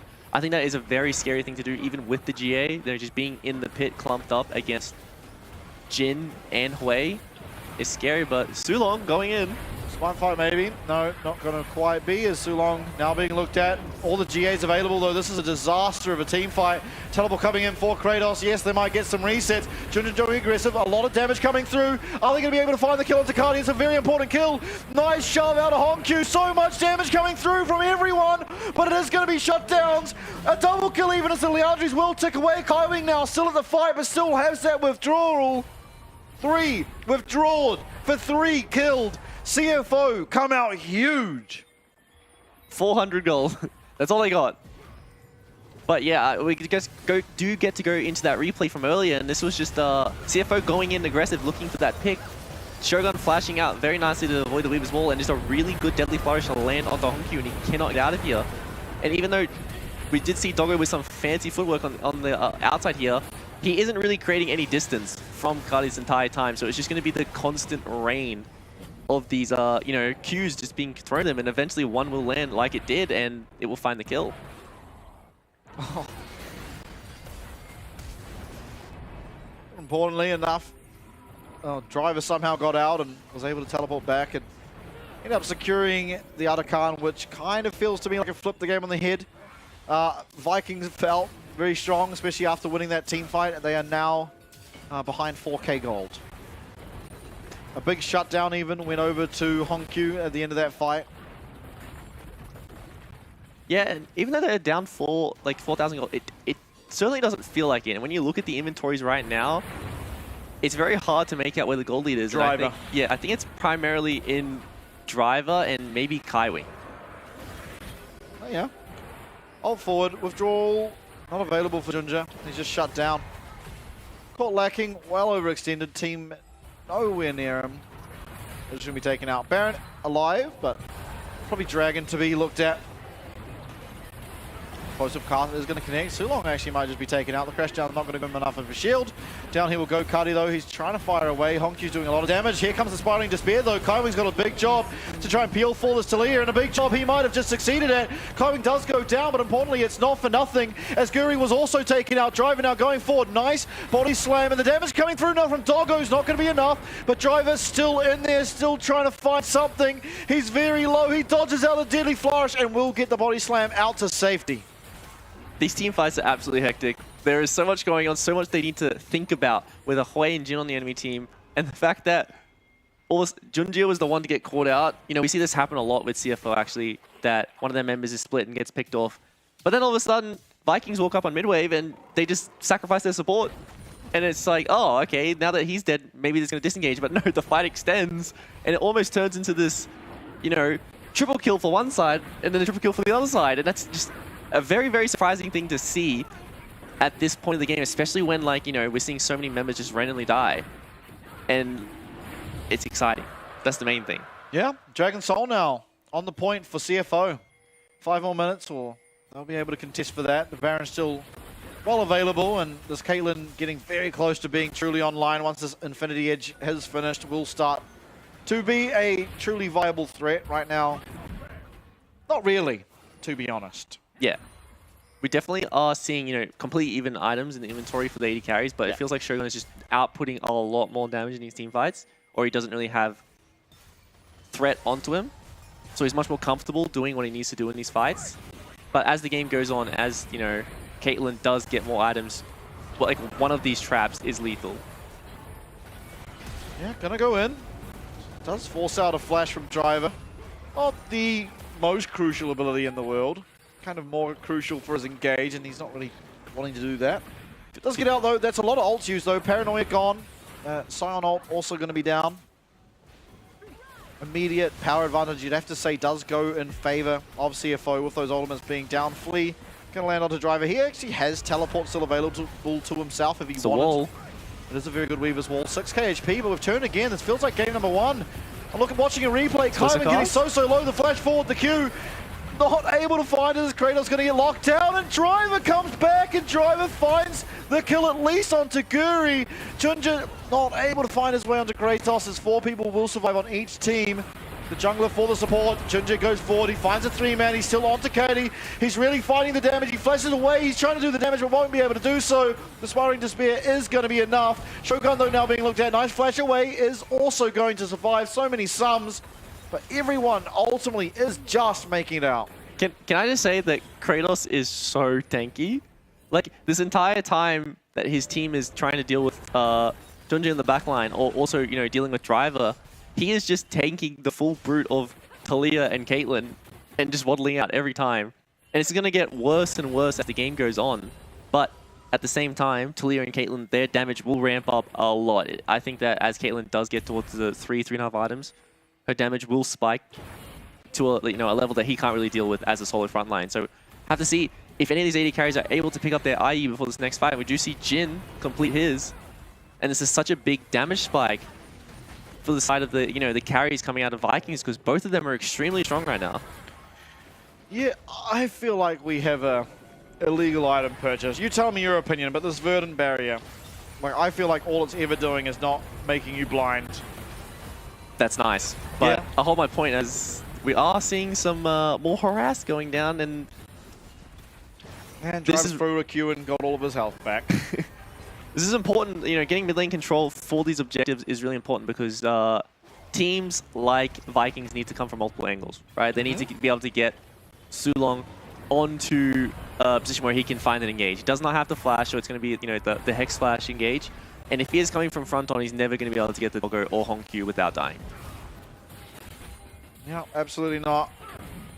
Still just playing ping pong for the time being, as Junja will successfully defend that pink ward. Always feels good when you manage to do that. And this is what we expected, right? With no side laners in the game. We do see Hongq on the top wave right now, but Vikings don't really feel too confident to walk up and Siege's tower, especially with Driver having the cast and there not being flashes on both carries. It's something that they have to be very cautious about. All he needs to do is really E forward, land the Q slow, and then it kind of guarantees him getting the cast back into his team. And because they have so much lockdown, there is no getting out. Yeah. Absolutely. Void Staff was now completed for Hongq. On the other side of things, it is obviously the Crypt Bloom for Kadi.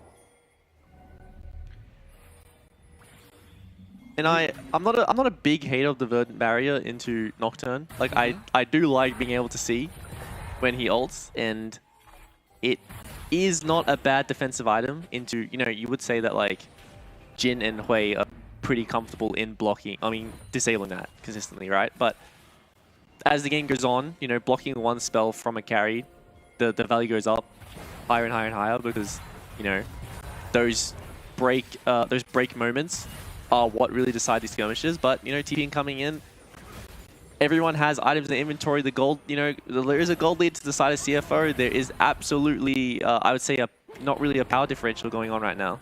Yeah, the 3k gold lead doesn't really matter. It's not in any meaningful position. So, we're seeing some harass go down. Driver's going to take a fairly substantial amount of damage, yet to move. He's going to heal it all back. He will heal all that back, as a matter of fact, yeah. Doggo doing actual damage. Kratos actually taking a punishment there, as Dragon's going to become a smite fight, and somehow it is going to be Guru who picks it up. Couldn't Call does come out. Driver, though, feeling completely fine, as he does get most of those chucked into his skull. It's a shutdown first of all. No trap going down, so Cyan is going to be able to run through. That is now 1-for-1. Hongq as well as Ginger taking a massive amount of damage here from the Hui. Still full health bars here for the side of Vikings, as Doggo is trying to find the damage but not able to do so. A nice snare coming, puts up the door and feels completely okay with himself. Ultimately, just a 1-for-1. Dragon was secured there from Guri, so no soul yet to speak for either of these teams. And it's nice to see that Guri has, adapted to this game, right? He realizes that, I can't go with my ult. I'm not going to kill any of these carries by myself, so I'm just going to turn the lights out and just AFK. That is doing so much for his team to be able to walk up, and so much that CFO feels pressured that, oh, I can't really see too far in front of me. I don't want to take a Jin auto or, a random Hui spell from the Fog of War. So there's a lot of caution on CFO when that ult is up, and it's just a lot of freedom for the side of the Vikings carries to walk up and feel so enabled. Yeah, absolutely. That's the fourth item for Shogun as well on the Jin. Yeah, okay, so now with the rapid fire cannon completed, we'll be able to do damage, hopefully, if you're a Vikings fan, to people more meaningful than just Driver. While Driver is doing a lot, don't get me wrong, he's not likely to be the reason your whole team dies. Yeah, and this might just be that last team fight might be the story of every team fight going forward. We might just see the tanks trade 1-for-1. Lead Driver going aggressively onto Kratos here. Kratos stuck in a really bad position, even get hit by the shove. will flash away, dodges out of that Brawl ult, and eventually will be able to get the ult away. But on the top side, it's Scurry versus Junja, and Junja's going very aggressive. One more blast cone available to himself, but he's now got the attention of Shogun, who's going to be able to get away, doesn't get knocked up by that shove, and Junja has to be so careful. Does actually get rooted up. Shogun going to pull out the curtain call, but Kaiwing is there to block it. Oh my lord.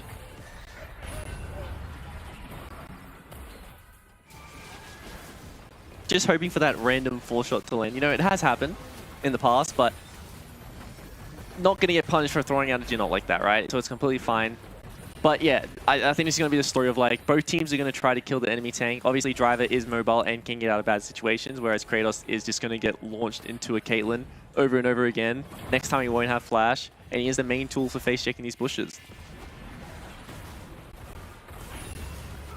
Yeah, definitely got to be pretty solid with when you choose to go and look, you know, try and go and search for vision with your support. You really need your team to be able to collapse really quickly. Because as we saw there, yeah, he's tanky, but he's not all that tanky. He was getting shredded through pretty quickly by both Hongkyu and Doggo. But yeah, as the game does go on, I'm not too confident in saying like, you know, this side is going to convincingly win the next team fight. On paper, you would say, you know, CFO's comp is just a lot more. It's a lot easier to reproduce consistent results in these 5v5s, especially against Vikings comp. But the fact that, you know, as I was saying, you know, both carries of Vikings being so strong and how they don't need to dive in to be strong, and that CFO's comp doesn't really have any threat onto their backline, means that if these two pop off in the fight, they can perform and carry. Yeah, just need to be careful not to get caught. That's kind of been their downfall over the course of the series. Oh, Junja lost a considerable amount of his health. Yeah, and it's also a bit jarring for the other three members of Vikings, whereas like, no one can really go in. Oh my Big lord, engage. Shogun is in an absolute world of trouble. Driver finding his way in. Hongkyu comes in with that Weaver's Wall. And just like that, the game was on a knife's edge. But now it could just be damn well over as CFO pull the trigger and Driver finds the angle. Just straight down mid. He just did it. He just rocked up down mid. And this is why Driver's in. Yeah. He actually is that clutch player that CFO really needed. Yeah, flash away there from Katie. There's two alive. Siu Long and Katie with a lot to do. There is wave clear and no Baron to protect these minions, but it's up to Driver, it's up to Junja to try and protect the minion wave. And protect the minion wave they will by just straight slaughtering Kati. Down he'll go, only Rel remains. Yes, Doggo's nearly dying to the Nexus Tower. Too long. Eventually will not. So low. 12 seconds left on the AD carry. Can we auto attack these Nexus turrets? It looks Hold like on. no. Okay, wait. They do get it. No, it's over. They've It's got it. over. It's They've over. got it. Okay. It looked a little bit dicey. Shogun is alive, but down will go the Nexus eventually. Oh my lord, that was a close call. And what a way to end the game from such a, you know, slow, stale point of the game. And we were thinking that, you know, this is probably going to go to Soul Point, maybe an Elder, maybe a couple Barons. But yeah, all of a sudden, Driver rocks up down mid, is like, oh, you're by yourself? Say hello to my team.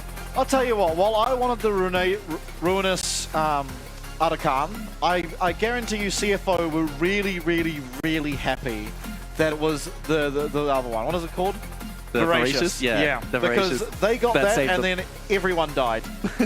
And they got like a couple of shutdowns from that fight and eventually, well, I mean, just not eventually, it was that fight that caused them to just randomly springboard up to 4K gold ahead, and it didn't really look like they were faltering from that point on, really. Like a couple of mistakes here and there, but they were pretty comfortably ahead after that. Yeah, and, you know, even just before that was that we thought that they were in the lead the whole time, but that previous fight just before that one that they won was, you know, them throwing the game. Yeah. And that is how Vikings were able to get back to the game, but throw it right back to you guys and, you know, have at it again. Yeah, I mean, my MVP for that game is Driver.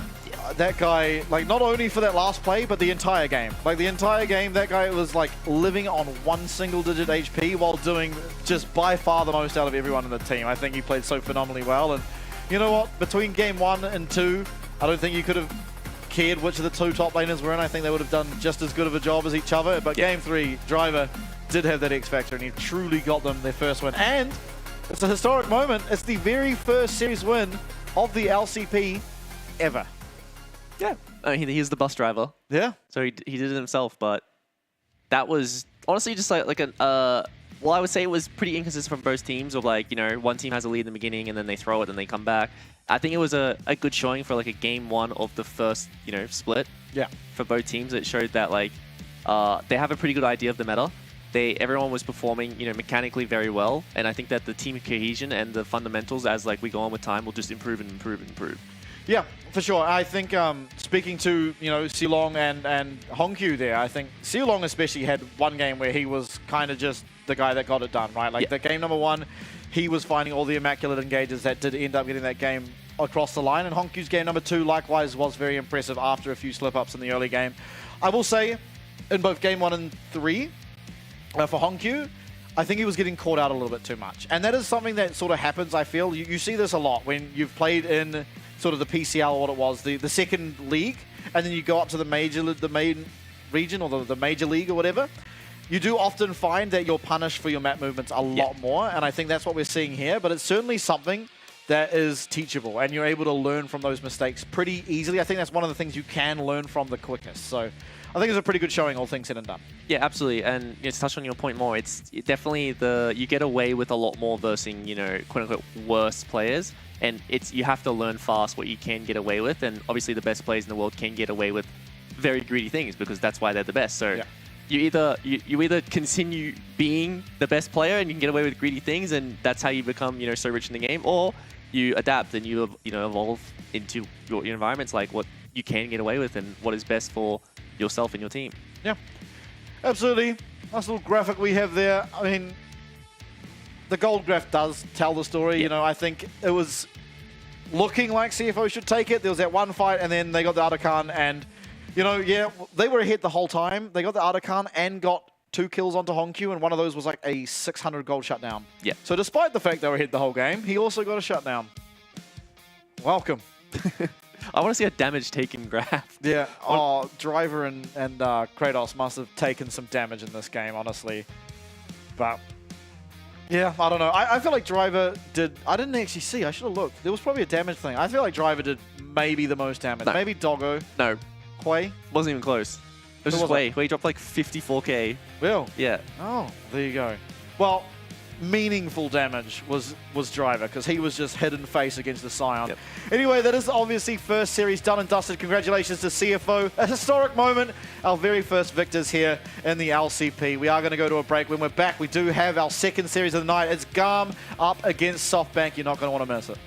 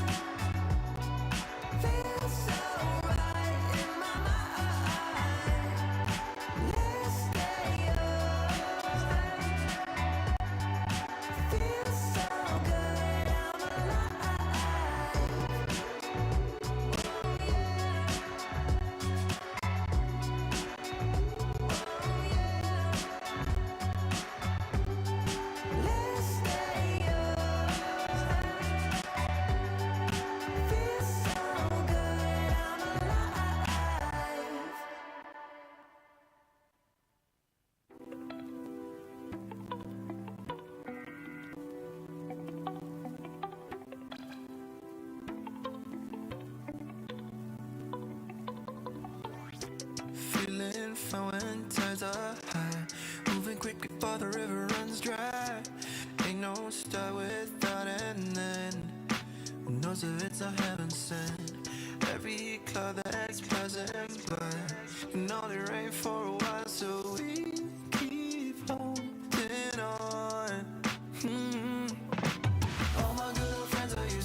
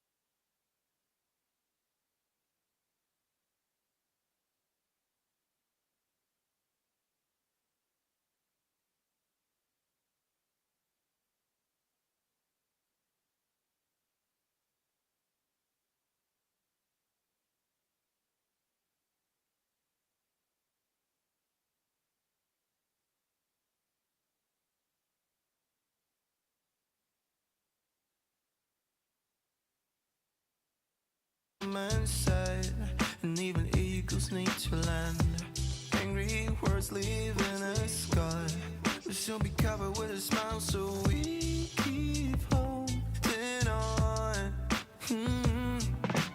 All my good old friends I used to know, and all the hazards on the road, they come and go, go, go, come and go, go. They come and go, go, go, come and go, go. And all these times are never coming back, but anyway it wasn't meant to last. They come and go, go, go, come and go, go. They come and go, go, go, come and go, go.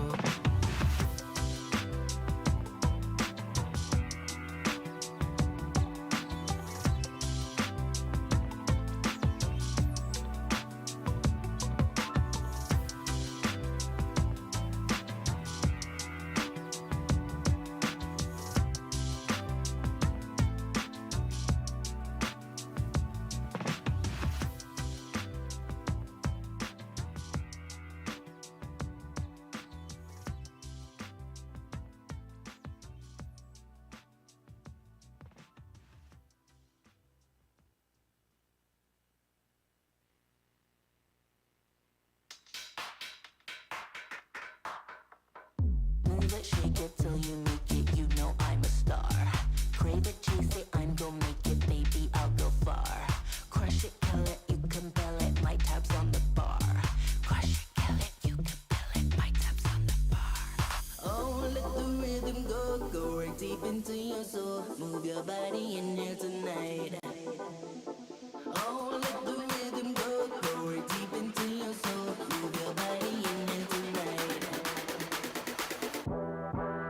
Shake it.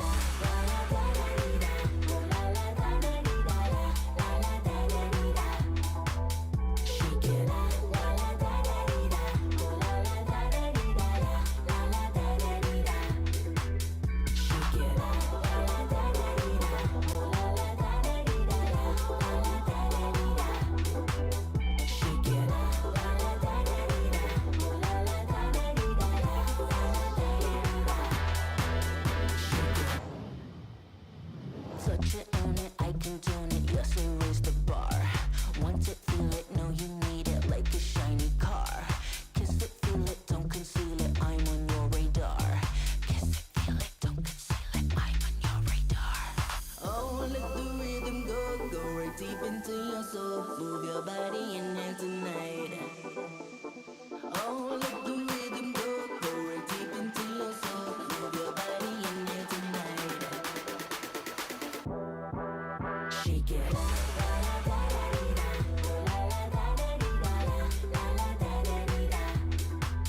Shake it.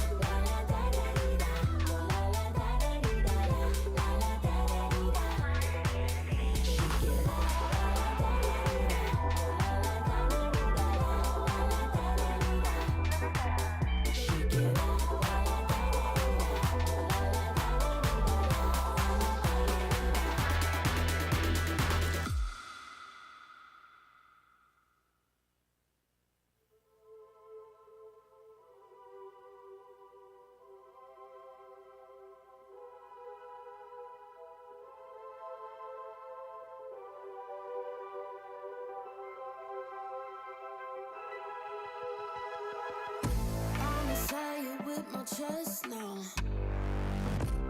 I got you figured out. It's something that you got, babe. It has me going wild. It's the way you say my name, the way you touch my face. It's like our bodies move so easily. Like a movie, like a dream. A dose of dopamine, more than ecstasy. Between you and me, like a movie, like a dream. A dose of dopamine, more than ecstasy. between you and me. Take me there like nobody else. It's so unfair, I get you all to myself. But I like it like that, yeah, yeah, yeah. I like it like that, yeah, yeah, yeah.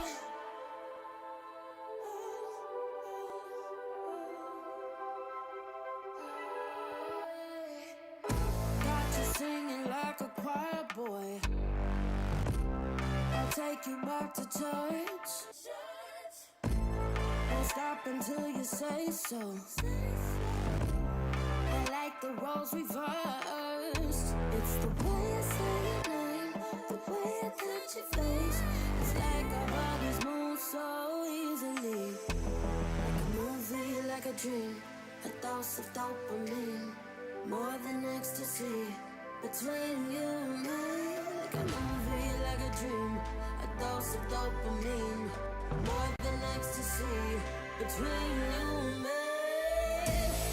Take me there like nobody else.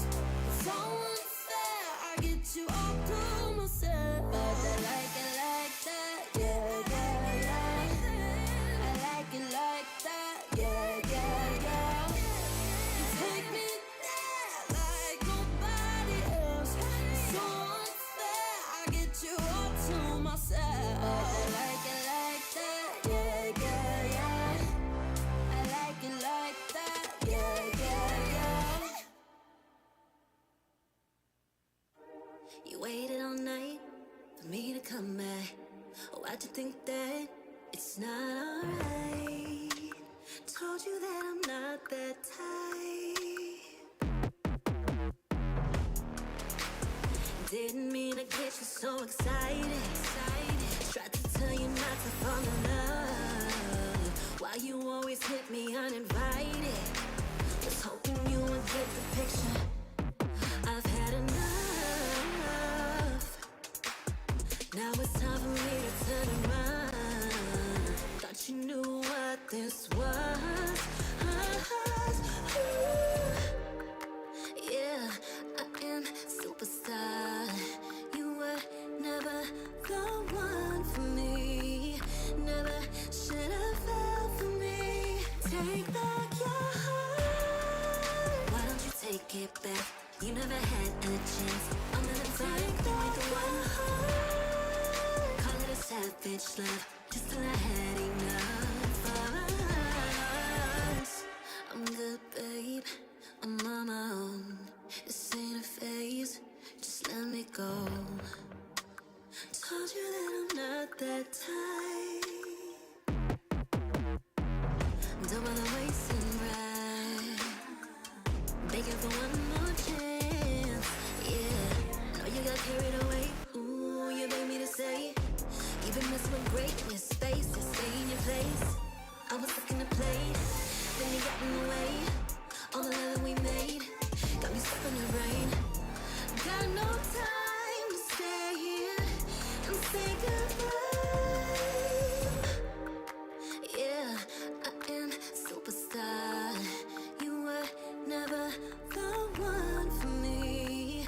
Never should have fell for me. Take back your heart. Why don't you take it back? You never had a chance. I'm gonna take back the one heart. Call it a savage love, just till I had enough of us.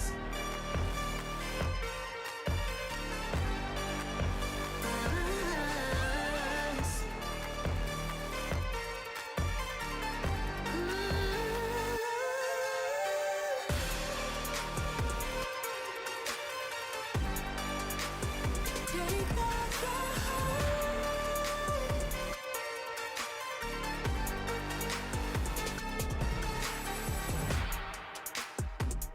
Yeah, yeah.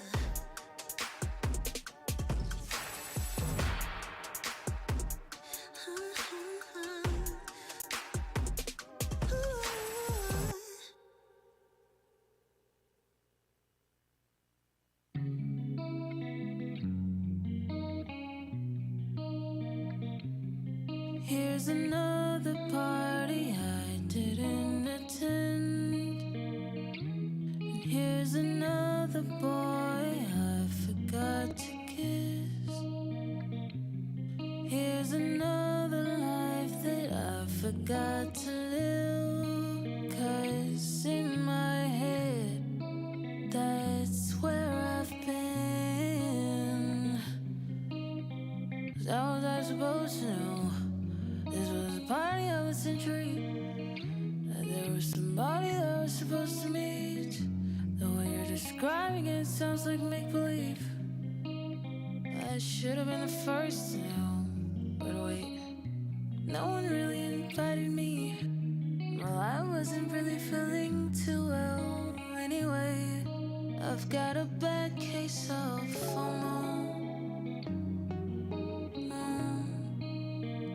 Fear of missing what I don't know.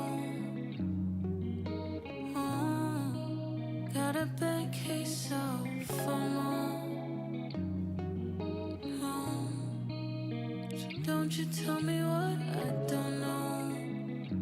'Cause I don't wanna hear what I've missed. I bet Diddy had champagne poppin'. I bet Bieber had all the girls flocking. I bet Khaled had every key unlocked. I bet Hova had beat throwing up the rock. I bet Oprah was handing out cards. I bet Bruno was headed to Mars. Bet my night wasn't better than yours. 'Cause I ended up spending it alone. But how was I supposed to know this was a party of a century?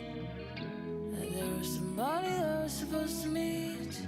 The way you're describing it sounds like make-believe. I should have been the first to know. But wait, no one really invited me. Well, I wasn't really feeling too well anyway. I've got a bad case of FOMO. Fear of missing what I don't know. Got a bad case of FOMO.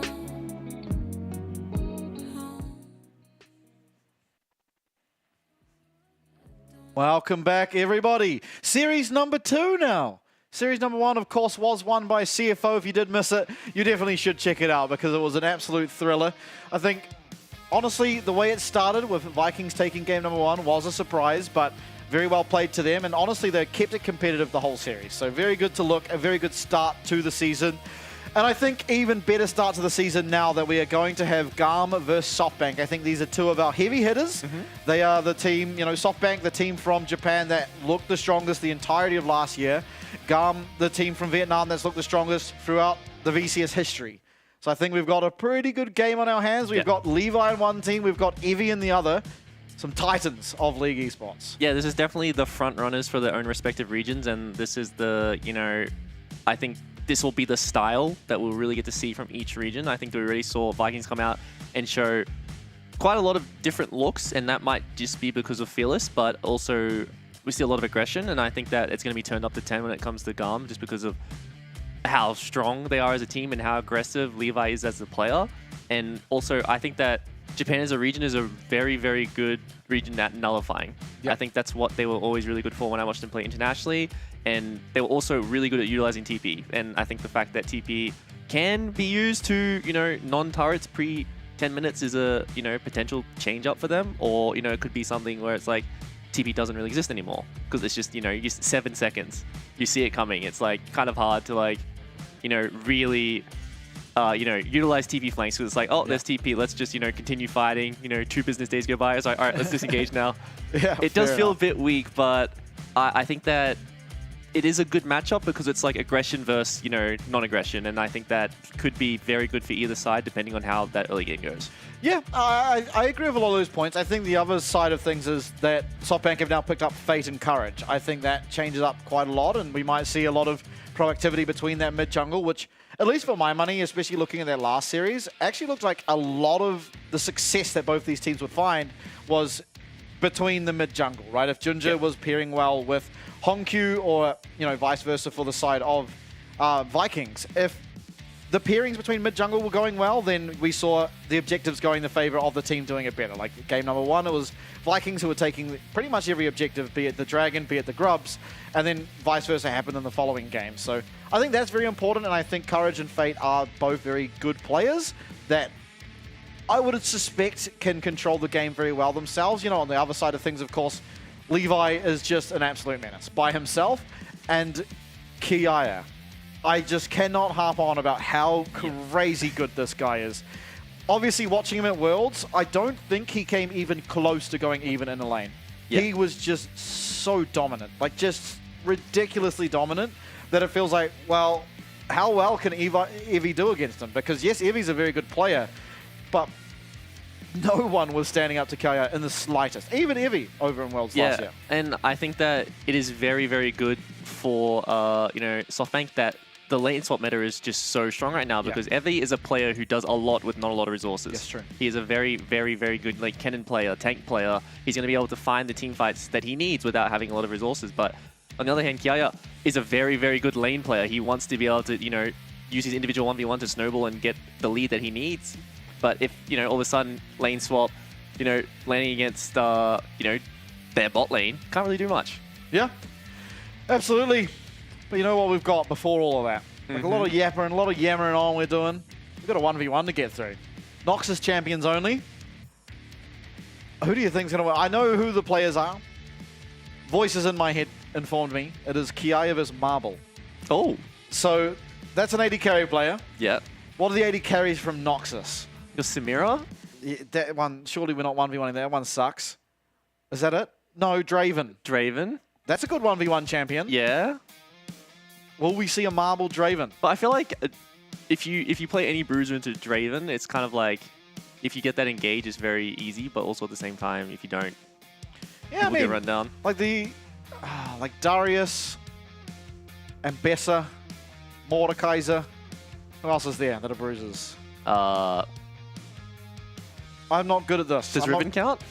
Is she Noxus? Yeah. Also, yeah. Then well, she was, and then she defected. I think that counts. Yeah. It depends. Does it count on the challenges? That's the real question. True. Yeah. We need a list. We do. We need to see a list. I'm going to study up on Noxus champs now. Law Andes. I need to do my study on the 1v1. Someone tweeted me a full list. Yeah. Yeah. We need the list of the Noxus champs. It was 19 champions, I'm pretty sure. Okay. Yeah, that sounds about right. There's only some regions that have like nothing, like Ixatal. When you ever try and do the Ixatal challenge, it sucks. They got some.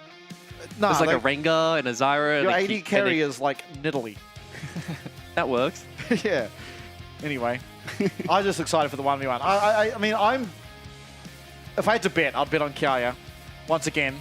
Yeah. He plays a 1v1 lane and he tends to just completely stomp it. But to be fair, whenever top lane is versus 80 carries, in top lane they feed. This is true. They do feed. They're just like, what is this champion? That's why everyone complains about ranged top laners. All of a sudden, Varus top comes along, and you're like, ooh. Yeah, that was... Ooh, I'm not enjoying this. The Locket Varus was a time in my life. Vayne. But Vayne is such a cringe top laner, man. True. Actually, negative aura for picking that one. Yeah. At least, like, 80 Cannon was kind of cool. Yeah. Like, because you're still team fighting and stuff. But, like, yeah, no, you got negative aura when you lock in Vayne. You know Rest, who we just watched on CFO. You might not know this little bit of lore, but in 2023, he picked Kennen. And like no one was picking Kennen in 2023. He picked Kennen and he went full tank. But this was back when Demonic Embrace existed. So he went Heartsteel, Demonic Embrace, and then just full tank. And I tried it a couple times. It is ridiculous. It is so disgusting. It was so disgusting. I just wish they'd bring that back. It was a beautiful thing. Kind of just want to like lock in any champion, like even Silas, and just go like Unending Despair, Fimbulwinter. Yeah, it'd probably work. And it'll probably work. Yeah, you got mana on that item. Yep. Silas is feeling good. SCC? Yeah. It works. Yep. Iceborne Gauntlet if you don't, so it's fine. You can make any champ work. Oh. I don't miss Tank Silas though. That was not fun to verse. Did you play in like Season 5? I know we're bouncing back quite a long way. Do you remember when it was like the meta was Echo, like Iceborne Gauntlet top, and Fizz Iceborne Gauntlet top? Okay, that champion and that build in particular was what I became known for in top lane. Oh. Was Triforce Echo. Mine, I was living in my claim of like the atrocious builds that I ended up abusing. I was living in Korea in Season 8. And that was when Iceborne Gauntlet Victor Top was just the most broken champion in the game by a large margin. Yeah. And I spammed that. I spammed that so hard. I was like stuck in D4 and I spammed that and got pretty... I think I got D1 by the time I left Korea, but... It was casual just... brag? It was, yeah. D1 Korea, that's like... It's almost challenge on Earth. I don't think so, man. I don't. Not as Victor Top with Iceborne Gauntlet, man. That actually is plus 500 LP for fun. That was so egregious. Iceborne Gauntlet actually is kind of the theme of what we're finding out to be the problem. Yeah. Yeah, just a Sheen item that slows everyone. Yeah. It wasn't too much of a problem last split, though. It did literally 0 damage. All right. I've been informed by the voices in my head there's a audio issue, and we're going to a 3-minute break, so we'll see you very shortly.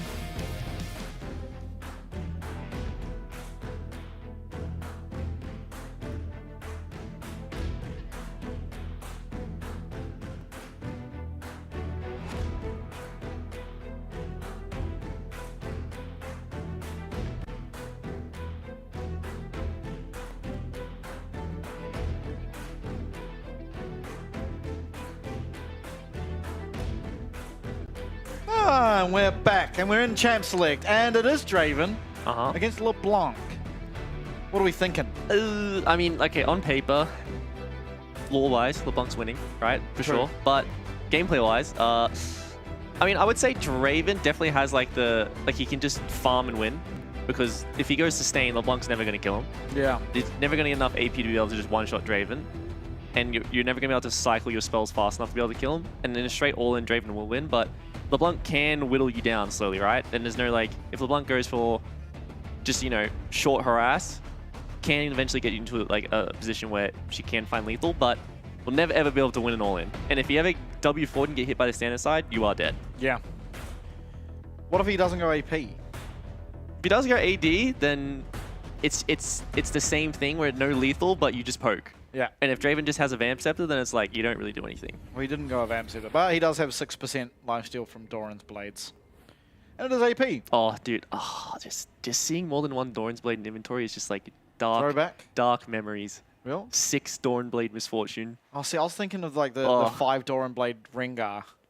No, I don't mind that because it's like that's a melee champion. Like, you're fine. But when you're an 80 carry and you are the tankiest person on the team, but you also have...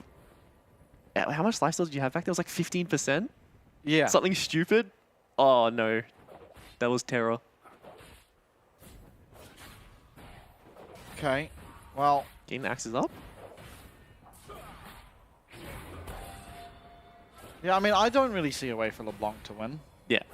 I'm surprised that Kyo went LeBlanc. Like you have to expect the Draven, surely, right? Well, you're going against an 80 carry player. Okay, you also kind of have to think that maybe no one... Ooh, that's a good trade. No one on the side of GAM wants to play LeBlanc, so they're getting it out of the way. Yeah. And if they do find a potential win early on, then sure. Surely Emo plays LeBlanc. Surely. Yeah, you'd think so. I feel like LeBlanc's like one of those champs, especially if you play AP champs, where it's like, oh, I want to have a bit of fun this game. So you pick LeBlanc and then get met with a Lysandra and don't have fun. That is true, but maybe Kiaya knows something that we don't. Yeah. Because right LeBlanc now, does have an insane amount of base damage. Yeah, this is true. I wonder if, like, maybe Erie's better. Like, it's never going to be better if a Vamp Scepter gets bought. But I feel like if the Vamp Scepter is bought, it's just over anyway. Yeah. So... Or even if Marvel just bases and he buys any magic resist. Yeah. Like, if he goes Hex Drinker, then... But yeah, this is just what happens. Any extended trade will just favor the Draven. And then, yeah, you're just going to sustain back up. But now the barrier is down. Kia still has his barrier. Oh! But the standard side... Okay, that was really well played. Yeah. Yeah, I mean... Yeah. The death timer is so long. Ooh. I like that. What's this? Bam! Oh, you didn't get to see it because all the 37s were there. You get like 200 gold for one of those bad boys. And then 2 plates as well, potentially. That's a rich man. Yeah, this... He has a full item. Yeah, there's the... Okay, the magic resist. Yeah, okay. Plus lifesteal, plus a best friend sword. I think the 2 amp tome LeBlanc is not beating full build Draven. I'll trust my gut next time. The LeBlanc pick was not cooking. Yeah, I mean, what do you pick? Probably just Darius. Like, honestly. But it's the same thing as, like, if you land the hook, you can all in, but, like, if you know, right, but you can up, take Snowball. True. Snowball exists in this 1v1. That's what people used to do. That's Has what it I'm been saying. Yeah, the meta, that's Okay. what the meta became, is like all these people abusing ADs, so people just started picking Bruiser with Snowball. And then they'll just fight if they landed Snowball, otherwise they just hit minions slowly. But you see, none of these players got to play the 1v1s. That was a PCS only. Good night. Yep, that was quick. Yeah, I mean, it just doesn't feel like LeBlanc can do a whole lot to Draven, because she has kind of one way to fight, and that's to W onto you. And Draven has one ability that completely negates it. Yeah, and that will be side selection going to... SoftBank. Yeah, SoftBank. And last series, side selection ended up winning the series. Yeah, it did, yeah. So we'll have to see if, you know, that's a continuing trend, but very interesting also if, you know, like teams start recording like what champions each team has available going into the 1v1s, because it's very important, because each team is going to be playing different champions, right? So everyone's going to have a different champion that is deleted and different champions that are available. So if analysts and coaching staff are tracking, you know, this team only has Samira, Mordekaiser, and Rel left. Yeah. So like, let's, you know, blind pick this champ. I feel like they will. Yeah, because like especially when you get to the end of the season, where like every game is like, if we win this, we're in playoffs. If we don't win this, we can't make playoffs. Then it's like, well, you want to win that 1v1, so you get side selection to give yourself the best chance, right? Yeah. Like now, it's not as important, to be honest. The early stage games don't feel as important. Yeah. Yeah, I feel like you have to be recording them. I feel like you should. Okay, so in your opinion, do you think it's more important early on to be picking the best 1v1 champions and securing every single win you can? Or do you think it's more important now to get rid of the bad champs and save everything that's good for later on? Well, I think particularly now, because there's only going to be a certain, like a very limited amount of games, most of the good 1v1 champs will still exist. Yeah. So that's why I feel like Kaya picked that because he thought it would be good. But I feel like you also should know that if Marble's playing, he's probably playing Draven. Yeah. And so LeBlanc just doesn't make a lot of sense. I don't know what you pick into Draven. I feel like Darius with like Ghost Snowball, or like maybe not Ghost, maybe just take Ignite or Exhaust or whatever. But like, I feel like that, at least from the Noxus champs I know, that sounds like the best chance of winning outside of, you know, the LeBlanc, which you guys are kind of relying on him misplaying to win. Yeah. Or maybe Kiai was thinking too deep into it. He's like, oh, you know, they put an 80 carry player, like obviously they're going to play an 80 like Draven. But, you know, he's like, oh, you know, he's throwing a curveball. Like, he's going to play a melee champion. So, like, this is why I'm going to play LeBlanc. Yeah. Surprise, it was Draven. Those mind games did happen a lot. But last year, you could just play any champ. The whole roster was unlocked, so it's a little different. I like this. This is a very cool spin to the 1v1s. Yeah. And it would be ideal if the same player couldn't play all the time. Yeah. Obviously, so, like, it had to cycle. And that would add an extra bit of, you know, flavor. But I think already having, like, that small champion pool of 19 that just gets smaller and smaller. And then, obviously, as we go through each, like, region, like, it changes. Yeah. That'll be cool. Ionia is going to be very cool to watch the 1v1s. Yeah, I agree. But, like, the one thing I think about that is, like, you lose the storyline of this one player has played every single one of our 1v1s and won them all, you know? That's true. Because that's, like, Yi Jung last year was just, like, he lost a couple, admittedly, but, like, he was just, I think he won 6 in a row to start. Like, he just won every 1v1. It was so, and he was a rookie. Like, it was his first time ever playing, and he just came in and won every 1v1. It was so sick to watch. So you sort of lose that storyline, I think, if it's like you're forcing them to swap out. Yeah. Plus, a lot of people probably don't want to do it. You know, and I think if you don't want to do it, then boo-hoo. Fair enough. Boo-hoo. Maybe. But yeah, I don't know. I'm happy with either way of looking at it. Really, I think either's fine. But okay, yeah. What do you think is the best 1v1 region out of the big three? Oh. Because like I'm leaning heavily towards Ionia because we have like Akali, Irelia, yeah, probably Yasuo. Like who's in Demacia? Yone. No, it is almost certainly But Ionia. then at the same time you have like Karma and like exactly like these like Rakan, true. Like boring supports. True, but you've got too many of the good ones. Yeah. Like when everyone's going for like a skillful 1v1, it's always Ionian champs, no? Like you do like Lee Sin or Zed or Yasuo or whatever. It's like almost always. The only exception is like Draven. Because that one's funny because you can catch each other's axe. Yeah. I think it's Ionia. I can't wait to watch Demacia, like Garen versus Jarvan. Lux Garen. Oh, we've poked him out. Oh, he's back to full HP. And he spins on you and presses the Garen button. Do some lore matchups. Silas versus Garen. True. Yeah, I don't know. Ionia seems fun. Yeah. Noxus is fun, to be fair. Like, I want to see more Ambessa. Ambessa's fun to watch. Ambessa won the last one, right? Yeah, against Mordekaiser. Yeah. Very convincingly. Yeah. SoftBank choose the blue side. So far, what have we had? Blue side has won 1 game. And red side's won 2. Yeah. Okay. Not a lot to go off. The sample size. Both side selections have gone towards blue, though. Yeah. So that is what we're favoring so far. And honestly, that could be less about we've learned this and this is what's best, and more of a this is a continuation of last year. Because from the beginning of last year to the very end, blue side was picked like 99% of the time. The only exception is teams that had their own take on the meta, and they weren't really conforming to the champions that were being picked. Yeah. And is it loser picks, or is it just always I believe it's loser pick. Okay. Yeah. Yeah, because wouldn't that mean the first series that everyone who picked side lost? Yes. Yeah, okay. Yeah. Very interesting. Yeah. But blue side was only picked once, or twice. Yeah. So the second game was a red side pick. Yeah. Weird. Oh well. But we'll see what this series looks like. I mean, SoftBank, I mean, they're one of the heavy hitters of the league, undoubtedly. I think, though, GAM is really hard to look past. Just ultimately, they're... I mean, you have Levi, right? And he goes around and, like... He just destroys anyone. Like, it doesn't matter what region you're from. This guy is one of the best junglers. He just is. And very exciting about, you know, even talent and GAM is that these two teams are teams that have shown up internationally against the best teams in the world. Yeah. And like you know that they can perform, they make their own metas, and they can match up to the very best teams and players in the world, which is really exciting to see. And I hope that they continue like having that, you know, showing of strength in the domestic league, and they don't really have like that, you know, T1, where they have a very weak domestic showing and then just go international and just become on like season 10 on or whatever it was. Yeah. Very, very scary champ. But yeah, I hope that they can continue to show that same strength, and then a lot of the teams around them can absorb that.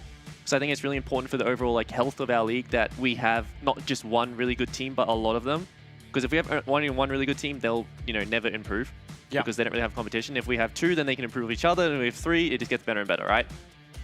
Yeah, I'm also interested about SoftBank because last year, their true carry force in that team was just unarguably Dasher, their mid laner. And he's gone now. And instead they have Fate, admittedly another very good mid laner. But I feel like the dynamic of the team just has to change a lot from that alone. Because going through the playoffs, SoftBank, I mean, you'd have to say they were either coming second or third if you just looked at them on paper going in. But I feel like as it progressed, it looked less and less like they were going to do it. And then Dasher just really switched on and looked really, really good. And he truly was the driving force behind them, you know, making it to Worlds. So I want to see how they perform with Fate and Courage now. Obviously, they lost Forest and now have Courage. Yeah. Again, doesn't feel like an upgrade or a downgrade necessarily, more like they've just got a new player looking for something new. But it is going to be interesting to watch, and especially, I think, for Courage going up against Levi. Like, I know I keep talking about Levi, but this guy, he is just one of the most known players, one of the best players in the world. Yeah. So, like, you have to talk about him.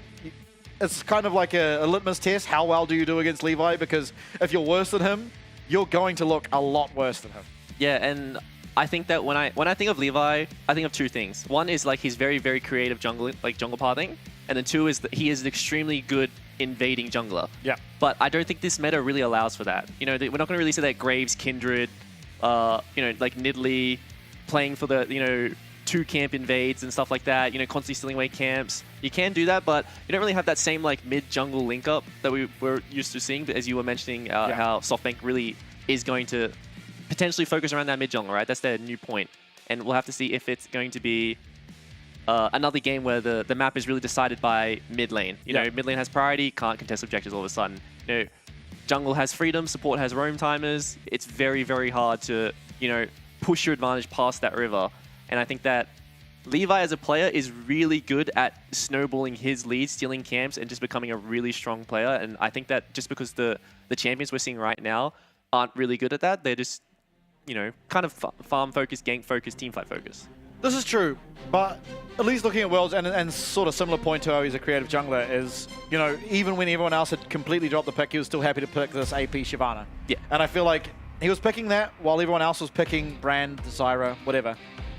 And you can still do that. I don't think anything has really changed about the game enough to be like, okay, Shyvana's just completely unpickable. Do you think we're going to see something crazy first game? Oh, I have to see the bans first, because I feel like I don't think we're going to see anything outrageous, no.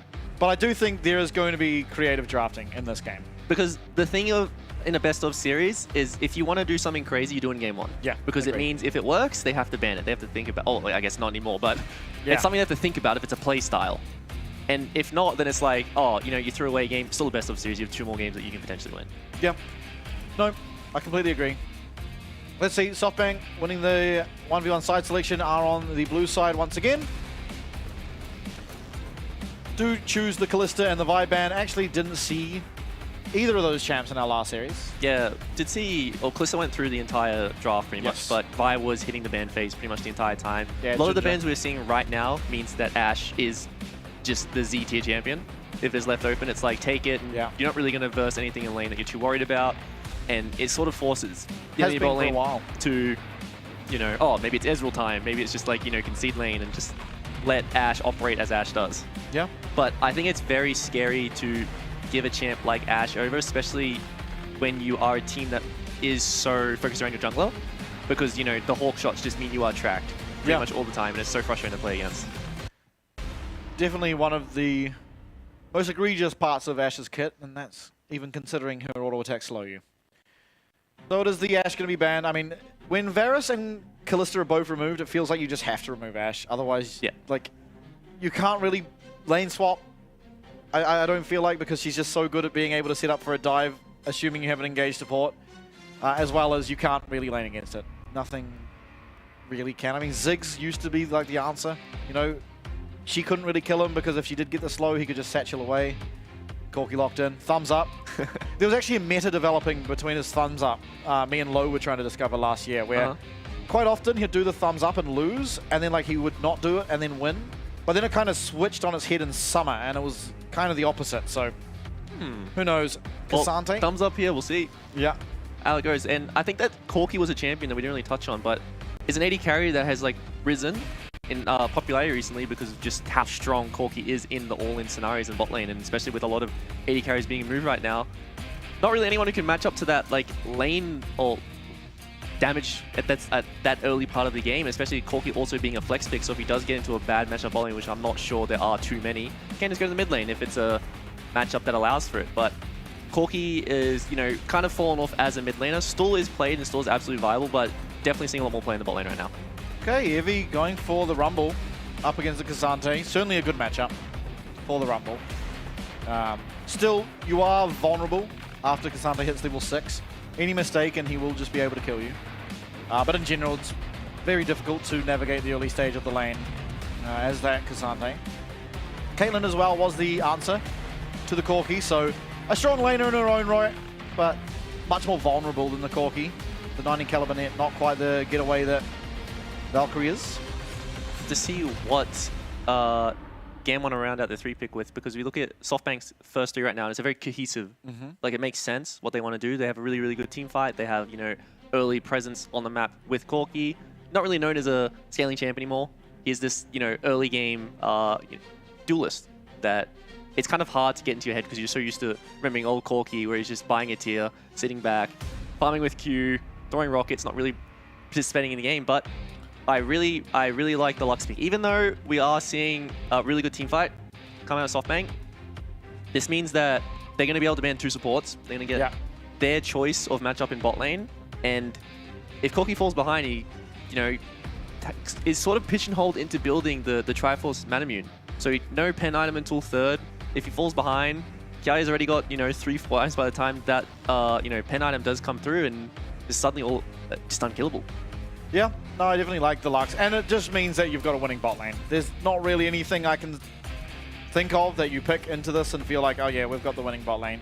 Sure, you can have pressure and gank set up and try and win it through that way, but at least in the isolated 2v2. Which does also open up now Levi to pick something more greedy as well, because you are almost 100% sure you've got a winning side of the map, which feels to me like you can now 4th pick a jungler that's a little bit greedy, play to the bottom side of the map, and then you get the counter pick in the mid lane.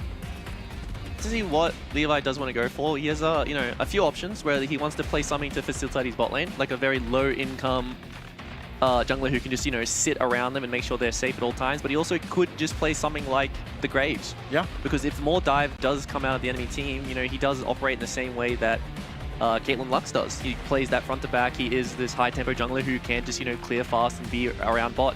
Doesn't have to gank, just has to make sure his bot lane can't be ganked. Yeah. And that's his main job being fulfilled that game. But have to see what he does want to go for. I also don't hate Viego in games like this. Obviously, you don't really see enough information. But Viego is very good against dive champs. You know, just kind of stun them up, and if they overextend, you get a reset, and then you can become that dive champ for your champion, for your team as well. Feels a little risky to pick the Viego here. We'll see though. I do feel like it should be jungle picked up and allow mid-depth counter. I'm just going to go for the Galio, not a champ that feels particularly countered by anything. Also could, in theory, be Galio top, Cassante mid.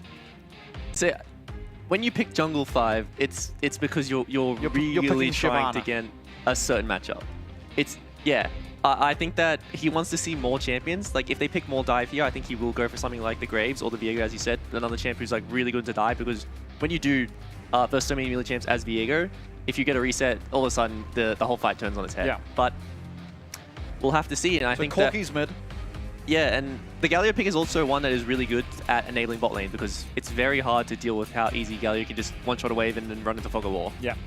And even though Corki is a winning matchup and can, you know, just scale into the Galio and eventually just become a powerhouse into him, he is all he really cares about is enabling his bot lane and making sure they can do what they want to do.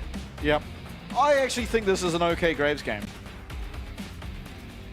Yeah. I wouldn't hate the Graves here. I think the only champ you kind of hate is Corki. I think other than that, you feel pretty okay. Yeah, and I also... Okay, yeah. Kindred, yeah. Yeah, so this is what I think of when I think of Levi. Yeah. It's like this kind of, you know, this is a little O's quote, but the M4 Kindred, like... Yeah.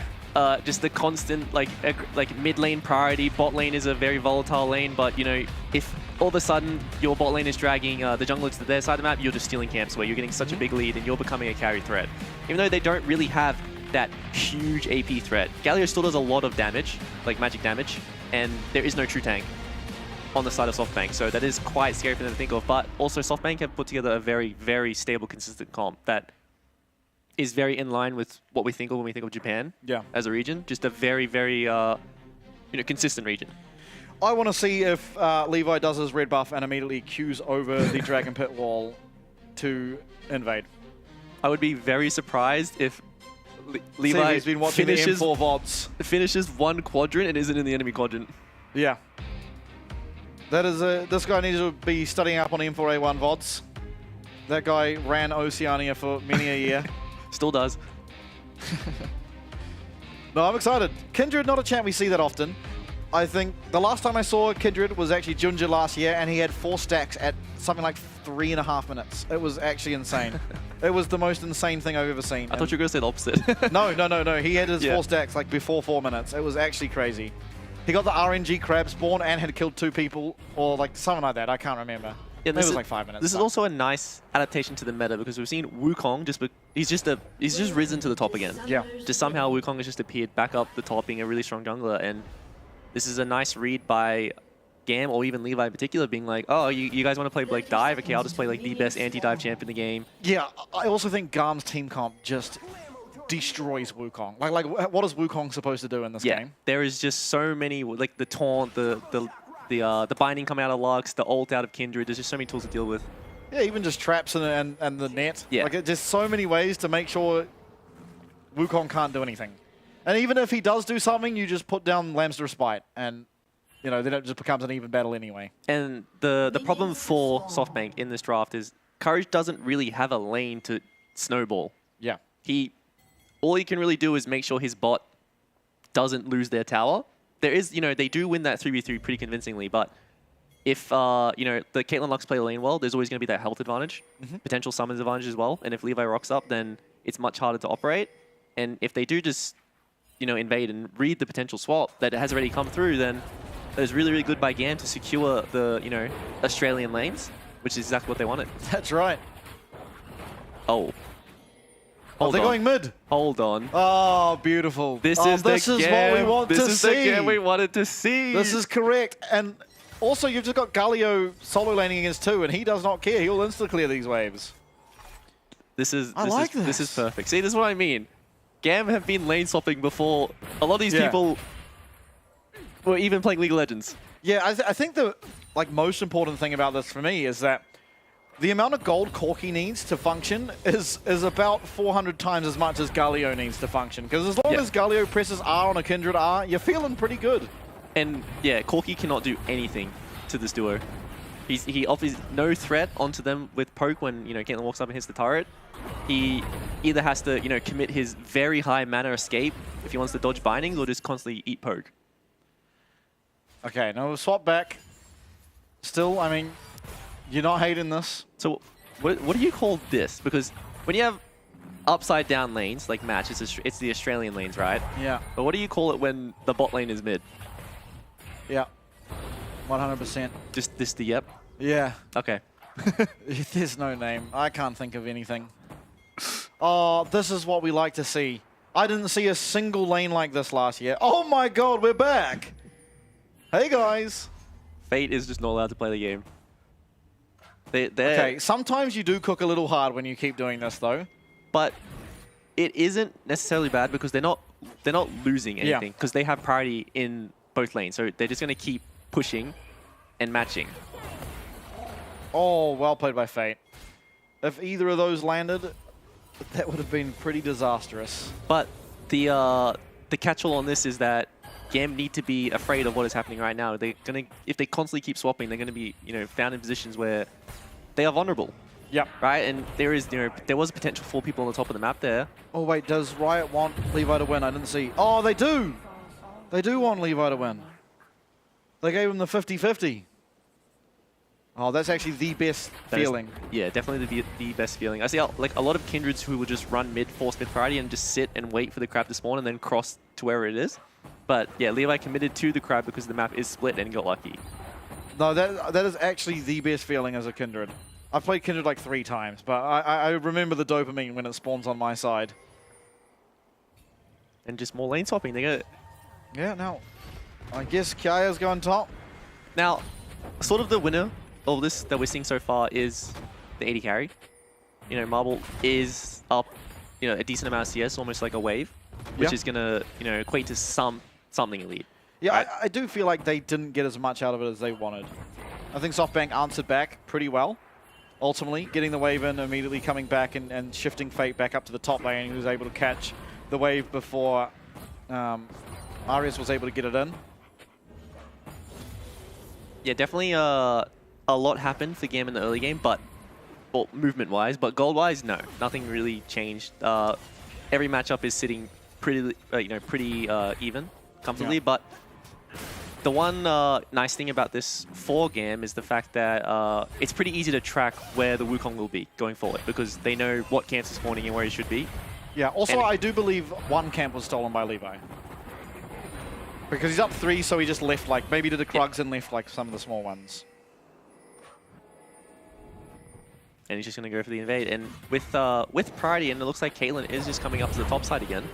They're probably going to... Oh, he got that too. Try fight the grubs, and Courage just can't fight this one. That's the 1v1 is extremely hard to deal with. You know, Kindred is just a really good duelist. Even though Wukong is not a bad duelist himself, it's just you have to commit onto the Kindred, whereas Kindred cannot. Doesn't have to commit. She can just sit at range and just poke you down.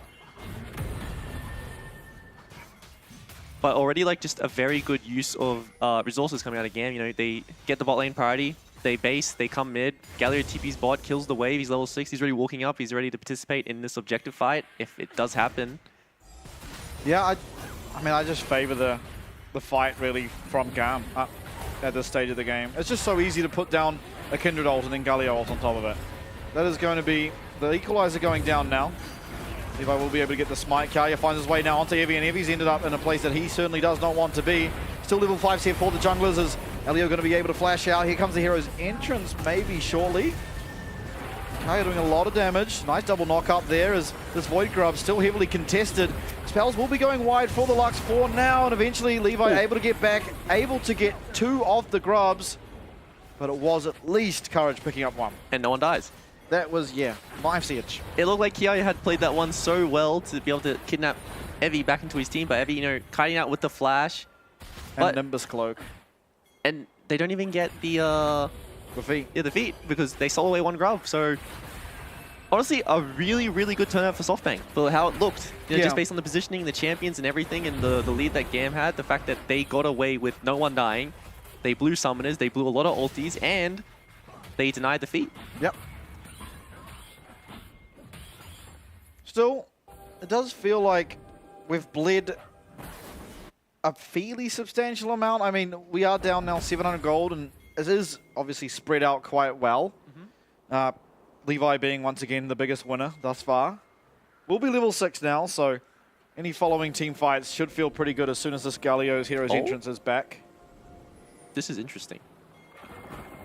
Okay, never mind. I thought we were going to see Fate and Gang like dueling bot lane and just sending Marble to the mid lane to solo by himself, but no, they were just making sure that Fate was getting escorted to the wave, and he misses the cannon. Didn't need it anyway. Oh, he's tilted from having to lane against 2 people. That's not something mid laners have to deal with. Yeah, this is just sort of, it feels miserable as the Corki because, you know, right now you want to be like that 10 CS per minute on the clock because you're laning against a champion doesn't do anything to you. But the fact that he is, you know, he's not even really able to hit that 6 CS per minute mark at this point is like very telling of his power going forward in this game because Corki's not going to be able to just pick up kills randomly. Doesn't have that ability in his kit at all. Yeah. So if he isn't getting gold from the farm, he's just going to constantly fall behind, and then just look at the items that will come out of both tanks on the side of GAM, and it's going to be very hard for him to be a strong champion for a very long time. I think that's the most important thing, right? As well, there's no big winners. The big winner is just GAM for having a Corki that's even in gold with a Galio. Because that's not really something that should be happening. Yeah. And so you're feeling pretty good that your melee range sort of team fighting champ is even in gold. This is going to be the all-out coming through. Will definitely be a kill. Who will it go over to? It will be Kiaya picking up his first kill here in the LCP. And first blood, along with the feat that comes with it here in game number 1. Can I just say how impressive that was for the Fog of War? You wouldn't really see a lot of teams use that, and I think that you only really see it from like the best junglers in the world and how they know where a very like consistent ward is and what fog it would normally show. But the fact they were just sitting on the edge of the minion wave fog so perfectly it goes to show that, like, you know, obviously an analyst on their team or something says, oh, you know, this is the Fog of War, so if you go gang top, make sure you never cross this line. And, you know, they executed it perfectly. Yeah. Claim the bounty. K'Sante now ahead in a lane that generally, I mean, most Rumble lanes you're not supposed to be winning. So it always feels good when you are. This does mean now, especially, maybe less so now, but once this Kanik Recurrent is finished up, that Kiaya will just have prio in the 1v1.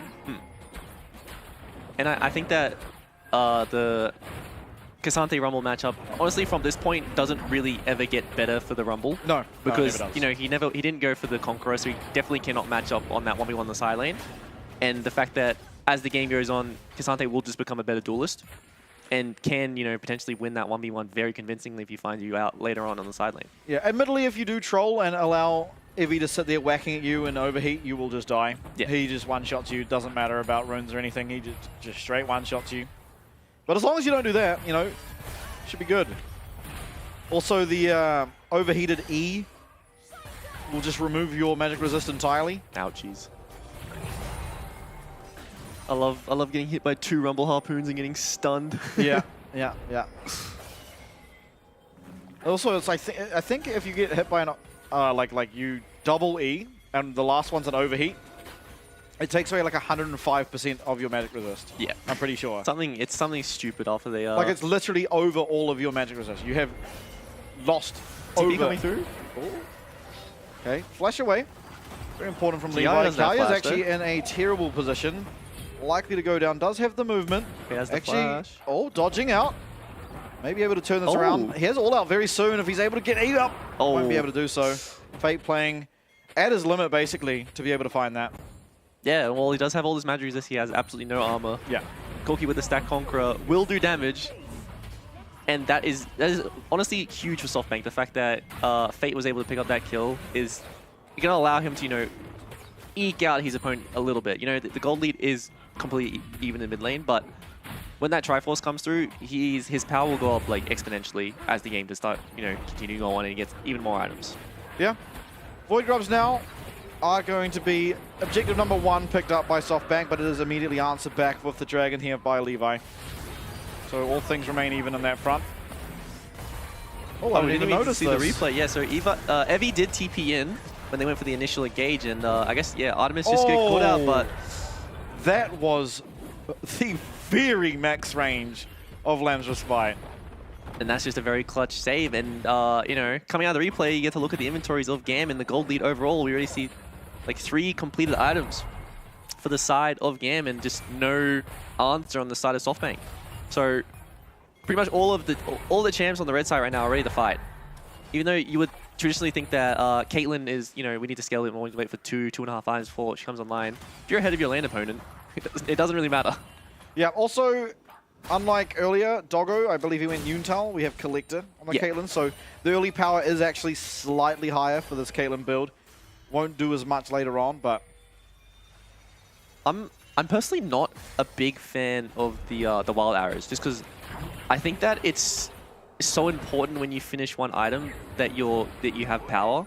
And the fact that, especially in competitive, when you finish an item, if you know nothing is going to happen and you get scale for free, go for it. But when you finish an item and you're just missing stats for a while, it's just a big power dip on already a champion who experiences enough of them. I think that's true depending on your champ. Like, I think on Jinx it's really good because you really like having attack speed and AD, and there's no other item that like offers you at the same. Like crit as well. Yeah. Obviously, the crit doesn't come immediately, but just getting those 2 stats, and you're pretty happy to wait as Jinx, you know?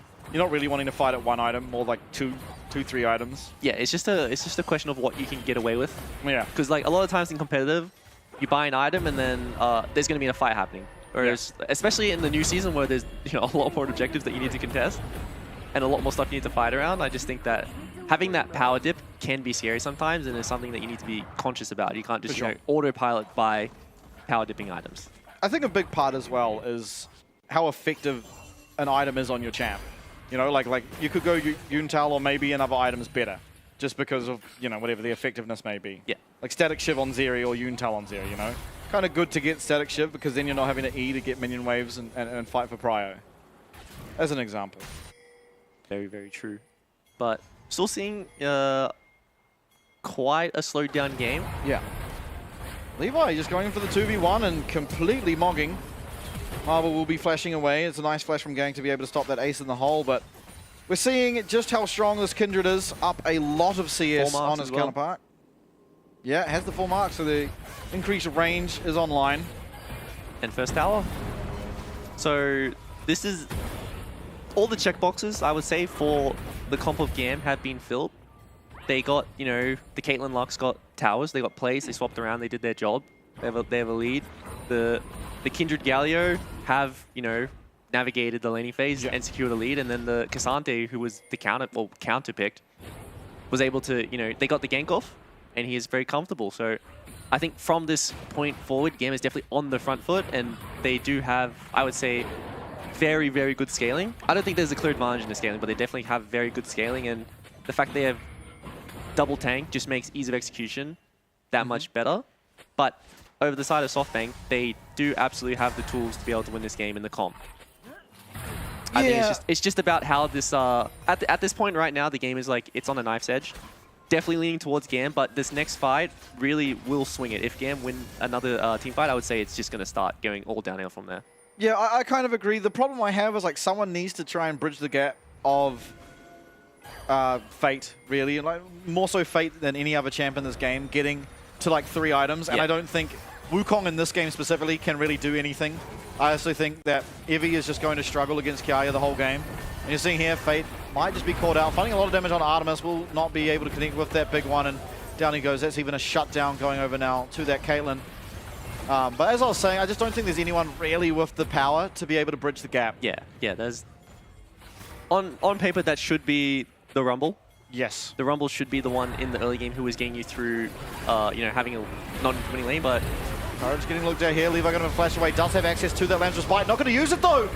Not able to put it down during the CC. Ara's actually dodging out of that 4th shot from the curtain call. Won't be able to give that kill over there to Marble as Evie is going to claim it. And they do eventually take out that team fight win. Ultimately, I guess it's kind of even. Fate dying a lot earlier. But just Levi not being able to get off that Lamb's Respite changes the course of that fight. That's always the conundrum with Kindred. It's like, you want to kill them before they can kill you, so you get that. You try to go for that last auto before you get your ult off, and it just is that margin that is too close. We do see going into the replay. This is the power of Rumble. Like honestly, like in these chokes, they still feel confident to walk up and contest here, and Evie just does so much damage and splits the fight up here. And Levi just got a bit too greedy with his ult, and they have to commit double flashes, and they both fall down, and that's just such a big deal for the side SoftBank. Now they have some gold, some strength to be able to, you know, buy them more time. Yeah, definitely a nice little packet of gold there going over to Evie. I'll be interested to see what he builds second, because honestly, he is the only AP. Kiaya will be building nothing but armor from here on out. Maybe a Juk show in there at one point, but I just don't know that Rumble's really the champ for the job as the solo AP in this game. It's certainly not a control mage, we can say that. Definitely will be extremely strong just because he is farm. Yeah. He isn't, you know, on that 10 CS minute, he isn't on that Chobi level, right? But has a kill, he has a high level, and I think he can get away with building extremely aggressively. I would really like to see him not go for stuff like Sonya's. Again, the vision play from Levi is just so spectacular. Going forward, forces out the winning flash.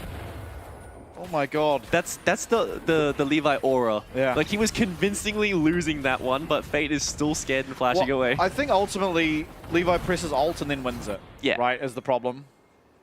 So I think either way, Fate ends up having to flash away. Assuming Levi presses his ult. Trade of Rift Herald for the inner tower. I kind of like that as GAM as long as they don't make any massive egregious mistakes and lose more than one tower. But if you always think about it, Rift should equal a tower. Generally. So trading a tower for Rift is always just like an even or better trade for you. Yeah. Especially if it's an inner tower.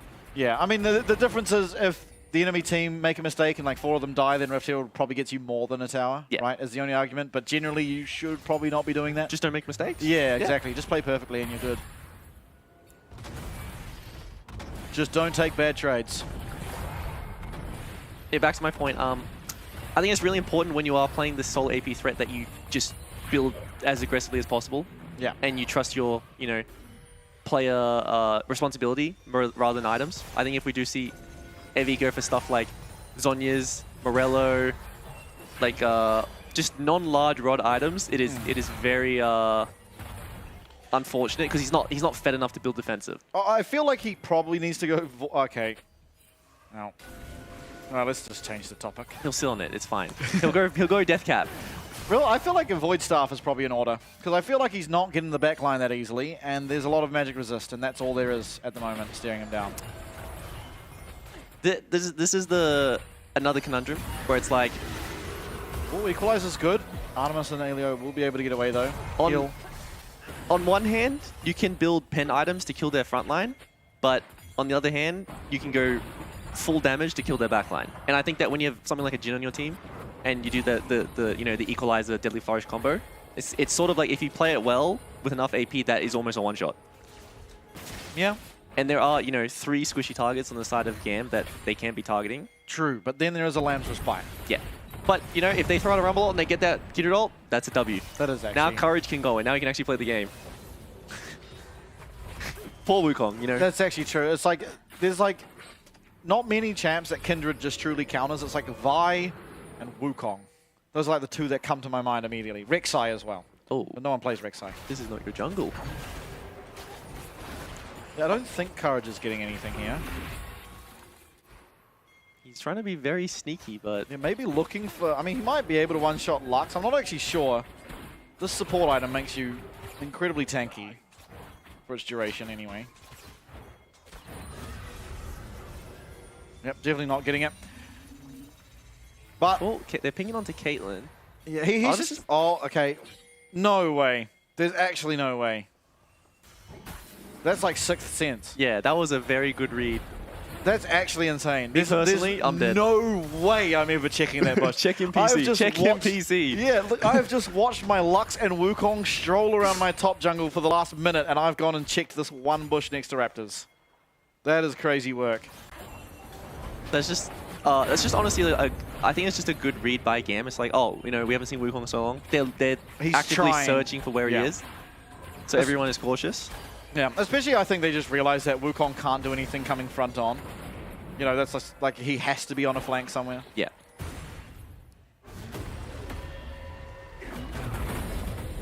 Another day, another non-ruinous Otacon. Yeah, there's no way. Oh, no, our boys in blue will get it done. If it's not a Levi game, then how will it happen? It's the Chiefs. It's the Chiefs. True.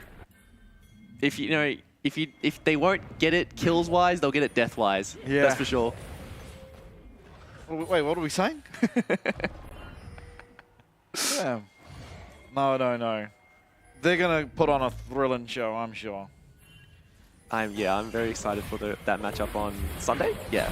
But no, it's tomorrow. Anyway, gang, he's getting caught out. Does have to flash away. Solar Flare comes down, lands on Elio, but he does due to a really nicely timed Mikhails. Wukong trying to find what he can, cannot find anything here. His entrance good enough, as is the Lamb's Respite. Now Fate, he is the one that's in a lot of trouble. Flash very nearly up, but very nearly doesn't count for anything. As down goes yet another flash forward. Actually, Artemis may be griefing, as if he does manage to turn round one. It's Marble who picks it up. Here comes the curtain call, finds one as well. All out still for Kiaya. And Artemis finds a massive teamfight win and then completely sprints it down.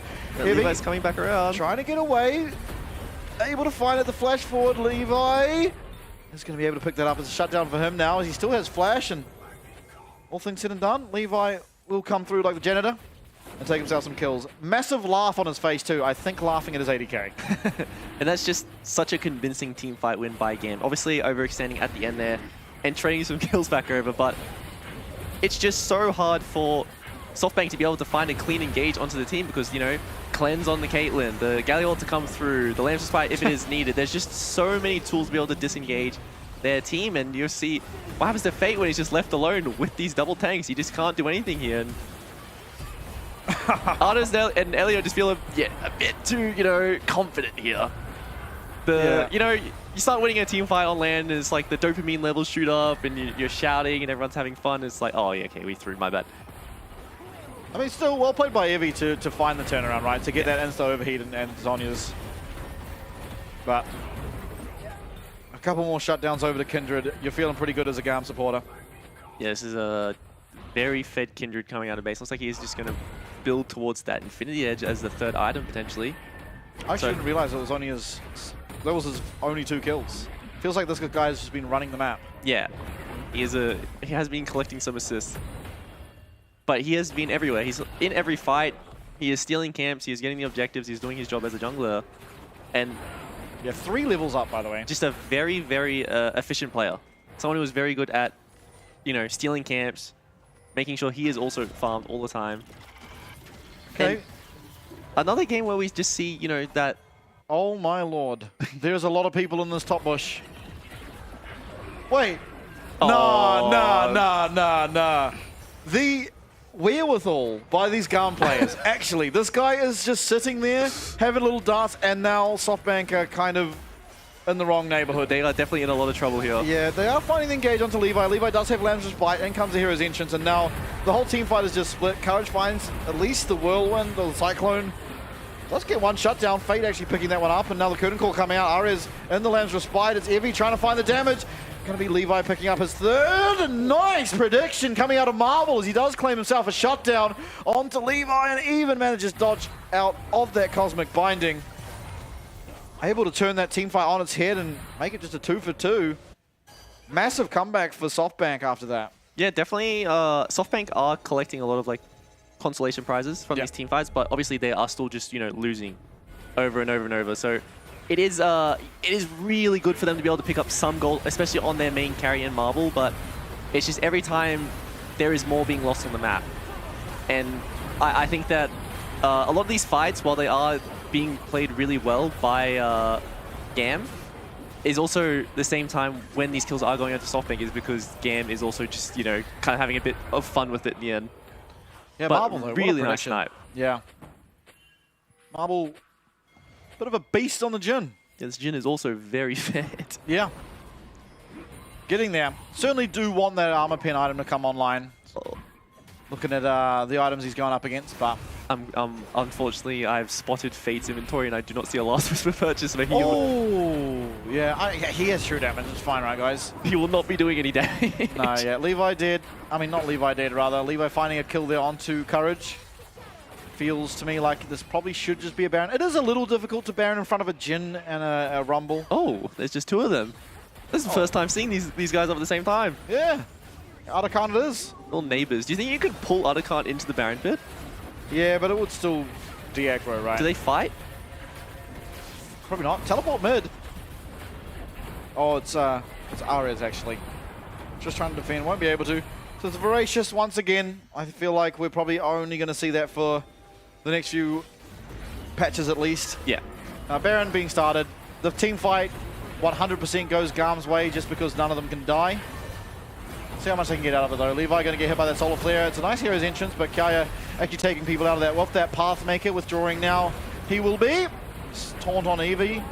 Does he have Zhonya's? He will have it, but this time not going to be able to find anything afterwards. And yeah, Zhonya's against Caitlyn. Everyone knows how that tragic story ends. Yeah.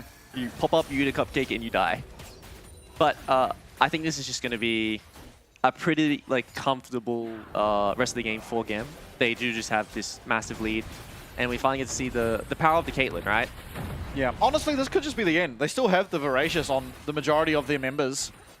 I believe only Kiaya losing it, if I remember correctly. So still can just push down. Yep. Choosing not to, though. Maybe going to look at another lane. It is Soul as well. Hextech? Yeah, Hextech Soul. Sorry, the icon just baffled me. That's not what I remember it looking like. Do go into the replay here, and you know, SoftBank do feel a bit pressure to contest this Baron, because it's like, if they hand this one over, how can they really deal with the siege when Caitlyn Lux is already so dominant? So, you know, they feel pressured to walk in, but I think this is the correct way to use the Archon buff, is you just delay it as much as possible until the objectives are up, you kill it, and then 5 Guardian Angels in a team fight. How do you really do anything, especially if you are losing it? Back to live, looking for a Dragon Steel perhaps, but not really finding all that marches. Kiaya in the pit, actually able to find it. Levi, 1 HP, having to run away, so it's not Dragon Soul just for now, as Kiaya, he's stuck between a lot of people, not really finding a way out. Has the all out. Yeah, it does have all out. Going to find onto Evie. Not likely to make a way out. Yeah, Equalizer will certainly stop him in his tracks. And down actually comes a hero's entrance. Levi arriving here now, though. Fate looking like he's in a lot of trouble. Will get hit by the ace in the hole. In the middle of everyone is Ares. He still does have access to the Voracious. So much damage coming down. Levi flashing forward. Levi's going to find one. He's going to find a second. And he's going to find a third. And GAM will find the fight. Only Evie does remain, as Elio going to be able to get out of there.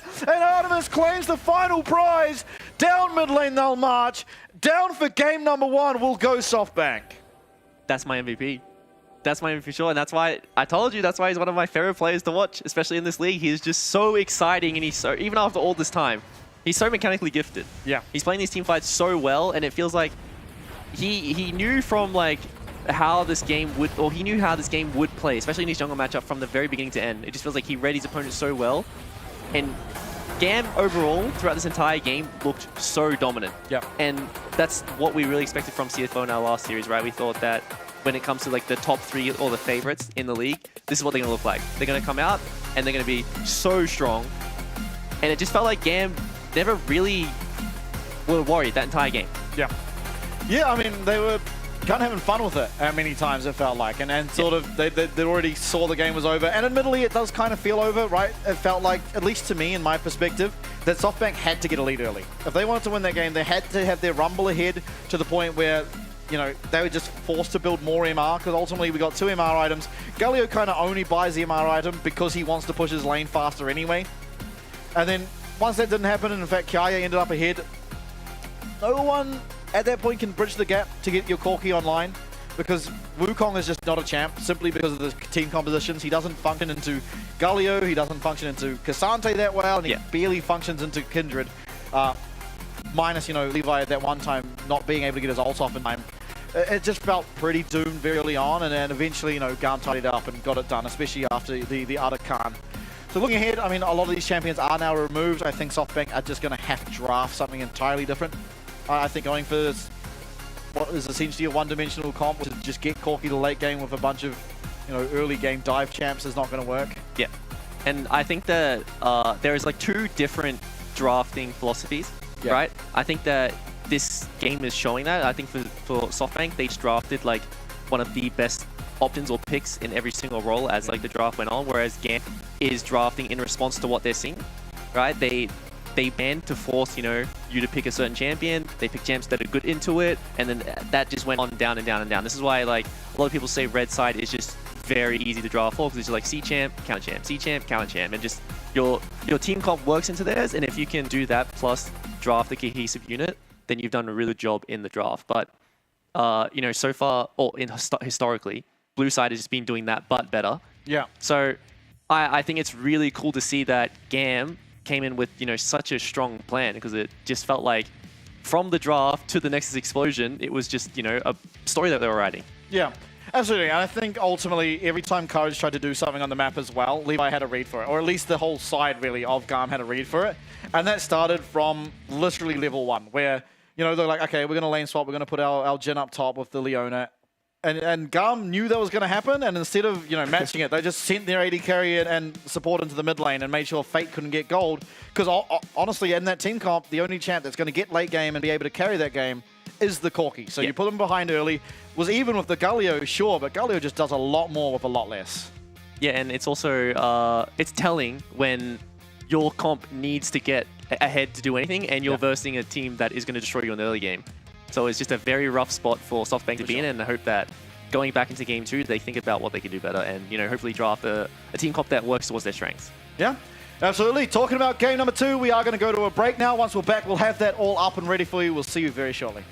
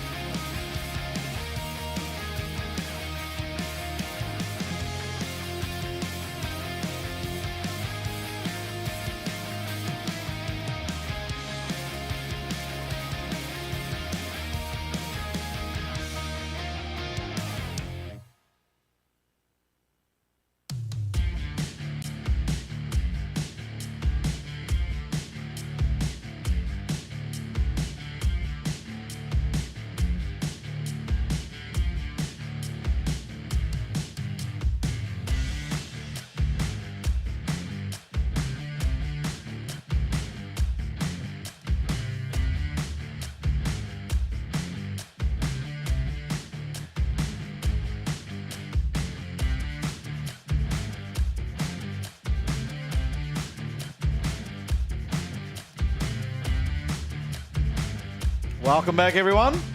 Game number 1, a pretty clear-cut victory for GAM. I think it really did start in the Champions Select. Everything that we saw come out of SoftBank was answered pretty perfectly for the side, and even in the game, I think they identified the threat and very well neutralized it the entirety of that game. Yeah, and I think that being able to shut down what you think is the main playmaking tool, the main like goal generating tool in the early game, in the jungler, is just such a big feat to have as GAM, especially when one of your best players is the jungler himself. So being able to make sure that your quote-unquote like very hard winning bot lane in the Caitlyn Lux is just free to do whatever they want because they don't have to worry about getting ganked, they don't have to worry about getting roamed on by a mid laner because it's a Corki, they don't have to worry about getting TP flanked because it's just non-existent anymore. They just had that free current rotation around them, or constant rotation around the map, just get plates, bully anyone that they ran into, and scale for free. Yeah, we'll see what happens here in game number 2. I imagine SoftBank will probably choose blue again, just because that seems where everyone's going. So far, 3 wins on red side, 1 win on blue side. And, I don't know, red side has seemed to have the better draft almost every single game. Yeah. And, I mean, it is just easier to draft on red when no defined meta has been established in general. Yeah. Where there's not like, okay, this champ is clearly Z tier, if you get it, you almost instantly win, and then the other team is just forced to ban like 3 champs against what you want to pick. So far, doesn't feel like that has been established this year yet. Yeah. Although the meta is awfully similar, as you touched on like before we even saw a game. It is generally, we're seeing similar stuff to last year, outside of maybe the mid laners. I think we're seeing a lot more variety in the mid lane, have some control mages in there, as well as we've had AD carries and now Galio as well. A lot of variety, but nothing sticks out as being OP. Over the top. Yeah. And I think it's definitely nice that the variety is back, but also a downside is that the meta is just feels so similar to what it was last season in Season 14. And going into Season 15, we are just playing a very similar game of League, and that might feel stale to a lot of people, but I think from a viewer experience, the fact that there is just more stuff to fight over, there are more objectives, more important like things on the map. You know, it's not just grubs, wait, Rift Herald, AFK for like 15 minutes, then Baron dies. Yeah. It's just constant objective.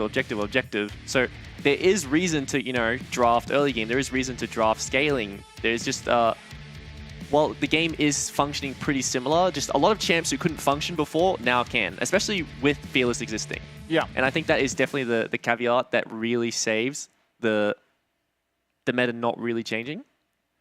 Yeah. It is that Fearless exists and just removes a lot of these champions. Like, no one wants to watch Renekton vs Cassante for the 5th time in a best of series. Yeah, no, I completely agree. I feel like it does add a lot more variety and a lot more excitement to the games. And I think the games so far have been very exciting, right? Even in the games, like my last game that felt pretty one-sided and felt like it should just be a GAM win, the team fights were ultimately very close. And a lot of them came down to split-second decision-making that turned the tide, like that last team fight. Levi quickly flashing over the wall. Yep. It looked like he was in a very, very peculiar spot. Flash over the wall, picked up a triple kill. It's like those decisions made the difference, whereas in the past, I think the champs and the comps were so worked out that it was like, okay, we know exactly how to play the fights, and so just nothing would happen for so long. Now there's a lot more uncertainty because we're seeing a lot more variety, that teams don't know exactly how to play against everything. Yeah, and I think something else is takeaways for SoftBank in that game is, you know, stuff that happened post mid-game is probably just like, you know, the goal lead was a bit too much. But you're looking at what happened in the early game, I think that's the crucial stuff, because you remember that first grub fight, before we do talk about the draft, it was so close. Yeah. If that went towards them, if they got any kills, they got anything more, that could have been a very different game. And maybe they think that if we had one different champion, maybe if we didn't have a Corki, maybe if we didn't have something less you know, scale heavy in the early game, we would have won that skirmish and it would have been a very different look for that game. So have to see if SoftBank do want to go for a more aggressive, because we have seen so far every single game that a team has lost, they pick more agency, they pick more early game, they pick more CC, and it just ends up getting to a point where game 3 was every role has something that can, you know, function in the early game. Yeah, we'll see. I mean, a lot of it I feel like did come down to just how well GAM played the map from level 1. I think just a superior look. You know, one team was just lane swapping to get themselves a more favorable matchup. The other one was lane swapping to actively put the person who needs gold behind. Yeah. And generally, it's that sort of proactivity that gets you ahead more so than the, okay, our champ's a bit early. You know, you were targeting someone specifically for a specific reason. And it's also, it's just so, it's very scary to verse a team like GAM because when you watch like major regions and you see what they do, it's like, oh, okay, this is the scenario they've been in 100 times or thousands of times, and this is what happens. But then you verse a team like GAM, and it's like, they are the ones defining their own meta and their own lane swaps, their own comps and stuff. And it's like, oh, okay, their bot lane's mid, like, how do I react to that? Like, what's the correct play to do here? And you kind of pull yourself out of that comfort zone where you're just, you know, in autopilot, and then, you know, your cup might start overflowing. You know, you can't really operate as well as you want to as a player in these high pressure circumstances. Whereas GAM, like, oh, we practiced this so many times, you know, this is the meta now. And we might even see other teams in LCP start adopting this, you know, mid lane duo that we have been seeing to really punish these counter picks. Yeah. Okay, talking more on the draft now, as Marble has picked his Misfortune. He's always been very good at this champ, so no real surprise to see it come out. Jax blind does say to me it's probably going to be a tank Jax. I think that is just a thing we're going to see now. A lot less exciting than damage Jax because you never get to see when he like flash E's into a 4-man and just one-shots everyone. I think it might be a carry Jax. I think Kiaya just picked it straight up because the Rumble is gone. And when you think about what Evi's pool is into Jax as counter, you're thinking Kennen and then just a tank. Yeah, right? I guess. Which is it's a pretty good matchup, but like as a Jax player, if you're a Jax main and very comfortable, you don't really mind that. Yeah. And I think that, you know, you do have that tank Jax potential if you do verse the Gragas. But I am excited to see Marble's Misfortune. Yeah. I think that Misfortune is a champion when played well. I definitely do lean towards enjoying the crit a lot more because I think you have, you know, more agency. I think if you do go for the lethality MF, you're just so reliant on those bounces, so reliant on your ult doing what it needs to do. True. And if the enemy team has any mobility, it's just so hard to be consistent. But yeah. Yeah, I think it partly comes into play their team comp and then yours as well. If you have a lot of lockdown, then, well, may as well go the lethality because you're almost guaranteed to hit at least one meaningful ult. And sometimes that's all that really needs to happen to swing the balance of the game. And Bessa locked in, can go mid, can go top. I mean, in theory, could go jungle and have a Sejuani top. That's not as likely. Actually, no, on Evi, it's actually fairly likely. This guy loves to pick, you know, the unconventional tanks and top. Not often you see Evi pick something that is unconventional that isn't a tank. The Rek'Sai being one that sticks out to me. Even when nobody else was playing top Rek'Sai, he still kept to it a little bit. Could also be the Ambassador going towards the mid lane as well. Yeah, that's right. Yeah, it could go in all 3 lanes in theory. So they are still, you know, I mean, on paper they are holding 2 flexes right now. Yeah. So it is quite hard for GAM to really pick a lane that they want to pinch. But the main thing that they want to get away right now is AP gems. Because regardless of who's being picked, they know that Evi's pool has been pinched. The only AP champ he really has left is the Kennen, which isn't particularly strong right now. But if it's not that, you just ban away some mages in mid. Yeah, I mean, what stands out? Aurora. Okay, yeah, I forgot that champ exists. Let's get rid of that thing. Get rid of that thing immediately. Maybe to the second ban phase. That's a new one. Yeah, actually. Aurora is so egregious, but it's gone. Lilia taken away here from Levi. Honestly, not as pinholed into going AP here. Jax at least does offer a fairly consistent amount of mixed damage. As well as you still have your mid lane open and jungle, both can go AP. Now, will Levi get 5P again?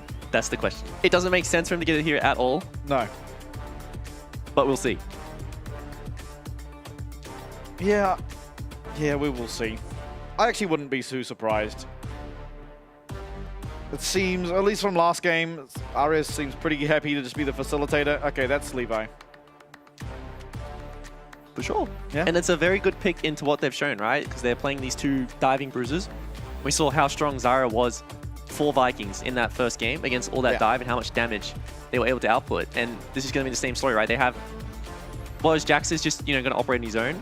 The Jinx, Braum, and Zyra do function pretty similarly, right? They want to be kiting back, and if they do find that one reset for Jinx, then all of a sudden the fight is very, very hard for SoftBank to operate in. And, you know, they're recognizing that. They need to, you know, either commit to dive and pick these champions before, you know, they can get peeled for pretty much, or, you know, adapt to what they're seeing and, you know, draft something else. And so far it looks like they're going all dive. Yeah, and I think also a good Zyra pick for the reason that Leona's banned from being played last game. And, you know, out of every support, sure, there's other engaged supports. Leona does by far the best into these mage junglers, the likes of Brand, the likes of Zyra, just because she can non-committal engage on them. Just throw out the Solar Flare. If it lands, everyone can jump on the Zyra and kill her before she gets her abilities off. If it doesn't land, oh well, we'll try and do it again in 90 more seconds. And I do like that they have picked more engage, but it's not just, you know, your classic engage, right? It's champions who can go in and get out pretty comfortably. So I do like both drafts. Obviously, I'm going to give GAM the favorable matchup, right? Just because they do have the Renekton again to really deny any of that like skirmishing that happens in the early game. Just because how powerful he is and how, if he does play that lane well, how much he can just nullify any of these skirmishes that do happen on the side of SoftBank. But I also do like the fact that SoftBank do have two really strong side laners. And I think what this game is going to come down to is which solo laners are able to get priority on the sides. Because once again, if SoftBank is able to get priority on the sides because their solo laners did well, then they can look for these flanks. They can find these engages. But if it's just going to come to that front to back, it's just going to be the same story we saw. Yeah. And I think, honestly, this game feels good for GAM in the sense that early game, your Renekton into the Yone is really good, and I don't really know how Ambassador and Jax interact. I feel like it's not the worst for either of them. Yeah. But then later on, you just switch those roles around, right? You just put the Renekton up against an Ambassador, not to fight her, but just insta-clear a wave, and the Jax just, bit by bit, gets stronger and stronger and stronger than Yone, and Yone really struggles to deal with that champion. And so I think, you know, you've got the best of both worlds where you can just lane match up against the Yone with the Renekton, who is much stronger in lane than the Yone. And then later on, when it comes to those side lanes, you can just put the Jax against the Yone. The one benefit for SoftBank is they have the Sejuani, which means that all their 2v2s should be winning very convincingly.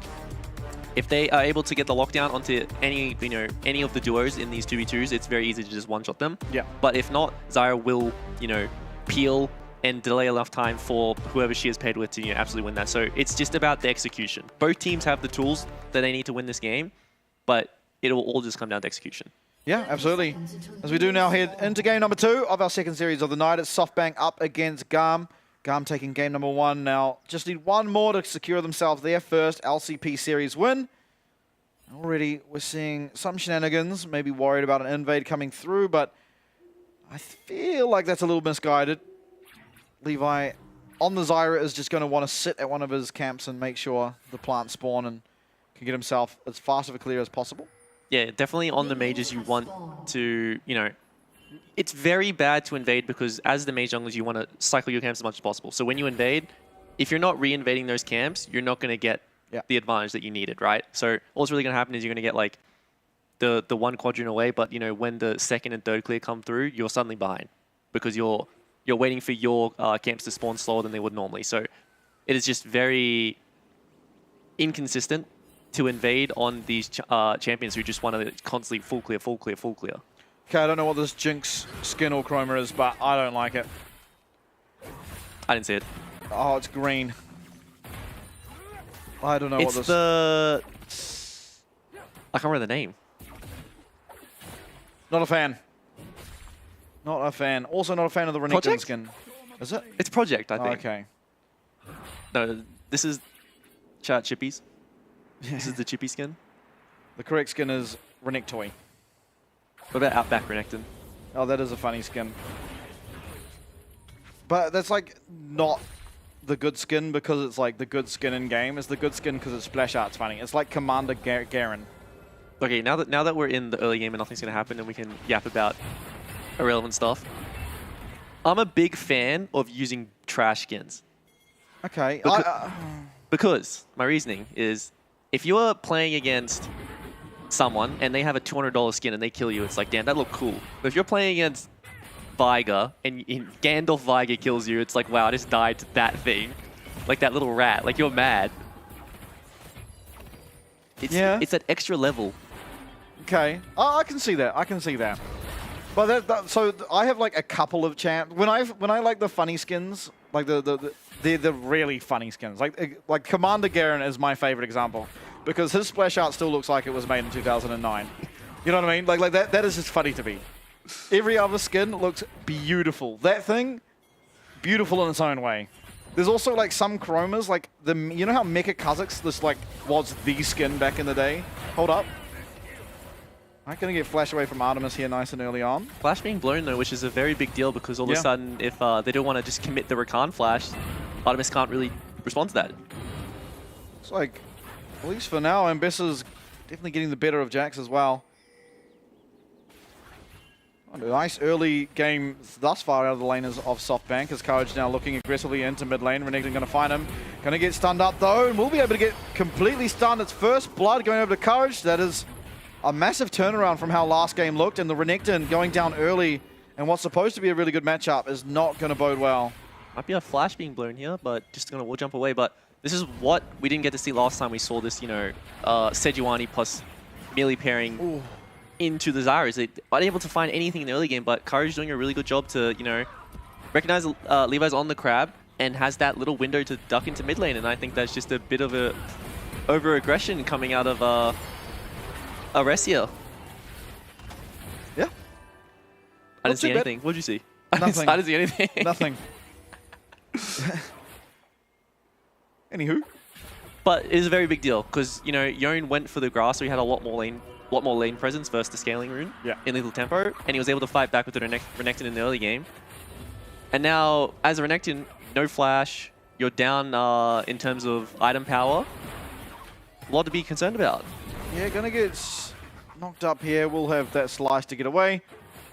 But yeah, definitely a very good start here for the side of SoftBank. Much better than last game. They are still relatively even in gold, but you know, there is a lot more they can punish now. Only Courage missing the flash, whereas Ares down a flash as well as Artemis. Certainly angles to punish going forward, you'd have to imagine, or hold up.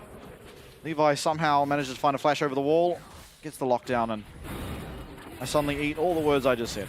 Yeah, just a very nice flash gang. Actually, Levi was just sitting over the wall, went for the flash route, and it's just a very nice setup, as we'll see in the replay. He's just playing around mid, he sees the wave, and he just, pretty much just executes straight away as soon as that stun lands, and it's just nice. You know, trigger finger. Yeah. Being ready to execute when you need to. And that, you know, completely swings mid lane back in favor of GAM now, because you look at the inventories and there's a pickaxe. Yeah.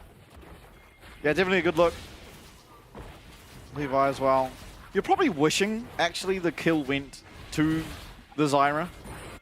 Like, if you can get the Leandries online really early, it becomes so oppressive. Also surprising you went Haunting Guys. Not many people on these AP champs go the Haunting Guys as their first item, preferring rather the Faded Ashes. Yeah, definitely. I think that GAM as a team prefers combat power over like clearing speed, for sure. But yeah, Levi is already level 6, but if the lockup does land... No flash available. He is going to get... Oh, narrowly out maybe. Evo's going to follow. Is only level 5, but should be a kill going over. Marble going to be able to secure that, and Levi getting far too aggressive. No follow-up available here for the Renekton, and with that, should just be the first grubs going over now to the side of SoftBank. Kia did have a lot of free time with that bot lane turret though, so assumingly he picked up 1 plate, maybe 2. They're still going. That is, you know, 3 grubs going over for a couple plates. Really depends on how Evie can play this 1v1. It's so important, especially when like your side laners get that little advantage, that they are able to snowball on it, right? Because, you know, Kia now has that experience lead and the tiny gold lead. He's 20 CS as well. Yeah. And this is just, you know, Levi not having flash. And the fact that Evie was here. I think if this was a 3v3, like, Levi's obviously just walking this one out, and now GAM would probably just win this, just from the experience lead. But Evie decided to sack himself and roamed up, and it was just a really, really good execution by him. But we'll see if he is able to convert that into, you know, nullifying what is happening to him right now in his 1v1. Very nicely angled bullet time there. Chunks out Artemis for the vast majority of his health. Gonna maybe result now in Marble picking himself up some plates. Is out of mana, but generally, Misfortune auto attack should be more than enough at this sort of health deficit. Does look like it's gonna be the damage jacks though, so you're very happy. No ice spawn. Oh, nice. Oh, I feel like you shouldn't against, like, you're probably going to end up laning against the Yone, and against the Yone, if you just go damage, you'll just straight kill him. Yeah. It's just so impossible for Yone to do anything. His trade time is like around his E, but his E's a lot longer cooldown than your E, so...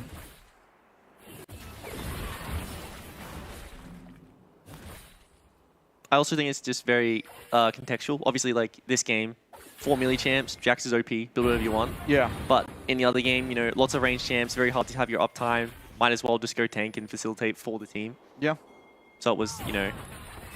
One difference we were also seeing this game in comparison to the last game we saw, the Yone versus Renekton, is the last Renekton went for press the attack into the Yone. Yeah. So it was actually lethal tempo versus press the attack. So definitely just a different look from a different interpretation perhaps between both of these mid laners and earlier in the day. Not sure why. I mean, we'll probably see this matchup again in the split, and we'll see how it develops. It's just all about, you know, trading whether you want the scaling or you want the early game. Yep. What is more important to you? Because you look at their team and it's like, okay, that's a conqueror game. They have so much melee, you have so much uptime. Makes sense. But, you know, sometimes level 1, level 2, level 3, you really want to like make sure you win your matchup, so you just go for the stronger keystone.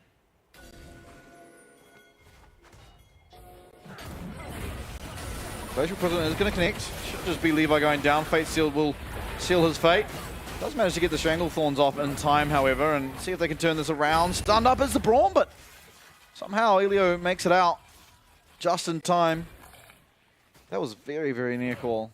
And this is nice to see by SoftBank. It's just when they walk in with this, you know, Sejuani not being off cooldown, they do it as a team.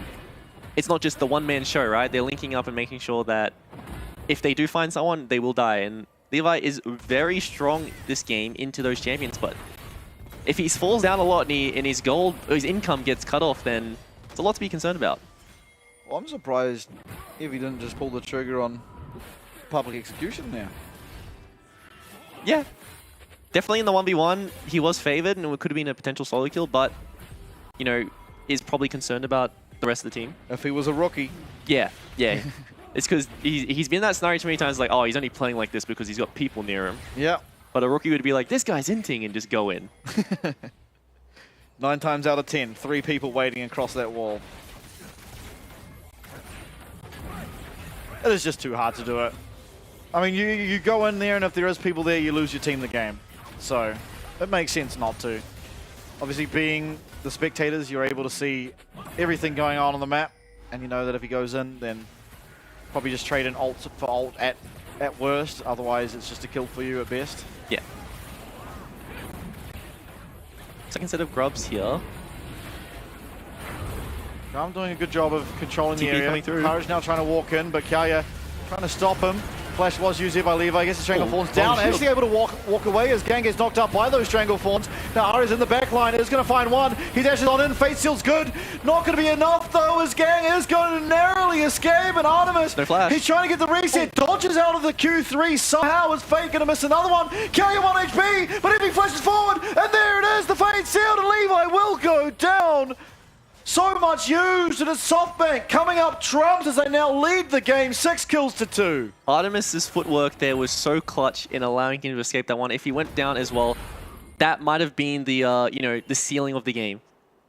Not going to be game over, but going to put SoftBank in a position to be able to, you know, really win this game comfortably with the amount of lead they had. But a lot committed onto killing Courage here, and the fact the wall was the wrong direction meant the bullet time was doing so much damage there, and Courage lived for so long and was able to get a stun off and so much peel, but Fate was just doing so much work in this team fight. You know, we get to see on the exit here, he does land the Fates onto Levi as well, but if he was able to get Artemis here and then also kill Levi, it would have been a very, very, very good showing from himself. Unreal footwork by Artemis. Let's see. That's a lot of gold now for SoftBank. Should give them a very favorable time in this game, at least for the foreseeable future. And they do, you know, pretty much everyone on the side of SoftBank has 1 item completed. And this is a very different story of the, you know, dive versus peel comps, right? Now the dive team, which has a lot more agency in the early game, is getting the lead that they should, with all the tools that they have presence on their team. And the fact that Levi is that solo AP threat and he's been falling down so much in the early game means that the damage is just not really going to stick when these items start coming through for Courage, you know, for Evie, who's also going to be quite a tanky champion. All right. No teleports available. Kaya has a pretty big job trying to navigate this one. Doesn't actually get the counter strike off, but looks like he should be able to just walk out now and find a stun on the way out for good measure. Fate, however, picks himself up 2 plates. Still going, looking to get himself another. Yeah, it's just really comfortable side lane play. They have the stronger 3. They're going to be able to do whatever they want running around the map. Levi's just going to try pick up any scraps he can, whether it's stealing camps, you know, securing some form of control on the map. But Evie being chunked down extremely low. Will the plants be enough to do it? I mean, I don't No see TP. a real way out for Evie here. But the ball lane is coming. Levi could be in trouble. Oh, public execution going to land. A lot of damage as well coming out from the Eclipse. Levi definitely going to go down. Not able to find it. Evie landing that public execution gets him out. Very, very well played by the side of SoftBank. And GAM certainly faltering here in game number 2. Still not over for sure. 2K is the goal difference, but a lot of scaling can come through, and as the game progresses, this Jax just does better and better in the side lane. As you see, Fate still coming through. Artemis looks like he is just completely gone, and down here we'll go.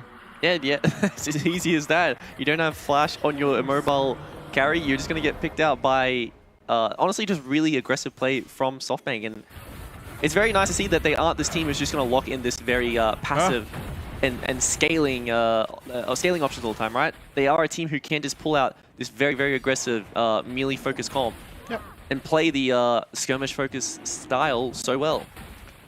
Ilio just hit the minion solo queue. Just really, really wanted to defend that tower, but then realized he was a solo Brom. Definitely don't want to count GAM out of the game because they are such a star-studded roster. They do have the strength in a lot of their champions, and if they are able to scale, they will be able to match up to the power that SoftBank has. But so far, everything that you needed from SoftBank to be able to win this game is being ticked. They do have the the winning side lanes. They do have the goal lead that they needed, or like the map presence lead that they needed to be able to walk around the map and find these picks. And everyone who needs to be strong is strong and will continue to get stronger as the game goes on. Yeah, absolutely. Importantly, I think Kaya now over that hump. You know, lots of champs have that hump in the mid game. Jax just desperately pleads to get to his Triforce after the first 3 levels. Very, very strong early, and then falls off quite a bit. But now should be pretty comfortable against whoever he is against in the side lane. Also, Courage yet to finish his jungle item. The nature of being a Sejuani against a Zyra. And look at the scores between these 2 junglers, by the way. 0-4-2 for Levi and 2-1-4 for Courage, but Gold essentially just dead even. Yeah, definitely not huge amounts of gold besides the 80 carry position, but also I think this is probably the closest that we would get to Ruinous out of any game we've seen so far. Yeah, I think game 3 of CFO Vikings had like 15 kills, and we still didn't see it. Very true. So, but still, more kills to come, perhaps, as GAM seemingly shaping up looking for a fight. Maybe not. Riftfield will go over. I believe this will now be the upgrades. Yep, that sounded like the sound. Or one of them. Should be for SoftBank. Okay, walking up from bottom lane is maybe a dive. I don't feel like Renekton should be that killable. Does manage to get the Dominus off. Fate still does go completely wide and trying to find the damage. Can he get the Call of Meek off? Yes, he can. The damage onto his Courage. Not quite enough, and no one's here to back up the Croc. Very well played to have survived that and almost found himself a kill. Now Marvel's going to have to flash away. Loses the cleanse as well. Big win for GAM across the map. Yeah, Rexer played that one pretty much as well as he could, baited out as long as possible, saved his flash to, really try to get the enemy to overcommit to diving him, but fortunately just not enough damage to take out Courage there, and then the fact that Marvel lost both summoners as well, probably not going to be punished when you look at the champions on the side of GAM, but going into this next team fight is just something that he doesn't have. Yeah, absolutely. I wonder if we're going to see Hullbreaker Jinx. I hope not. Just the fact that Artemis is just so behind the clock in terms of items, he really needs to be building as much damage as possible. Ah, Crit Cloak, we're not going to see it. Weak. You are seeing the Hullbreaker here, though. Yeah, we are. That has already been picked up. I feel like the Hullbreaker now is more egregious than it used to be. The fact that you just like do extra damage to champs. Maybe that's just me. But the fact that 80 carries are building it suggests something's up. It's because there's too much damage. That is actually true. You actually need desperately a defensive item. It's like, well, this does a bit of damage. Health. It's very telling when 80 carries build Hull Breaker over Shield Bow. Yeah. Yeah, well, which is supposed to be the defensive range item. Yeah, it just sucks, Shield Bow. Well, as soon as they took the lifesteal off, it's like, I don't know, it just feels terrible to build. Okay, 4 people down bot. Rift Shield also being used. SoftBank feeling very comfortable. Forklift license, yep, acquired. Will be able to secure themselves that tower. Won't be looking for anything more though, as Dragon is spawning now in a mere 56 seconds. Evie winning pretty hard in this Renekton versus Ambessa matchup. I feel like at this stage, Renekton has no hope against the Ambessa. You probably just need to clear waves. Yeah, if outside of the pure all-in, Renekton is just going to constantly lose his health. Like, Ambessa's quick trades and the fact that you can just disengage and engage at, you know, your own choice is just so hard to deal with in the 1v1. But in the pure all-in, it's probably going to be favored towards Renekton just because he does have the experience lead and Dominus. And people really, Conqueror. People really underrate the amount of stats you get each time you level up. Yeah. So he's just, you know, yeah, very strong champ. And the fact he has Conqueror is just a lot more stats. Oh. I also feel like Kaya probably wins this one, but he is unsure of the location of the rest of SoftBank and pretty wisely doesn't queue forward there. Levi is getting hunted right now by SoftBank. Does have the flash though. Okay, going to be blocked up. Doesn't matter. Bullet time coming through. Does get the Zonias away. Is it going to be enough? Should he get the Strangle Fawns? Yes, it's not too bad. Actually, it's very massive.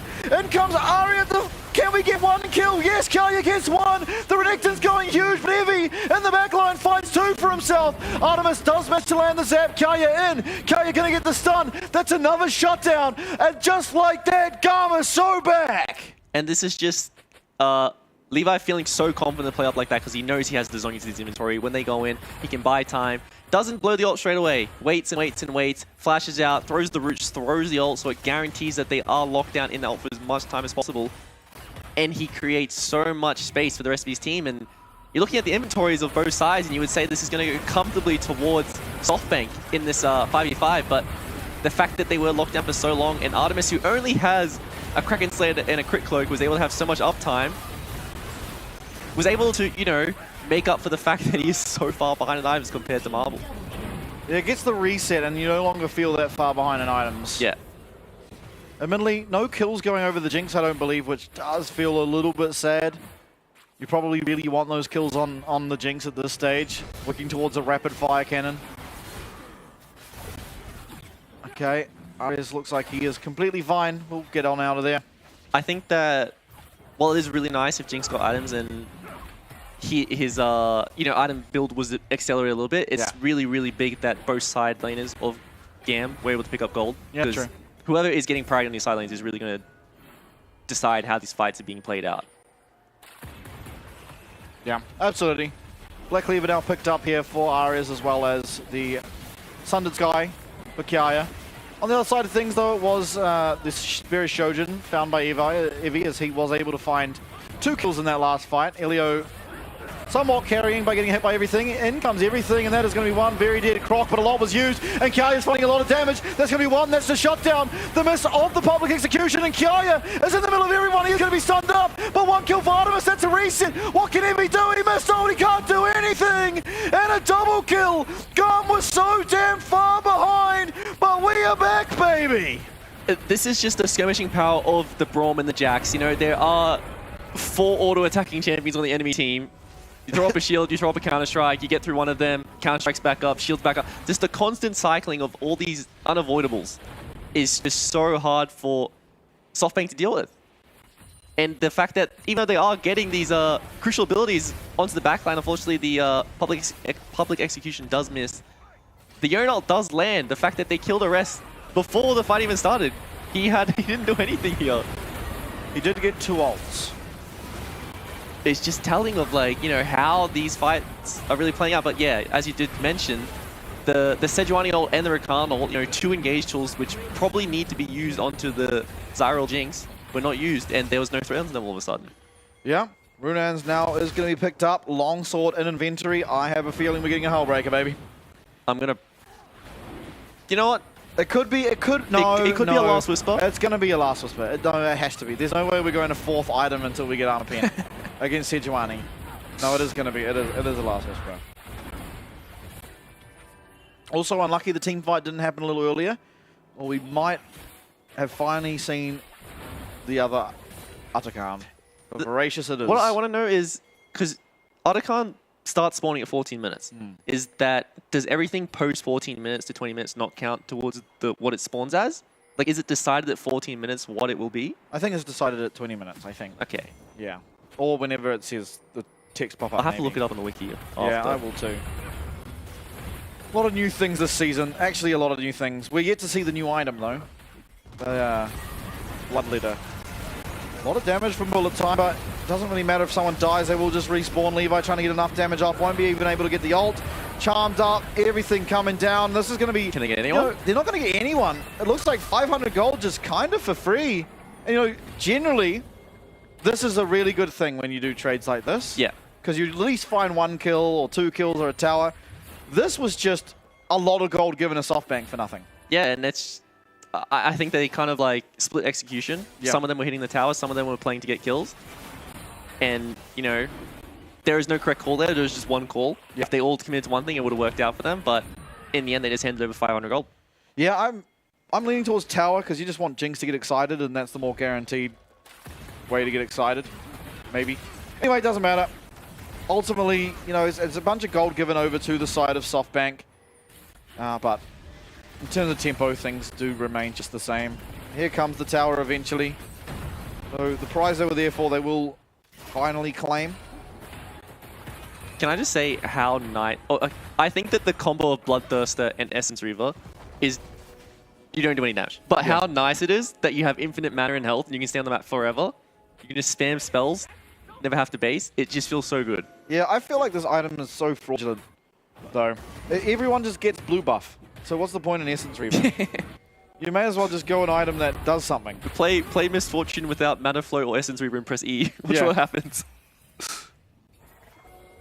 Yeah, but E's not that important. Not when, like, you're just playing these ping pong games. True. It's definitely just a lot. When you build these items, especially like Bloodthirster, because usually you only really want to build Bloodthirster when you need it to get through lane. But the fact there was so much swapping, probably could have just skipped it altogether. Like, rush Essence Reaver, go IE, you know, really don't delay your item by, or don't delay your power spike by 1 item. Yeah. But when you build items like this, you're kind of just guaranteeing that you will be able to get to the stronger points, but you just delay it. Whereas if you did go for something, you know, being the most gold efficient, where you just go 3 crit items in a row, you are going to be a bit more susceptible to falling down to fights. Yeah. Because you don't have that sustain. Your laning phase is going to be harder. You don't guarantee as much farm. For sure. Bit of a trade-off that you have to weigh up. Fate, very, very scary now. Finishes up his death dance. Not a whole lot of damage really happening to him or threatening him other than physical damage. So the armor going to go a fairly long way. Yeah, the thing with like these kind of Yone builds is you are very good in your 1v1. You are quite tanky in team fights, but you just don't do that much damage. Whereas if you like lands his Fate Sealed onto a carry, doesn't have the crit to really take them out. But if he's able to stick onto them, like they are now. Yeah, they're able to find a 3-man knock-up and just a fantastically executed team fight from SoftBank. Gang sitting up there in the top, waiting for this ward. Able to catch pretty much everyone you'd ever dream of. Kaya going to be able to push out top as well as... Actually, Ara is just matching for now Evie. Just well executed. And it feels like GAM was just completely caught off guard with that Baron start. They were split, playing on 3 lanes, which is usually something that you can never do when you're down on tempo. You only really want to, you know, play 1 or 2 lanes to make sure you can get some control back on the map. But the fact that we do see them on 3 lanes here, just a quick, you know, instant engage, TP comes out. Like, SoftBank were ready for this, but, you know, GAM just walked in as 3, thought they could check the Baron, and against a good team like this, you just can't.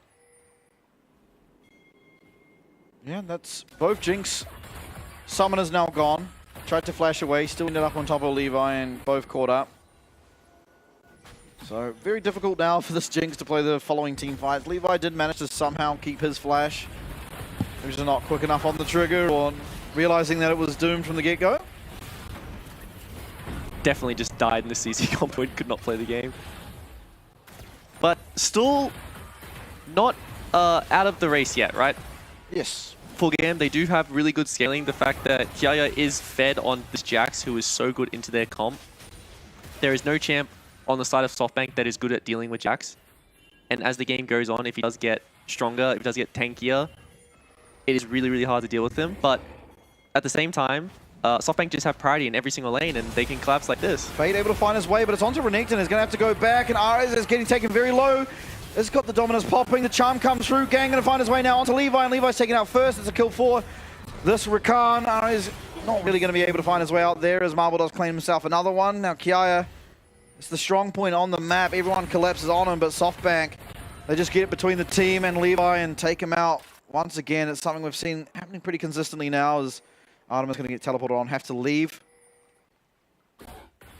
Things going about as wrong as possible here for GAM for the time being. Yeah, and this is just, you know, GAM trying to find anything, right? Maybe they feel pressured, maybe they think that if they don't do something that this game is just going to get out of control. But I think that with the champs that they have, they should be able to, you know, make it towards that next Baron, where, you know, that's kind of the forced team fight. Even make it towards like the soul point, because they have the dragons right now, right? Yep. So they have a lot of scaling that they can do. Whereas it isn't a clear scaling advantage for them, just because there is just so much, there's so many immobile champs on their team. All their carries can be immobile, and if the Jinx does get taken out instantly, it doesn't matter how fed your Zyra is. She's not going to be able to like deal with all those champions diving through. But you can get yourself into a better position. You can get yourself to, with, you know, being down 7k gold is better than being down 10k, right? Yeah. And as the game goes on, gold lead means less and less because everyone starts getting more and more items and you hit your cap. 3 items now completed from Artemis. Working towards IE is Marble on the opposing side of things, and this Baron will be gone as of right now. I think that also GAM is doing a really good job at denying any push, right? We saw that Levi was very overextended in the bot lane just then to get that wave out and got the base off just in time before he got collapsed on.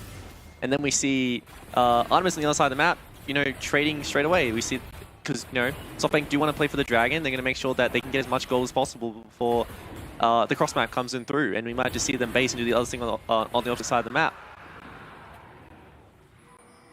Let's see. The Aldiara is finished, so we will somewhat cut through the Sejuani a little bit. We actually have no grievous wounds right now. And there is a lot of healing. There's a lot. So that does concern me.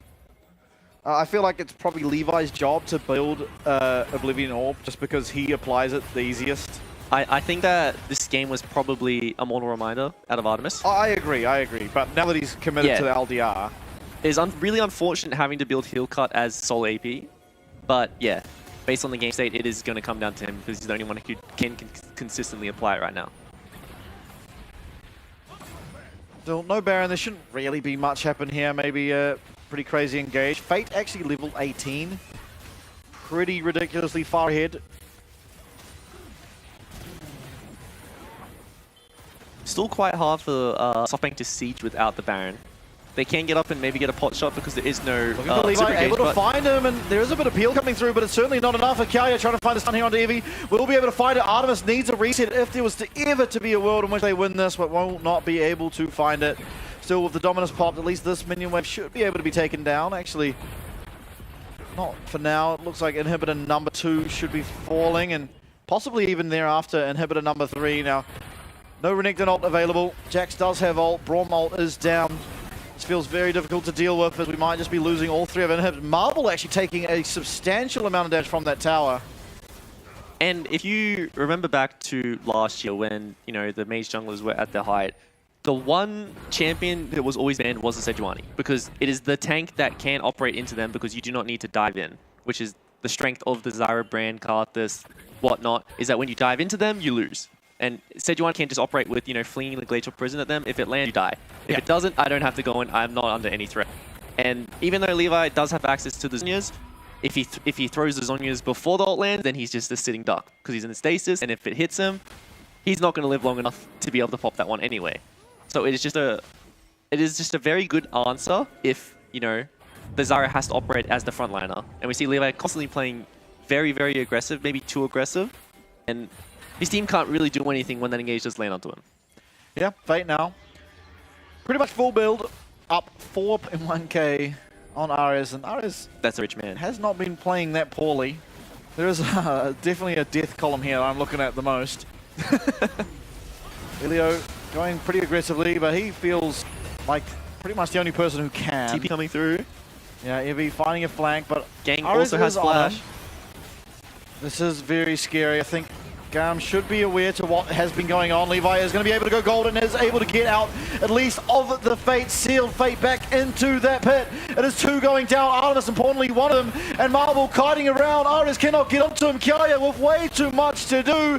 Down will go this Renekton eventually. Down should go Kaya, actually able to get out for the time being, but still, it is a 4v5. Levi is going to go down. There is nothing this Jax can do. Oh, actually, maybe he can just quickly one-shot this Misfortune real quick and try and turn it around. Gang getting very low. One more auto attack will do it. It is a double kill. But meanwhile, Fate and Evi are in the base. They will end the game, and it is going to be our second game number 3 of the night. We're going the full distance. Wouldn't have it any other way. We're going to see the sunrise We are. from the studio. How beautiful is that? Honestly, what a big turnaround by SoftBank. Came out with a completely different look, different identity, and just executed so well. I think that, you know, while the early game was slightly slow, as soon as they did find one advantage, it was just win after win after win. And I think their setups around objectives were particularly really good. Especially that one at the end, we saw that while they did find that skirmish win, the fact that Artemis was kind of left alone with a Rakan flashing on him and a public execution, can't really do anything without Peel. Yeah, absolutely. And ultimately, SoftBank got ahead and they were commanding with their lead. So, well played to them. They have earned themselves now a game number 3. It will be GAM, I believe, with side selection now. So we'll see where they opt to go with this. I really cannot stress this enough. I really want Levi to have a dash on his champion next game, because I believe he finished that game 0-9 and something. Yeah, he definitely played like he was Kindred. Yeah. Still, you know, he's up on the front lines, and it worked out in some cases, but as the game went on and there was a lot more gold and tankiness onto the members who were diving him, it didn't really matter if he was, you know, absorbing these engage tools out of the enemy team. He just kind of died. Yeah, he just died. He would get hit by a Sedge ult, and the Yone would ult on him, and he was dead pretty much at that exact moment. Wasn't even able to get the Zhonya's off. Just kept adding to that death tally. Yeah, we need him on a champ with a dash. Or at least pick Zyra against champions you can actually play Zyra against. Because I think there's literally 2 engaged champs in the game you would not want to play Zyra into, and that is literally Leona and Sejuani for the exact same reasons, because they don't have to commit to their engage. Yeah, and I think that this is what I meant when the Zyra was locked in. SoftBank rounded out their 4-5 with 2 champions who can approach from different angles, right? And while you do have so many dive threats into Zyra, and playing engage into these Peel champs is genuinely pretty scary. Yeah. When you have so many different threats, it is very, very hard to play around. And the fact that Gang, I think, probably was MVP for me this game. Yes, I was going to say Sam. He just kept finding these... every time he had flash, the team fight was won, no matter what. And he kept finding these really, really good engages, and he was able to blow that flash as well at level 3 in bot lane was such a big, you know, dynamic shift for how that lane operates. Yeah, no, I think Gang as well for me was the MVP. I mean, at the start of this game, it was actually looking pretty good for GAM. Not like they were winning, but it was like, okay, they're going to get to their power, and that didn't really look good. But it was Gang time and time again finding these angles. That one really decisive Baron call, I think, was what really sealed the deal, where they just go for the Baron, find a 2-man engage from Gang, sitting at the top of the red buff, and then at that point it didn't feel particularly playable at all.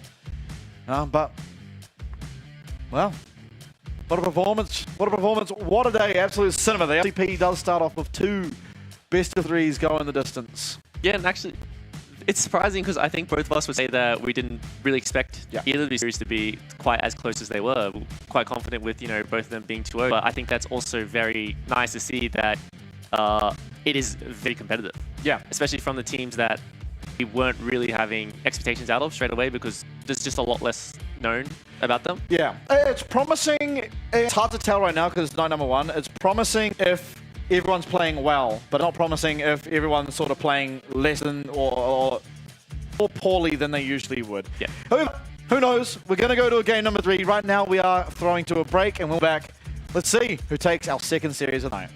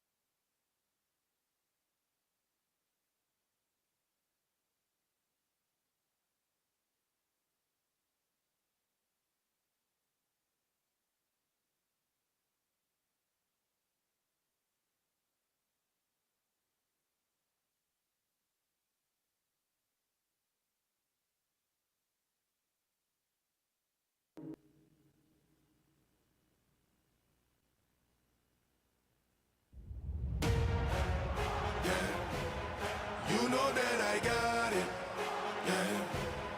You know that I got it, yeah. All this game up in my pocket, bet that you can't stop it. You know that I got it, yeah. You know that I got it, yeah. You know that I got it, yeah. This game fits in your pocket, guaranteed to watch it. You know that I got it. Came through stunting with the moves you ain't never seen. Handle so dirty, jumper wet, so I keep it clean. Hand down, man down when I come through dripping. Back turn on the oop, I'ma catch him slipping. Yeah, no look, don't look. Nay, dancing in the sky, boy, no hook. Serving up a big plate, what I just cooked. Yeah, that line got 8, pride got took. Yeah. And now you on a poster, they can't even court you. I did it for the. I no look, don't look. Nay, dancing in the sky, boy, no hook. Serving up a big plate, what I just cooked. Yeah, that line got 8, pride got took. Yeah. And now you on a poster, they can't even court you. I did it for the culture. Yeah.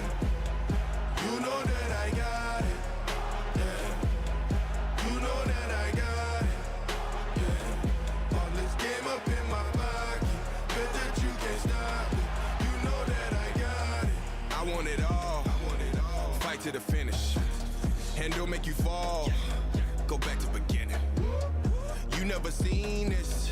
Game is the meanest. You watch on your phone now. Can't wait till they stream this. And they watch it over and over. Over and over. Reporters can't approach ya. Your teammates wanna roast ya. I did it for the culture. You know that I yeah, you know that I got it. Yeah. Reporters can't approach ya. Your teammates wanna roast ya. Did it for the culture.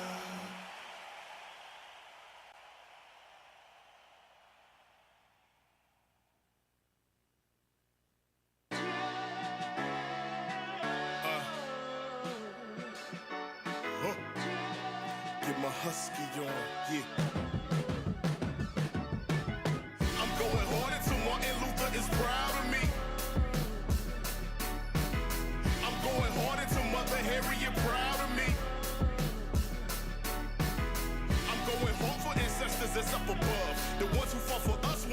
was shackled up. I'm going hard for our people, for the love. Black magic in my veins, black magic in my blood. The world is watching, so ain't no stopping. Push the pendulum of progress, now they clocking. Used to be sold objects, now we got options. The elders dream Barack success as they got auctioned. Some things we'll never know, our history they rarely show. Any, meeny, mighty, mo, police need on a brother's throat. Triangle traded Jimmy Crow, Rosa Parks and Selma's Road. Frederick Douglass still the GOAT. One thing that I know, I go hard. I'm going hard until Marcus Garvey is proud of me. I'm going hard until Sister Sojourner proud of me. I'm going hard for ancestors that's up above. The ones who fought for us when our people were shackled up. I'm going hard for our people, for the love. Black magic in my veins, black magic in my blood. Apply the pressure, keep the movement moving. Oh, this where they test us, impeding the improvement. So I throw my fist up, John Carlos, I salute Black women so precious, Kamala, she proved it. From a people born in chains, feel so good to see some change. Eeny, meeny, miny, main, reparations run that change. Black Wall Street, they burned our banks, bring us equal mortgage rates. Huey Newton paved the way, what else can I say? I go hard. I'm going hard until Martin Luther is proud of me. I'm going hard until Mother Harriet proud of me. I'm going hard for ancestors that's up above. The ones who fought for us when our people were shackled up. I'm going hard for our people, for the love. Black magic in my veins, black magic in my blood.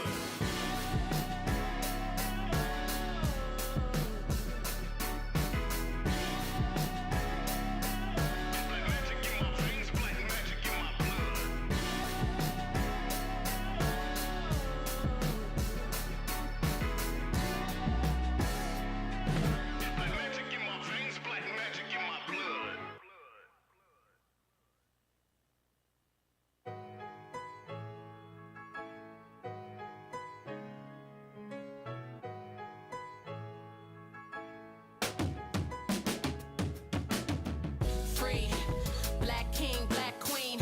We on the road to equality. Be who it is that you wanna be. Put your fists in the sky. We can let freedom ring. Lift your voice up high. Let freedom ring. See the bright sunshine. Let freedom ring. Better by and by. Oh I let freedom ring. No freedom without the sacrifice. Going through the motions, internalizing the pain and strife. Getting over all the hate and cut the tensions with a knife. Love can win and change it all. Welcome back, the final game of the night, no matter what. And I don't know what to expect because Levi played phenomenally in game number 1, and then in game number 2, he finished the game with nearly double-digit deaths and not a single kill. So, looking ahead, no idea what to expect. Both games, compositions completely different. And all of the champs that have been played, eliminated entirely. He was maybe he was just trying to hook us up with a Ruinous. Because, you know, I did my research and it is determined by 14 minutes. Okay. So everything that happens after 14 minutes does not matter. All we want is just absolute damage and death before 14 minutes. Because I think even the icon might change. Because so far I am seeing, like, you know, the Voracious is orange with the orange icon, whereas the Ruinous it's like the purple. Yeah. So maybe the icon, if it does, you know, show as being purple, job done. Okay, so we need, like, Akali, Silas mid. They usually hit each other quite a lot. Yeah. I think it's very heavily weighted towards kills, though. Yeah, well, maybe they'll kill each other. Like you know, like, think back, what was that Worlds where Zeka is just, like, poning Scout? Yes. We need that kind of Akali versus Silas. We need Nautilus versus Rel in bot lane. Yeah, a bit of brawling going on, and those guys will die a few times. Yeah, I can see it. Ashe hasn't been picked. Probably going to get banned, but hasn't been picked. Maybe we see, like, an Ashe. Oh, Victor banned straight away. Okay, we're leading up to an Akali Silas. All right, there goes the Ashe. I do really want to Ruinous. Like, theoretically, Voracious is more fun. Because one team just then hits face. No, but like... Okay, so counterpoint. Ruinous is more fun because everyone's like, we need that. Yeah. So they run there and they fight. Whereas Voracious, it's like, oh, yeah, you can have it. You know, we'll get this objective over here. You know, we don't really need it. Yeah. I don't know. It feels like it's impossible for a pro game to ever get Ruinous, actually. Like I think it has happened so far. Has it? Yeah, I think I saw a tweet where someone was talking about the LPL, and it was like 2 of 20 games, which is a very low hit rate, especially for LPL. Yeah, that's not many. Well, who knows? Hopefully, we've seen a lot today already, and it's only day number 1, and we haven't even seen O's play yet. So, who knows? O's has got us. Also, I'm very curious about, like, Victor ban straight away means that you want to pick a mage to me. You want to pick something that is going to be bullied by Victor. Yeah. So, what? Very curious. Or it's like maybe they are concerned about stopping picking Victor on 3. Azir. And just having no answer to it because, you just pick it, ban away more mages, and the fact that there are a lot of mid laners already being gone. I feel like Azir could be one thing to think about because Azir does suck into Victor. Outside of you hit level 6 and can try and look for a gank, but those first 6 levels completely blow. Yeah. But it's funny to me how Azir just goes through phases where he's just like not played at all, but then he's also just the best champ in the game because he has engage, he has mobility to survive ganks, he is an early game champion, he's the best scaling champion. Yeah. Yeah, we have seen him banned once today. That's it though. Yeah, definitely a lot of champions that hit the 4-5 bans are still really good, but just have tough matchups that they don't really want to deal with. And a lot of the reason why you don't really blind pick them in the first 3 unless you're sort of forced to. Yeah. Well, Israel going to be back for his 2nd time today. First time, not the greatest showing, was a pretty hard game to play. Okay. And a Viego very early on.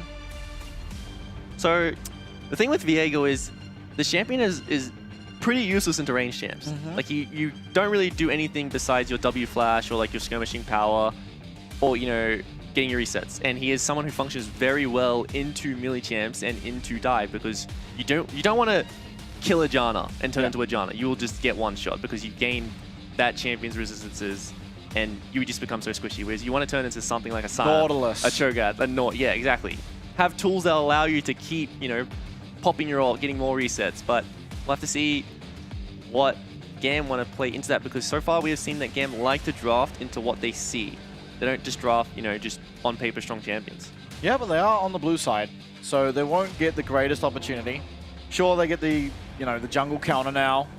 Maybe get to counter a mid laner later if that's what they choose to do. Looks like we've dropped out of Champs League. They were just so mind blown by the Viego blind pick. Yeah. Like, they don't even know what to pick. Graves. Yeah. I hope so. Me too. Graves is my all-time favorite jungler. Me too. To play. I hate playing with it. That's miserable. But playing it is so fun, and also watching it is fun because I think there are 2 champs in League.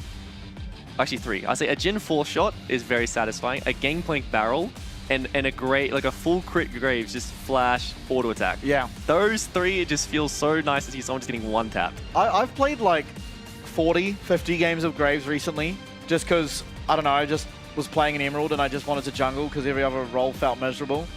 And the amount of times where I have auto-attacked and ulted someone expecting to need the ult and they just died to my auto-attack and my ult just goes flying was crazy. It's happened, it almost happens once a game where I'm just like, okay, I'm going to auto-ult him, he'll die, and he just dies to my auto-attack and then I just look like an idiot. The damage he does when you crit from close is outrageous. I do feel I'm a bit upset when I play with Graves or I see Graves go like just lethality. I do think it is strong and is good in some circumstances, but the fact that he is one of the best crit scaling champs in the game. Yeah. And you can just build, Collector. You get a Youmu's and then a Collector. Yeah. Like you can go one lethality item, then just go, Collector, LDR, IE if you're fed enough, and you capped out with crit. You just flash, auto a squishy, job done. Yeah. They're dead. No, I do agree. I think the Youmu's is really good because it gives you that sticking power. Yeah. You get to sort of save your E for when you need to use it other than desperately try and catch up and auto-attack someone. It's an OP jungler item as well. Just movement speed is just so valuable. Yeah.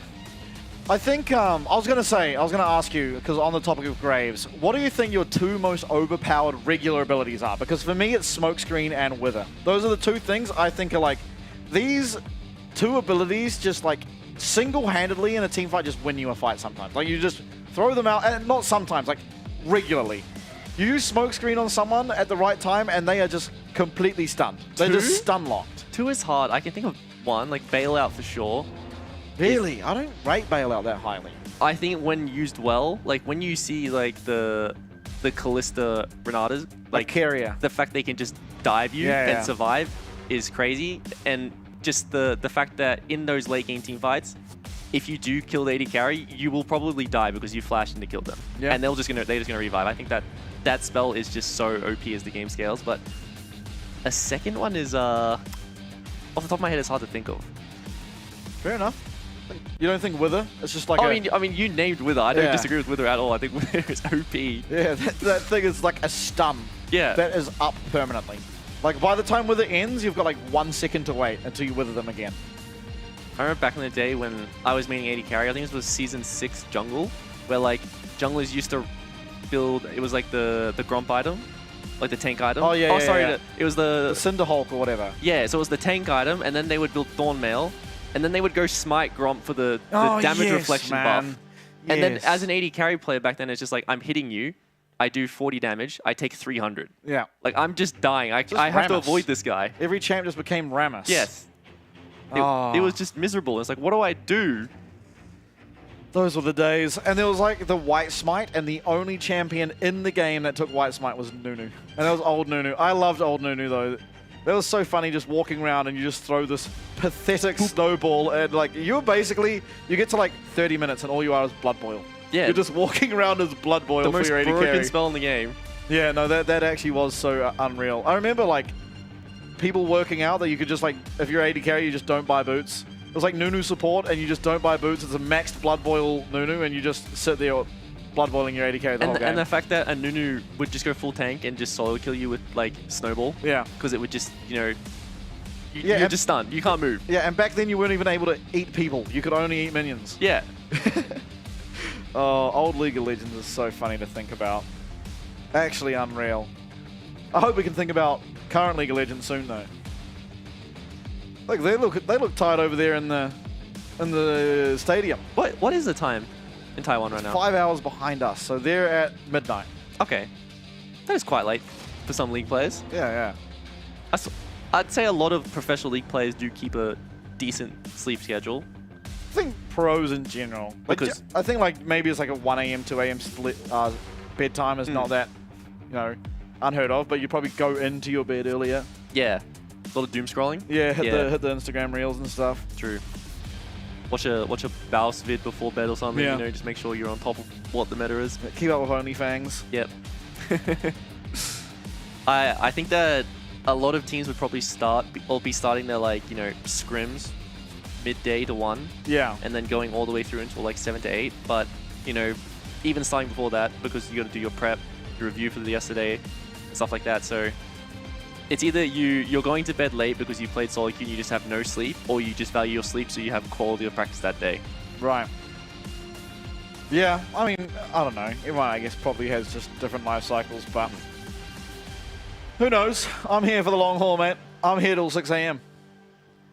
Watching LCP. I really hope we see something similar to Game 1 from GAM. I don't have a horse in the race as to who wins, but it was exciting to see like the Kindred come out, you know? Yeah. Do you have any other champions you want to see besides Cassante? Not Graves. And Graves. Yeah, I want to see Graves. Who's another champ that I'd kind of like to see? I can't really think of any off the top of my head. Nunu would be fun. Like, I think that champ is like actually pretty decent if you can find a good... Yeah, like that. Like, it's actually good if you can find the right spot for it. I think that would be fun to watch. But you'd have to be like a good Nunu player, because I feel like that champ has pretty high skill ceiling. Does it? I feel like it. Like the amount of times you see people just doing drifts and like missing everyone. You know, like the snowball is deceivingly hard to land, I feel.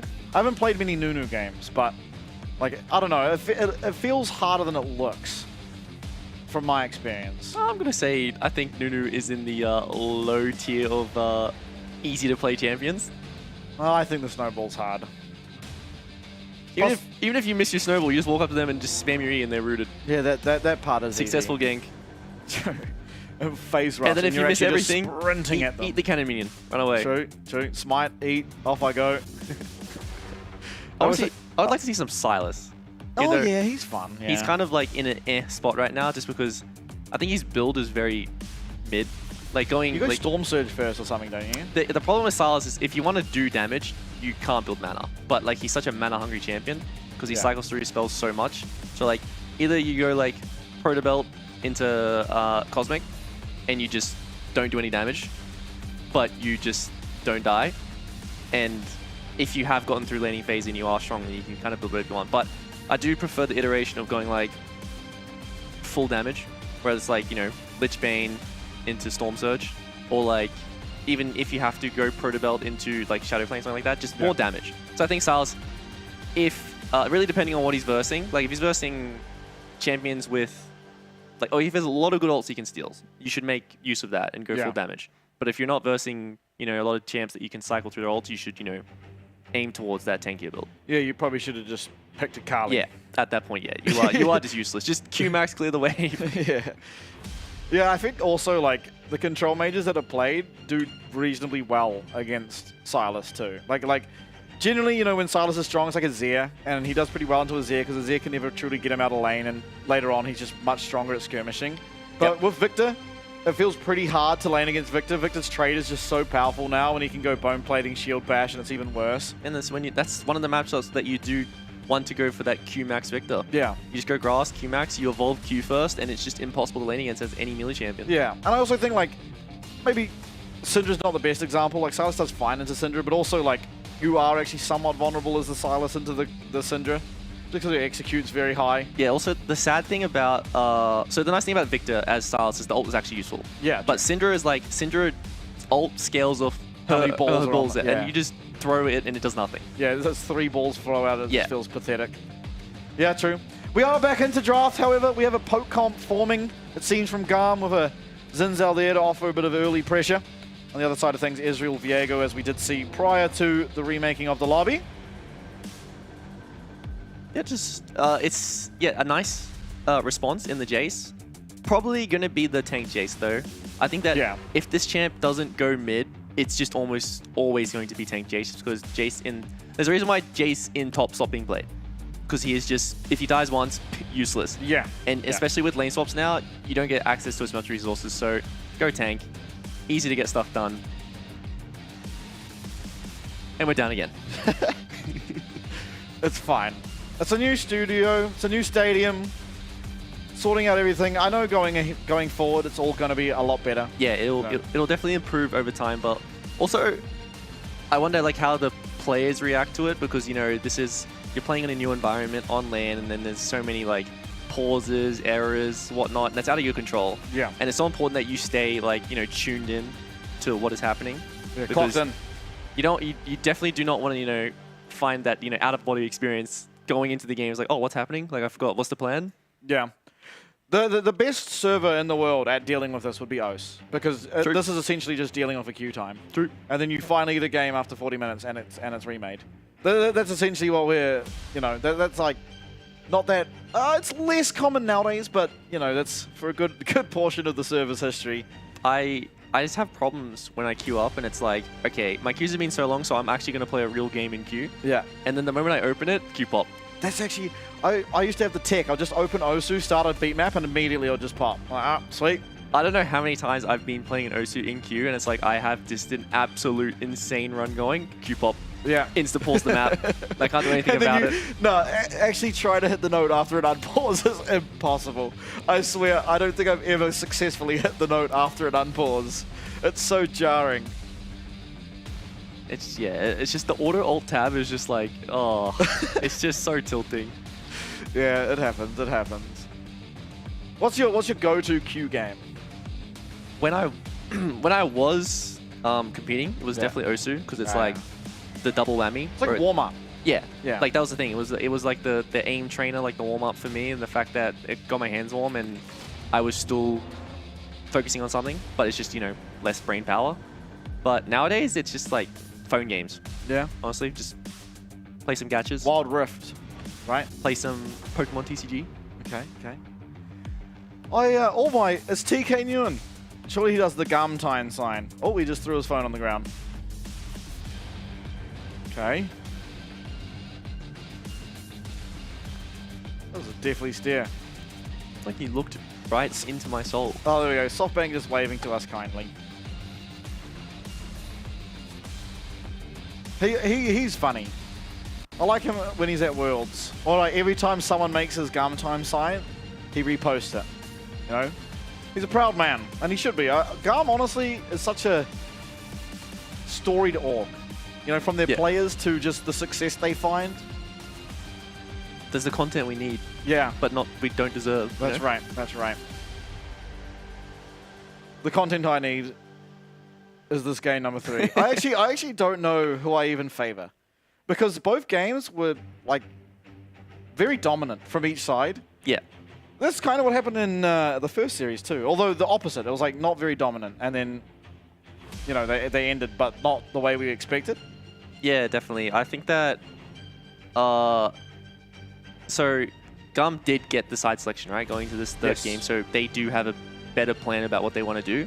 But also on the side of SoftBank, it should be pretty obvious that they were going to give over the side, or the blue side. So they should feel pretty prepared going into this one. I was getting relaxed back there, but we are going to go to a break for 5 minutes while we get everything all sorted, so we'll see you very shortly.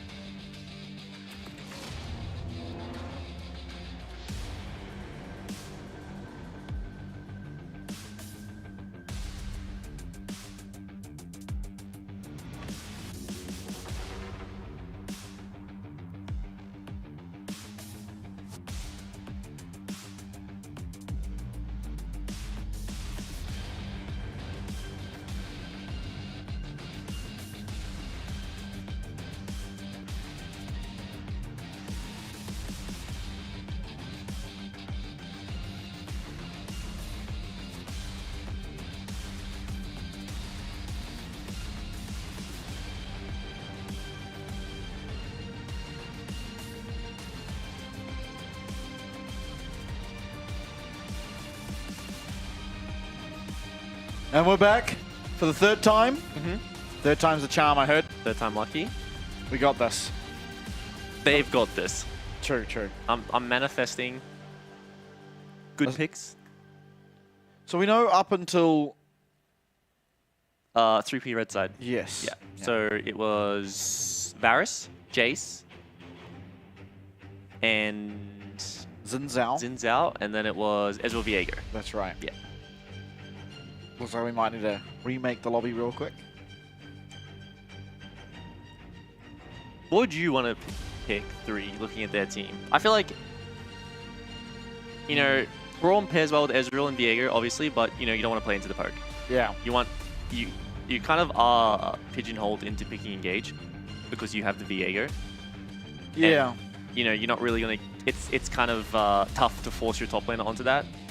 And already, if you do end up just picking, you know, a passive support and just, you know, or whatever, because, you know, Yon's gone, so you don't really have that engage tool that you can have in the mid lane. But yeah, there's Ornn. So yeah, some engage at least is really good to see from them. So each team is adapting to what they're seeing. They're not just, you know, drafting strong champ, strong champ, strong champ. They're responding to what they're seeing in draft. Yeah. Okay. Azir going to be banned away. Renata Poppy. I guess, yeah, those just strong lanes. Yeah, I think with the Varus. Renata Varus pairing is definitely like one of the, you know, Renata Kalista pairings. Very, very strong lane, and not really sure if Artemis can get away with going lethality this game. Just have to see if, because the Galio's still up, right? Yeah, the Galio's gone. It was picked game 1. Yeah, you're right. So there isn't another tank that we will really see come out. So maybe you can get away with going poke just because they don't really have to kill Ornn.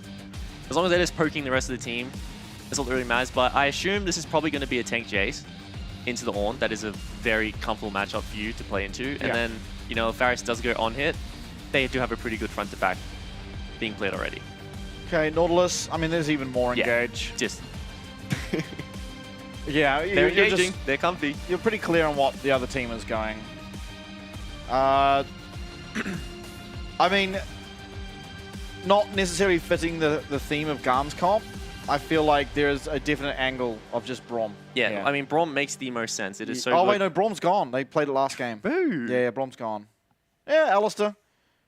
It's not the worst. And now we lock in Yasuo. Full AD. Oh, this champ made it through. Okay. Now, admittedly, Israel is probably the best AD carry at dealing with this champ. Yeah. However, still no one likes versing Aurora. Definitely not. Like Aurora's early game lane presence is something that is very frustrating to deal with, but we ask and we shall receive. Yeah, okay. I mean, you see one good ult. I mean, that's what you need. two good ults. You just want the Alistar ult. Yeah, and the nice thing about the Alistar ult isn't just the fact that it is, you know, so OP at that rank 3. It's the fact that it is such a low cooldown. Yeah, so you get it. Yeah, pretty consistently. But, well, I'd say every second fight until like late in the game. Yeah, that's what I mean. Like once you're at least level 16, you just always have it. Yeah, well, it's very rare. Like I can't even remember the last game that I hit level 16 on Silas, and you just have that like, you know, 14-second ult, and you're just like Alistar ult, next ult, you know, Varus ult, Aurora ult. You're just throwing out all these ults in team fights. But there is a lot. The Xin ult, Aurora ult, Varus ult, Alistar ult. They're all insane ults to have on Silas. So it is definitely a very nice pick, but it's a very hard lane. Yeah. Especially if Aurora does, you know, I think something we really see a lot more now is these range champs just go grasp, because you just get the free lane. It operates the same as Airy pretty much. Yeah. But you just get to gain extra health, better skirmishing potential. Plus, the rune tree just feels so much better. Yeah, it really does. And it's just nice for how much more you can bully these bruisers who need to all in you, because if they can't get the kill onto you, it's just a win for you in the end, right?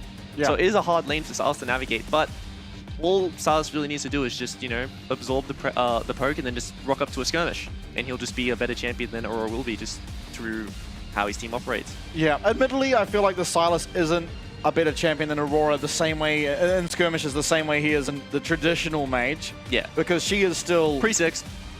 Yeah, true, pre-6 definitely, but like, yeah, once Aurora has ult, she is also just insane. I don't think she really has a weakness. Oh, and did go for the Conqueror, so it is a nice read on like how this matchup is going to go on mid. 30 seconds until minions spawn. Okay. Looking aggressive. I mean, this is a very scary level 1. Sean from SoftBank. Maybe aside from Ornn. Viego also not that good unless he gets the reset. You ever seen a 5-man knee level 1? That's powerful. I think I have seen it in videos. Not in my game, no. But it would be powerful. The problem is you get 5 kills, Ornn gets none of them, and then he's starting the lane with E. You know, I was a big advocate for Emax Ornn back in the day when he was OP, because if you looked at the numbers on the champion, E just gained an insane amount of value. You're like 250 base damage by leveling it, and then the cooldown went down to pretty much nothing. And I was like, oh, like, you know, why would I max Q or W against range champs? Because, like, you never really hit them. So just like, just max E. Just E on them. Never missed that spell. Guaranteed damage. It was kind of, it worked out, especially in mid. You should ask Shock about that one, actually. Oh, real? Yeah. His Cassio. Okay. His Cassio, oh, Solo the classic. bowler, solo bowler. Oh, the classic. He only plays that in side lanes now. Oh, we're doing... Yeah, very, it's quite a traditional lane swap now, where, like... No, this is not a normal lane swap. Well, both of my solo laners are mid. It is something that you do see sometimes, but top laners don't take the experience. Yeah. Right, but the difference now is with the experience, range being upped, you can't really sit in the side bush and not get experience anymore. Yeah. So Kiaya just going to mid to get level 2, and now he's just going to run around the map and just be a bit of a pest, and this is also going to help with the tower dive onto Evie here, and if we don't see Gang basing here... Can Kay get there to cut off the minion wave? It is... Oh, he does. It is just not something that he can outplay here, honestly. This was about as perfect timing as possible. There is nothing that Evie can do. Wow. I don't know if they've practiced that timing, but he got there about the exact millisecond he had to have cut that minion wave from reaching tower.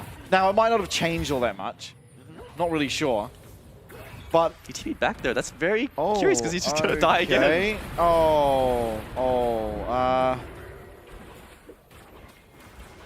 Well, that's 2 very early kills for GAM.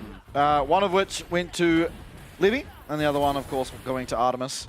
Artemis, the one you'd want them both on, probably. All I'm going to say is, was it the Shy? Started out 0-3 in this exact same scenario, ended up winning.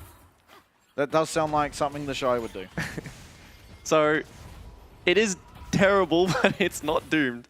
Right, they did, Gang did walk mid and trade flashes with Arrest, so which is really nice for Fate, because in the bad matchup, he's going to find himself the first recall. Yeah. Which really, you know, circumnavigates the early laning phase, which is the hardest part of this matchup. Being able to get that first base means that he's going to be first to the wave, he's going to get priority, and then be able to, if they do keep up that same control, he's going to be able to find very comfortable bases. It is also on-hit Varus. I think you just have to. Yes, for sure. Absolutely, this game is, you're not going to find... There's too much engaged, so if you do go poke and the enemy disengages ASAP, you're not going to have much value. You definitely want to be having as much uptime as possible, and, you know, on-hit is just a better choice into engage. Even if you manage to land a lot of poke, you have to land it on pretty much specifically Marble or Fate. Yeah. Otherwise, it doesn't matter, because Courage, he's a jungler, so he just walks, takes 1 camp, and he's back to full HP. And you are not going to be doing much damage to the Ornn. Being able to pull the wave in mid there before it crashing into tower is such a big deal. Especially for like these range versus melee matchups, because if you keep that wave right in front of your turret in a position where if they go on you, they're going to take a tower shot. This is going to be a lot of damage. Stat stick, Varus has flash. Very, very... Yeah, I mean... Yeah. I think... I mean, just not a very good hook, really, right? You don't have flash, and as soon as you hook, Alistair, if he's played the matchup before, which you'd imagine at this level, though, would have played hundreds, if not thousands of times, is it just going to be able to channel the Q at the same time you land the hook and just basically win out, especially with the Varus. I think out of every AD carry, Varus is probably the biggest stat stick, you know, akin to like Tryndamere or Garen, where all you are is basically seeing if you have more stats than the other player. And a Varus will always win that duel out against an Ezreal at this stage of the game, especially with the lethal tempo. Yeah, and it's just so hard for the SoftBank bot lane to get back into their lane, right? Because there is that huge item advantage in the inventory of Varus, the fact that he still has double summoners, so and if they do land something, it's not really going to equal anything. So we might just see that lane swap coming through straight away, and we already see Ezreal just walking towards the top side, but the read by GAM also coming up the top side, so maybe it was the incorrect call for SoftBank to go for the swap. Knowing that this is going to be a grub fight, and if they do show up to this 5v5, they're just kind of outmatched right now. Okay, well, he's aware. You do have to wonder why he was recalling in that bush. Felt safe on the pink, but yeah, just no vision of the tri-bush. And yeah, it's just not a safe spot to be when you do not have the control that you want to be able to be positioning there. And starting not to contest the grubs, though. Yeah, just going to go for the dragon. We'll see who wins the race. It doesn't really matter, but it should be interesting to see.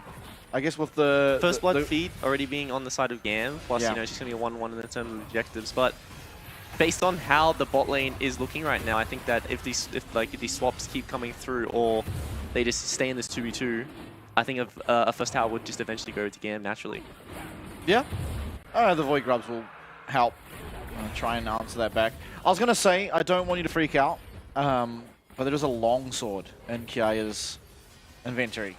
So what I have been seeing is like a bit of both. You know, I see like they just rush Eclipse because it's just such a long lane, and then just go full tank afterwards.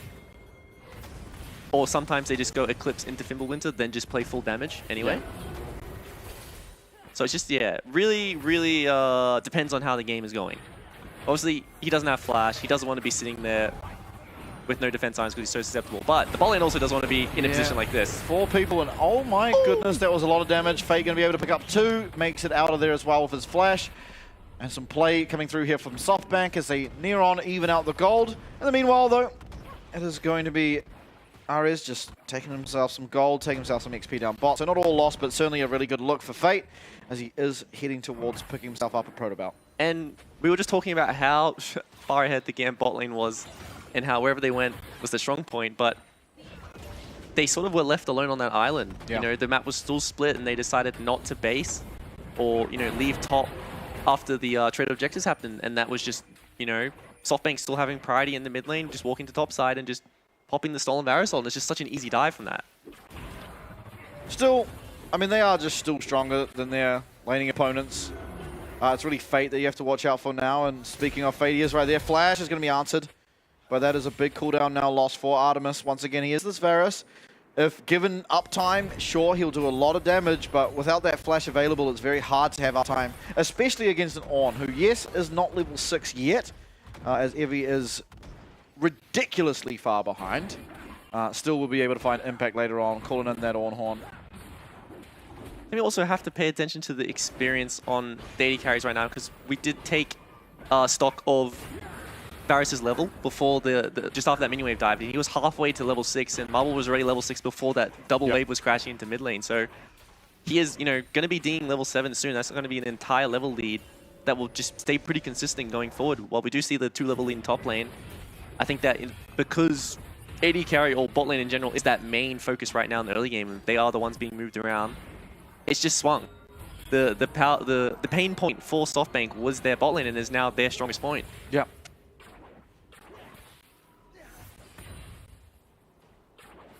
Still, I think it's not too big of an issue.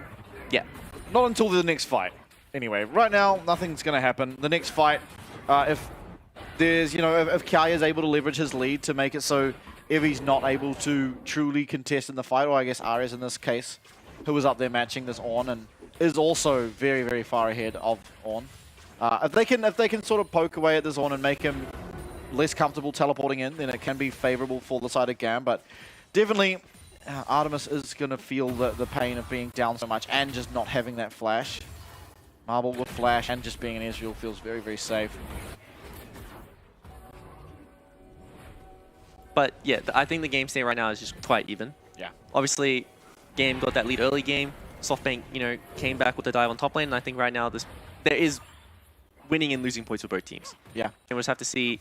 I think the matchups in lanes, like how they deploy, who's going to engage first, and like who rocks up to these team fights, all these objectives first, and has the control, is what really will dictate this next fight. Because most likely it should be a 5v5, all TPs being up and available, and both teams should feel pretty confident to take this one. No one really has like a clear setting margin. Here we go. Yeah, Chain of Corruption come out. That is going to be one very dead gang, and he does in fact get taken out very, very promptly. That's going to be a good look. as no Nautilus makes it pretty hard for you to truly contest. There should be all 3 grubs going over to Levi, unless Courage wants to pop his head in, and that should be their second stack. Yep. And just one more objective, and they will be able to secure the feats. Little Nike shoe upgrade, but still, once again, doesn't feel like it is the be-all end-all in the games, right? No. It is just like a little bonus to have, a little bit of luxury scaling to add on top of your already 6 items. Yes, you could look at it sort of like a, you know, just a very weak Zephyr upgrade that AD carries get. I think it's like really good for supports. I think for supports it's really, really good because, you know, you get your 1 item, 2 items, and then you're kind of not getting another item that game, you know? And then you can just spend the 750, especially because they tend to buy the Swiftness boots, and it is my opinion, and I think the stats even say it, but those are just the best. Just having a 4% increase on all movement speed is an insane stat to me, I think, in comparison to what you get for everything else. You know, like Tubbies give you an armor shield, Mercs give you the magic shield, and movement speed for AD carry. I think just the flat 4% perma is crazy. I think it's like 14 extra move speed or something. Yeah. I remember versing like a Janna, just like 490 base move speed. Oh. With like, what do you do against that? No, you're not hitting that. You just hope she just does something crazy or disconnects. But yeah, I think the Swifties are just the best out of them. Yeah. Swifties are just so good because they made every boot cost infinite gold. Yeah. It just feels very bad buying Merc Treads now as a non-tank. It feels horrible. It's so expensive. No, as a non-tank, it feels terrible buying them as a tank as well. Because, like, you used to be able to get them at the same time as other people get their boots. You know, like, there's matchups, like, in the top lane specifically, like Cassante versus Nah, where you'd really want the Tabis. Tabis not hit as hard as the Merc Treads, don't get me wrong, but it is so hard to get to the point where you can actually survive that lane now because it's like an extra 200 gold, and you're already suffering so hard to get the gold for the Tabis in the first place as it is. Teleport coming in. It is going to be Evie coming here to contest this second dragon. I think GAM is going to feel very happy to give that one away and just take the top tower, right? Because, you know, they were TPing down to deny that 3rd point for the feats, but all of a sudden, top lane tower is available. This is going to be Fate TPing up to defend that one. So actually don't lose any plates and do deny the dragon that they were able to get there. But Gang being caught out. Yes, but the big thing is both teleports now lost, whereas GAM have kept both of theirs. It's now up to whether they can do anything leveraging that map pressure they now have to make up for it, right? Because they did give over that dragon. They are now both on feet point, let's call it, whether it be the objective or the tower. But you do have 2 teleports to work with. So you can find an advantage in either the top or the bot lane and get both of your teleports down there. Maybe you can find the tower there. Maybe you can find some kills, whatever it may be. But I think it's very important that GAM use this time with the teleports down to find something around the map. Do you see SoftBank laying a trap here? If Parasol does land, it will definitely be a kill. There's a insane amount of damage coming out of the Silas right now. Bro, these guys love death pushing. Does he have that 6th sense that he had in the first game? They all do. They all do for some reason. They smell something. Even Levi can get one shot here, though. Yeah, but he has ult. Chain Corruption does land. It's on to the Alistair, who doesn't really care. And not a whole lot happens, really. Silas uses Chain of Corruption. I think the biggest thing here is the Unbreakable Will is gone, as well as the Aurora ult. Those are 2 very big cooldowns, but... Also, to touch on the TPs, the double TP advantage, it really is hard to execute on that advantage in this state of the game because all 3 outer towers are still up, and there's no reason for SoftBank to really cross a point where they can get TP flanked because there is no objective to fight over for quite a while. So the only real thing they can do is this next Rift Tail objective, the fact that Kiaya has TP advantage. He can TP up and impact this, but he definitely wants to sit down in this 1v1 and just bully Evie right now. Yeah, Evie looking for some play here. Might go for the one shot. Not going to be able to find it as Kiaya now going to turn around. Has that Black Cleaver, so a lot of extra damage despite the armor, and there it is. Evie getting a little bit too big for his boots. Not quite got the damage there to take out the Jace immediately, and will pay the price for it. Yeah, unfortunately just didn't have all his spells up for that, you know, the one-shot rotation, and if he did, he definitely would have found that kill there, but still went for it anyway. Yeah, without the W being up here. Oh, he did get the auto. Didn't have the W up to find that last brutal proc and get the kill here, but, you know, just stayed around, and Kiaya definitely just has the damage with that cleaver being stacked up on him already. And that's just a nice solid bowler by him. I mean, Kaya finding some good play here. Still yet to be an item completed for Evie as he's got a bit of a garage sale going on in the inventory. 3 items being built at the same time.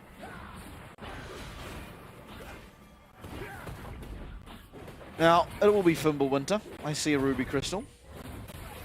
Not really that surprising. And I kind of like this itemization. There ultimately is going to be quite a bit of armor. And as the tank Jace, you care less about yourself doing damage and more about, you know, facilitating your team. So, yeah. I see the Eclipse going for the Black Cleaver means gives more opportunity for Artemis as well as Levi to do damage here. Although Levi, with the Phage, might even be building Black Cleaver zone. I'm hoping it's like a Stride Breaker or something. I don't think you want 2 Black Cleavers. Also, I'm a very big fan of how Kaya has approached this, but I'll hold that point as this.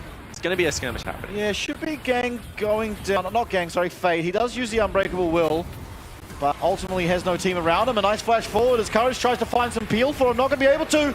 Is getting out there. Heartbreaker, and the Blast Clone will help him even further. Meanwhile, though, it is 2 of them going down nonetheless as Evie does go down just simply 1v1 once again to Kaya. A third one will be picked up as well by GAM as they now very, very securely get themselves in the lead. 8-2 is the kill score. They're going to get this Rift healed, and they're going to have complete control over this game. I see an Arcane Shift going on down the mid lane. Artemis with a nice flash is going to be able to get out. He does land the piercing arrow as well, but Marvel feels completely fine. Arcane shifting forward, but ultimately runs out of steam and not able to find that kill.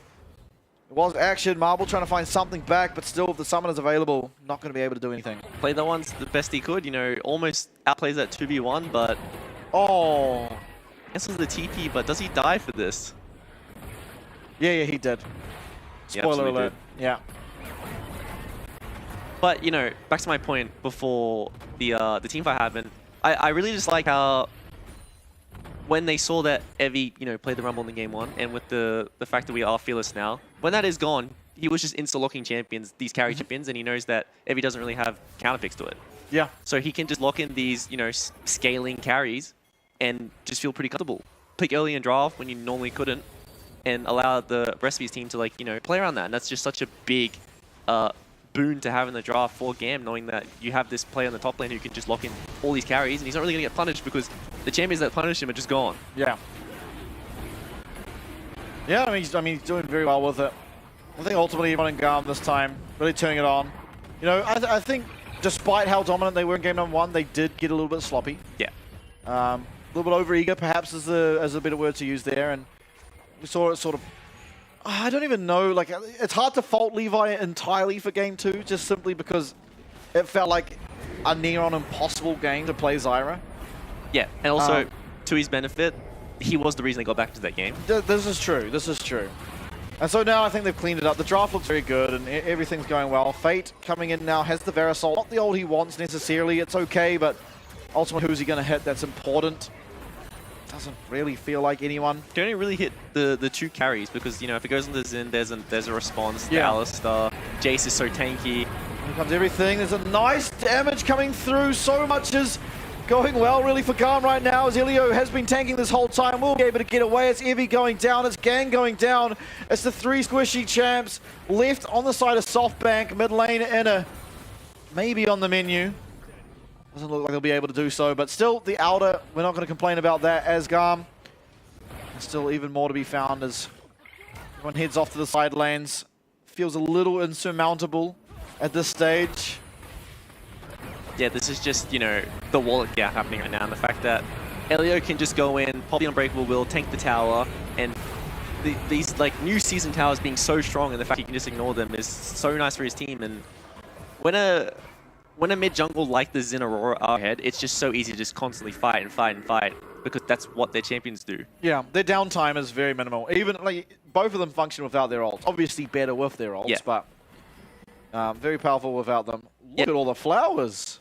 This is also something that is very underrated about Otacon, is with the Ruinous Otacon, you know, when you do kill it, it spawns all those flowers. Yeah. Otacon in general, just between 14 minutes when it spawns to 20 minutes, will drop a similar amount of flowers around the pit. So, like, if you're just, you know, playing up there and collecting your little trophies, you've just gained almost a pickaxe in stats. Yeah. And also the experience on top of that. So I was going to say, the experience to me feels like the more important part, at least until the later stages of the game. So everyone just plays this Bard Chime minigame now. Yeah. Pretty much. The Infernal Cinders. There's so many minigames now. True. Infernal Rift, Otacon, Bard. You get all three at once. Yeah. Looks like Otacon will be the objective on the mine. Undoubtedly will be the Ferocious. Well, actually got it both games so far as GAM. It didn't go too well. Yeah, forward is going to go be Evie. 0-6-0 now. I mean, he's just trying to get vision for his team, and no matter who goes first, they're going to die. I feel like you just have to give it and play around your tower. Definitely a very, very tough game to be in at SoftBank at this point, because you look at role for role, and you would say that pretty much every champ gets outscaled. Yeah. And you don't really have the tools to be able to force onto the carries that you need to. So you just have to take risks where you look like you're inting all the time to be able to get back to a game like this. I think even maybe arguably the bigger problem is even if you weren't getting outscaled, let's say they have the better scaling team, they don't have a single champ that can delay for that. They have no wave clear. Their best wave clear is like Israel throwing out Qs. It just feels a little insurmountable. We're looking for something here on Kaya. He is very tanky. Fimbulwinter is completed. Through comes a lot of damage, and even if they kill him here, he's just going to return to his base. They will get it, I think. Yes, there we go. Withdraw, but that's not without any fallen soldiers, as Evie will now find himself 0-7-0. Not quite how the Bond score is written, but getting there. And he did also blow his flash going down. So Kaya dies, respawns, TP's back, and he's just going to collect himself an inner tower here, just how strong he is. And this is the build that I'm used to seeing on a Jace, right? Is you drop the one offensive item or semi-offensive item, and then just go full tank. Yeah, for sure. And I think that just with Jace's base damage and the fact that as a solo laner you just are so high level, he just does an insane amount while also being unkillable. Yeah. I do think this is an uncharacteristic game out of Evie. I do have to wonder like how much the time actually genuinely plays into it. Yeah. Because no one really expects to be playing a professional League of Legends game at 1 in the morning. True. And so you do have to wonder. I mean, ultimately, it was just like a pretty poor start to the game for him. You know, that one teleport kind of just ruined his game. And from that stage, when you're a tank and you've died twice in the first 2 minutes, it feels, I mean, you're just kind of doomed. You've lost teleport and whatnot as well. And the Gromp got stolen by an Alistair. Also, like, us older fellas, we like to be in bed at this point, you know? That's right. Not playing League. As much as we love League. When you're a grandfather like me. Yeah, yeah. You're from the dinosaur times, like myself, you know? When you can recount stories of Season 2.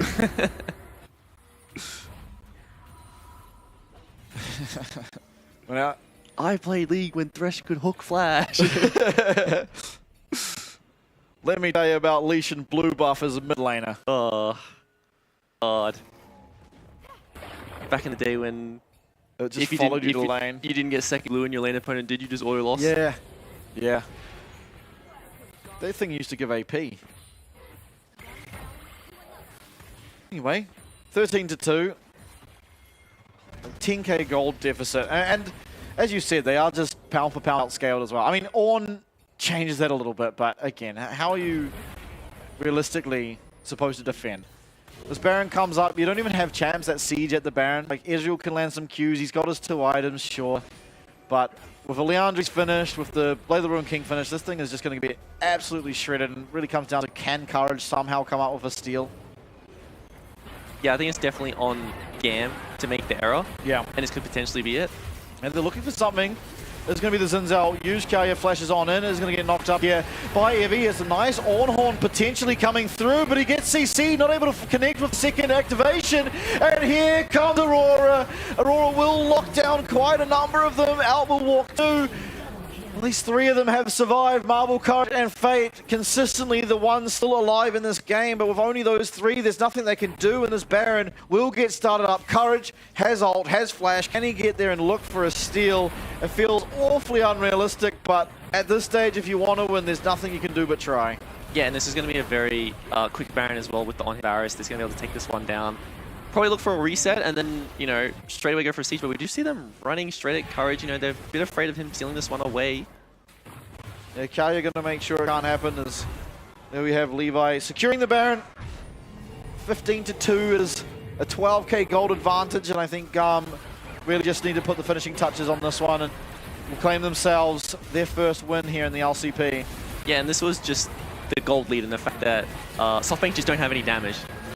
Right, everything was landing, but getting a lot of free damage on at the beginning. Even though the on R2 does not go through, the fact that they had so much uptime and they blew, Zin's out ult before that fight even really got going, and they couldn't really punish that at all, just goes to show that like they just don't have damage that sticks. Ezreal being the strongest member on their team, a lot of these damage is being ignored, which is unfortunate for them, but this is just how the champion operates. From ahead, he feels very dominating, but from even or behind, very hard to be consistent when like your champion relies on just hitting every single Q to deal the same output as your, direct opponent. Yeah. Absolutely. And I mean, if the game didn't already feel painful, I think right now Marble is by far the strongest person on the side of SoftBank. The problem he's going to face is Israel playing against Baron minions. There's just always something there to block your Q, and yeah, it's just hard. Courage getting looked at will get hit, but pulverized, and the hook there from Gang will go wide. Kaya gets a demolished proc. That's going to be bot tower going down. Maybe trying to look for Levi. Will go very aggressively, but he's just going to be taken out. That's 0-9-0 now, unfortunately. He's just trying to pretty much do anything he can to like get any advantage for his team. Yeah. But he knows like doesn't really matter if he dies. He's putting his body on the line to try even create like health advantage for his team. But force not enough, and GAM just have that wallet gap. Yeah, it is just a wallet gap. They've just gone forward. They've used all their abilities on anyone they can, and it just works out. They're just too far ahead.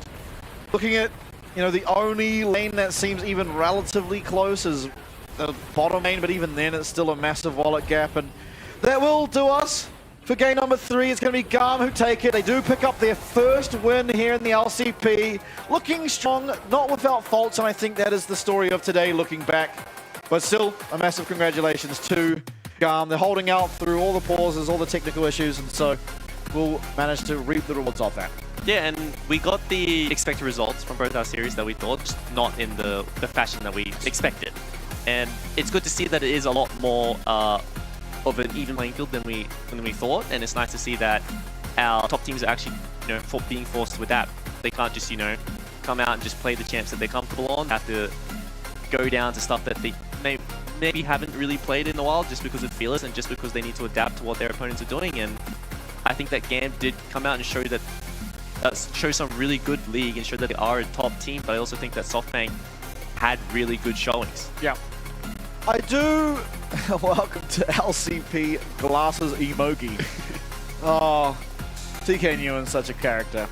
Now, I do want to question sort of one thing about today, and it's something that the only reason I question it is because I'm hoping that as this progresses, we look back on this week in 2 weeks' time or 3 weeks' time, we can notice like an improvement, and that's sort of the consistency, because I think for both series it can be said, honestly for both teams in both series, that there are moments of like brilliance and then moments that it's like, okay, there's clearly some nerves here, there's clearly something that's not quite clicked yet, whether it be a team dynamic or just, again, nerves or anything of the sorts that I'm hoping, by the end of the week, because we are going to see all 4 of these teams again on Sunday, I'm hoping we see them sort of fix up. Now, obviously, first series here at the LCP, there have been some technical issues, which is always going to disorientate you as a player.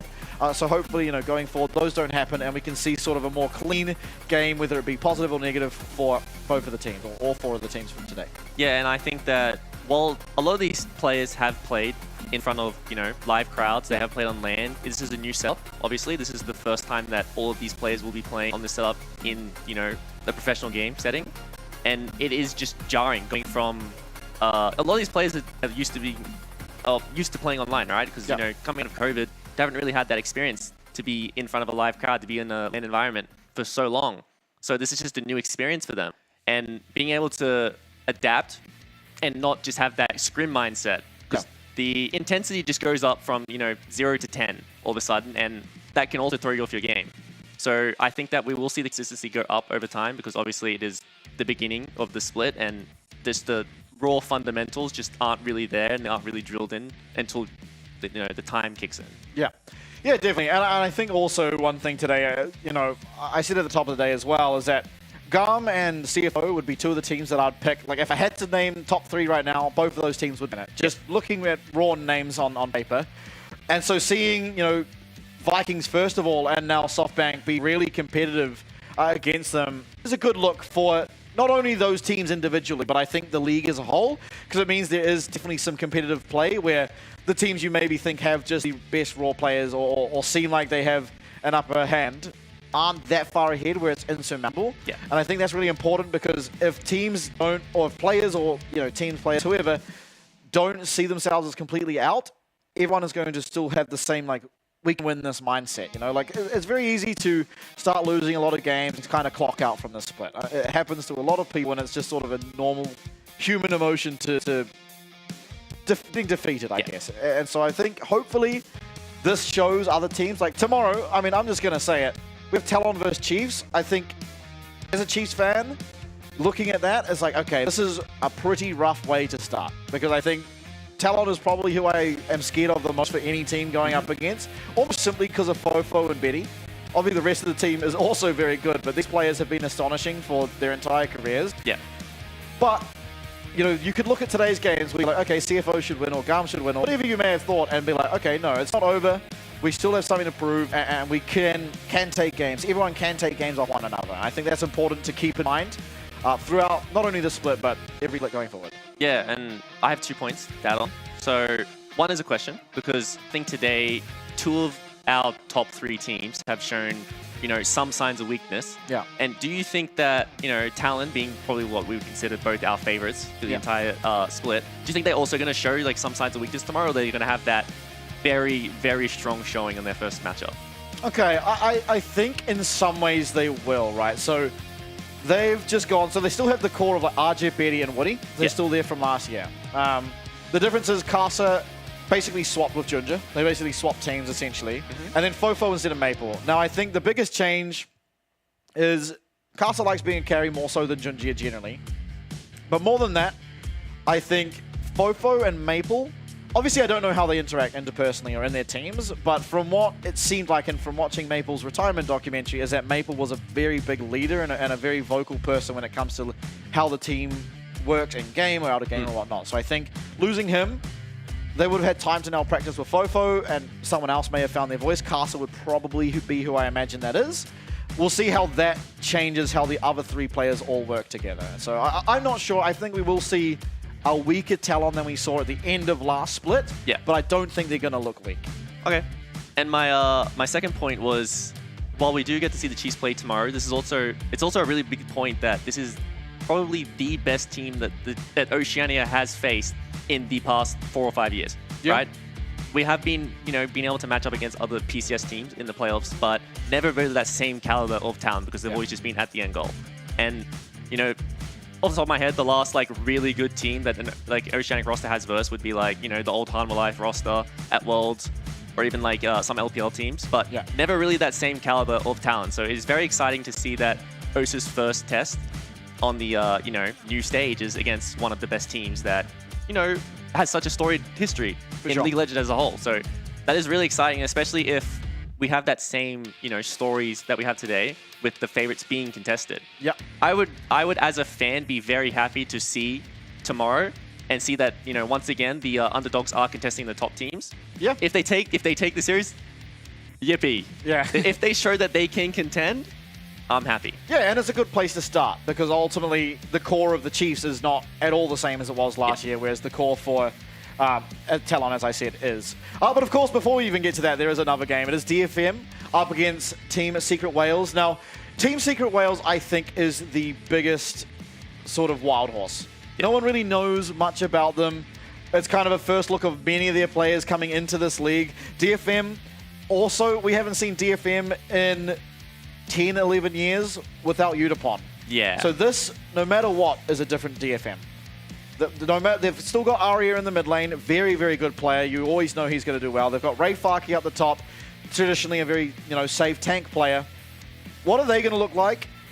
Just based on, we've seen them with Udapon. Now they don't have Udapon. And what the hell are Team Secret Wales going to look like? Because I don't think anyone outside of them have any real idea. And I guess whoever they've scrimmed. And that's something that is also very exciting, right? Yeah. It's because they have, pretty much nothing to lose, because I think a lot of people coming into this don't really expect them to have this absolute blowout performance in the beginning. But if they do, then it's like, oh, okay, we don't really know a lot about these players and this team and what they like. But I think that we will learn a lot tomorrow, especially like who they've been scrimming, because we have seen today from these two series that was very drastic and different approaches to the game. And I think that based on who you've been scrimming, you really get an idea of what is good. And we'll have to see coming into our tomorrow matchups, like what the priorities are. Yeah, absolutely. It's just exciting. I mean, after tomorrow, we would have seen every team play once as well. And then obviously heading into Sunday, we'll see a repeat of tonight's games, but just different opponents. And I think that really does lend itself to getting more of a, obviously, but like getting more of a grasp of where each team kind of sits in terms of the standings. We're obviously going to see the standings. The standings are a little bit fake generally for the first couple of weeks while every team hasn't played each other. But I think just, even if you have like, maybe Talon are the best and Chiefs are the worst. Just, obviously I'm not saying that's the case, but just let's theorize it. You'll be able to sort of tell how strong Talon are based on how clean they are at closing the game. Or like you'll see how weak a team is by how they kind of just fall over. Things like that. So I think no matter what, we're sort of going to get an understanding of how each team is liking to play, how each team is liking to draft, and how each team is looking in terms of a power ranking in comparison to each other. And I think that's an exciting concept in the very first ever split or very first ever year of the LCP. Yeah, and I think it's also very, very nice. I've always been a big proponent of this, whereas you want to verse the best teams early on. Yeah. You want to know what you are getting exposed for straight away so you can fix it and improve on it, and then, you know, make sure you never drop games to the teams that are below you on the same level as you. Because every single point counts, right? Going in towards playoffs in such a short split as well. You need to make sure that you are getting every single win that you should be winning, and you may be stealing away some games that you can. Yeah. But yeah, being consistent and being predictable is very, very important in your standings, and I think that getting as much learning and takeaway points from, you know, your losses is crucial to improving as a team. But, you know, if you just win every game, you win every game. Yeah, we take those. All right, let's do this today, and then I'll let you revise tomorrow after a sleep. But who do you have for tomorrow's two series? So DFM versus Team Secret Wales, Chiefs versus Talon. What would your predictions be? We can revisit them tomorrow, but I just want to...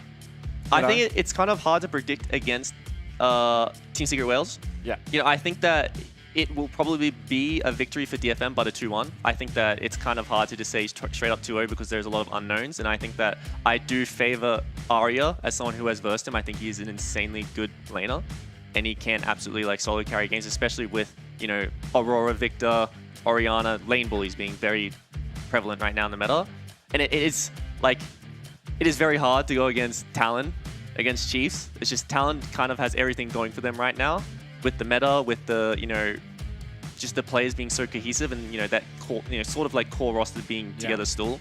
Whereas for Chiefs, it's just like they are starting anew to me, and I'm very excited for what they can do, and I think the players that they have put together are absolutely, you know, contenders. But it's just it's a lot of unknowns, right? So we'll have to see how they really do against one of the best teams in the LCP. But I think for me, it'll definitely be a Talon, you know, comfortably taking that series. Okay. Would you say, because obviously you've been on many of the teams, would you say that this is the best international roster OS has ever had? Obviously before seeing them, so it could change, but just preliminary, you see their names.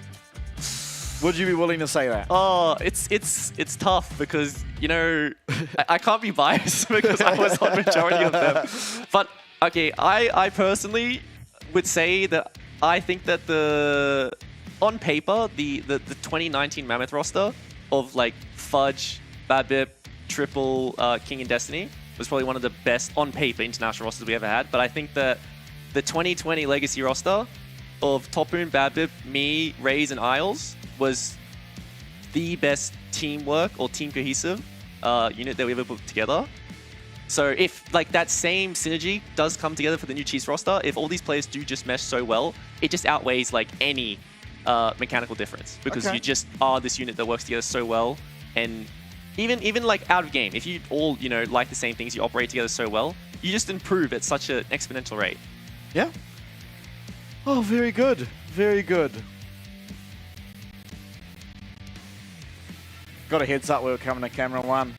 Well, I think, you know, some technical issues. It is day number one, of course, guys, and I do profusely apologize for them. And I know how frustrating it can be as a viewer, and don't get me wrong, we here at the cast were certainly hoping to get into those games, and eventually we did, and I think all the games lived up to the expectation. The anticipation I've had for the league, I think it's a pretty decent start in terms of the quality of the games, and I'm hoping it's just only going to get better. Yeah, and as a viewer, it was definitely a very, very fun day to watch. But, you know, as someone who has been up for post 20 hours now and lots of travel, it's I definitely want to hit the bed as soon as possible. Yeah. We are actually genuinely going to leave the studio to the sun rising, which I think that does it for today. I think that's a good way to send us off. Thank you so much for joining. Once again, we do apologize for all the issues. We'll hopefully have them all sorted out by tomorrow. But do definitely check in tomorrow. We've got 2 great series with 2 or 4 teams we haven't yet seen. We'll see you there. One thing about it, yeah, it's things for show. We're no stranger to the struggle, from mistakes can grow.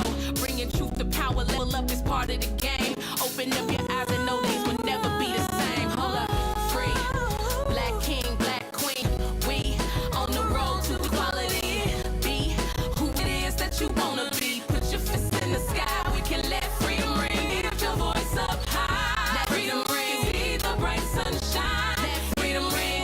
By and by.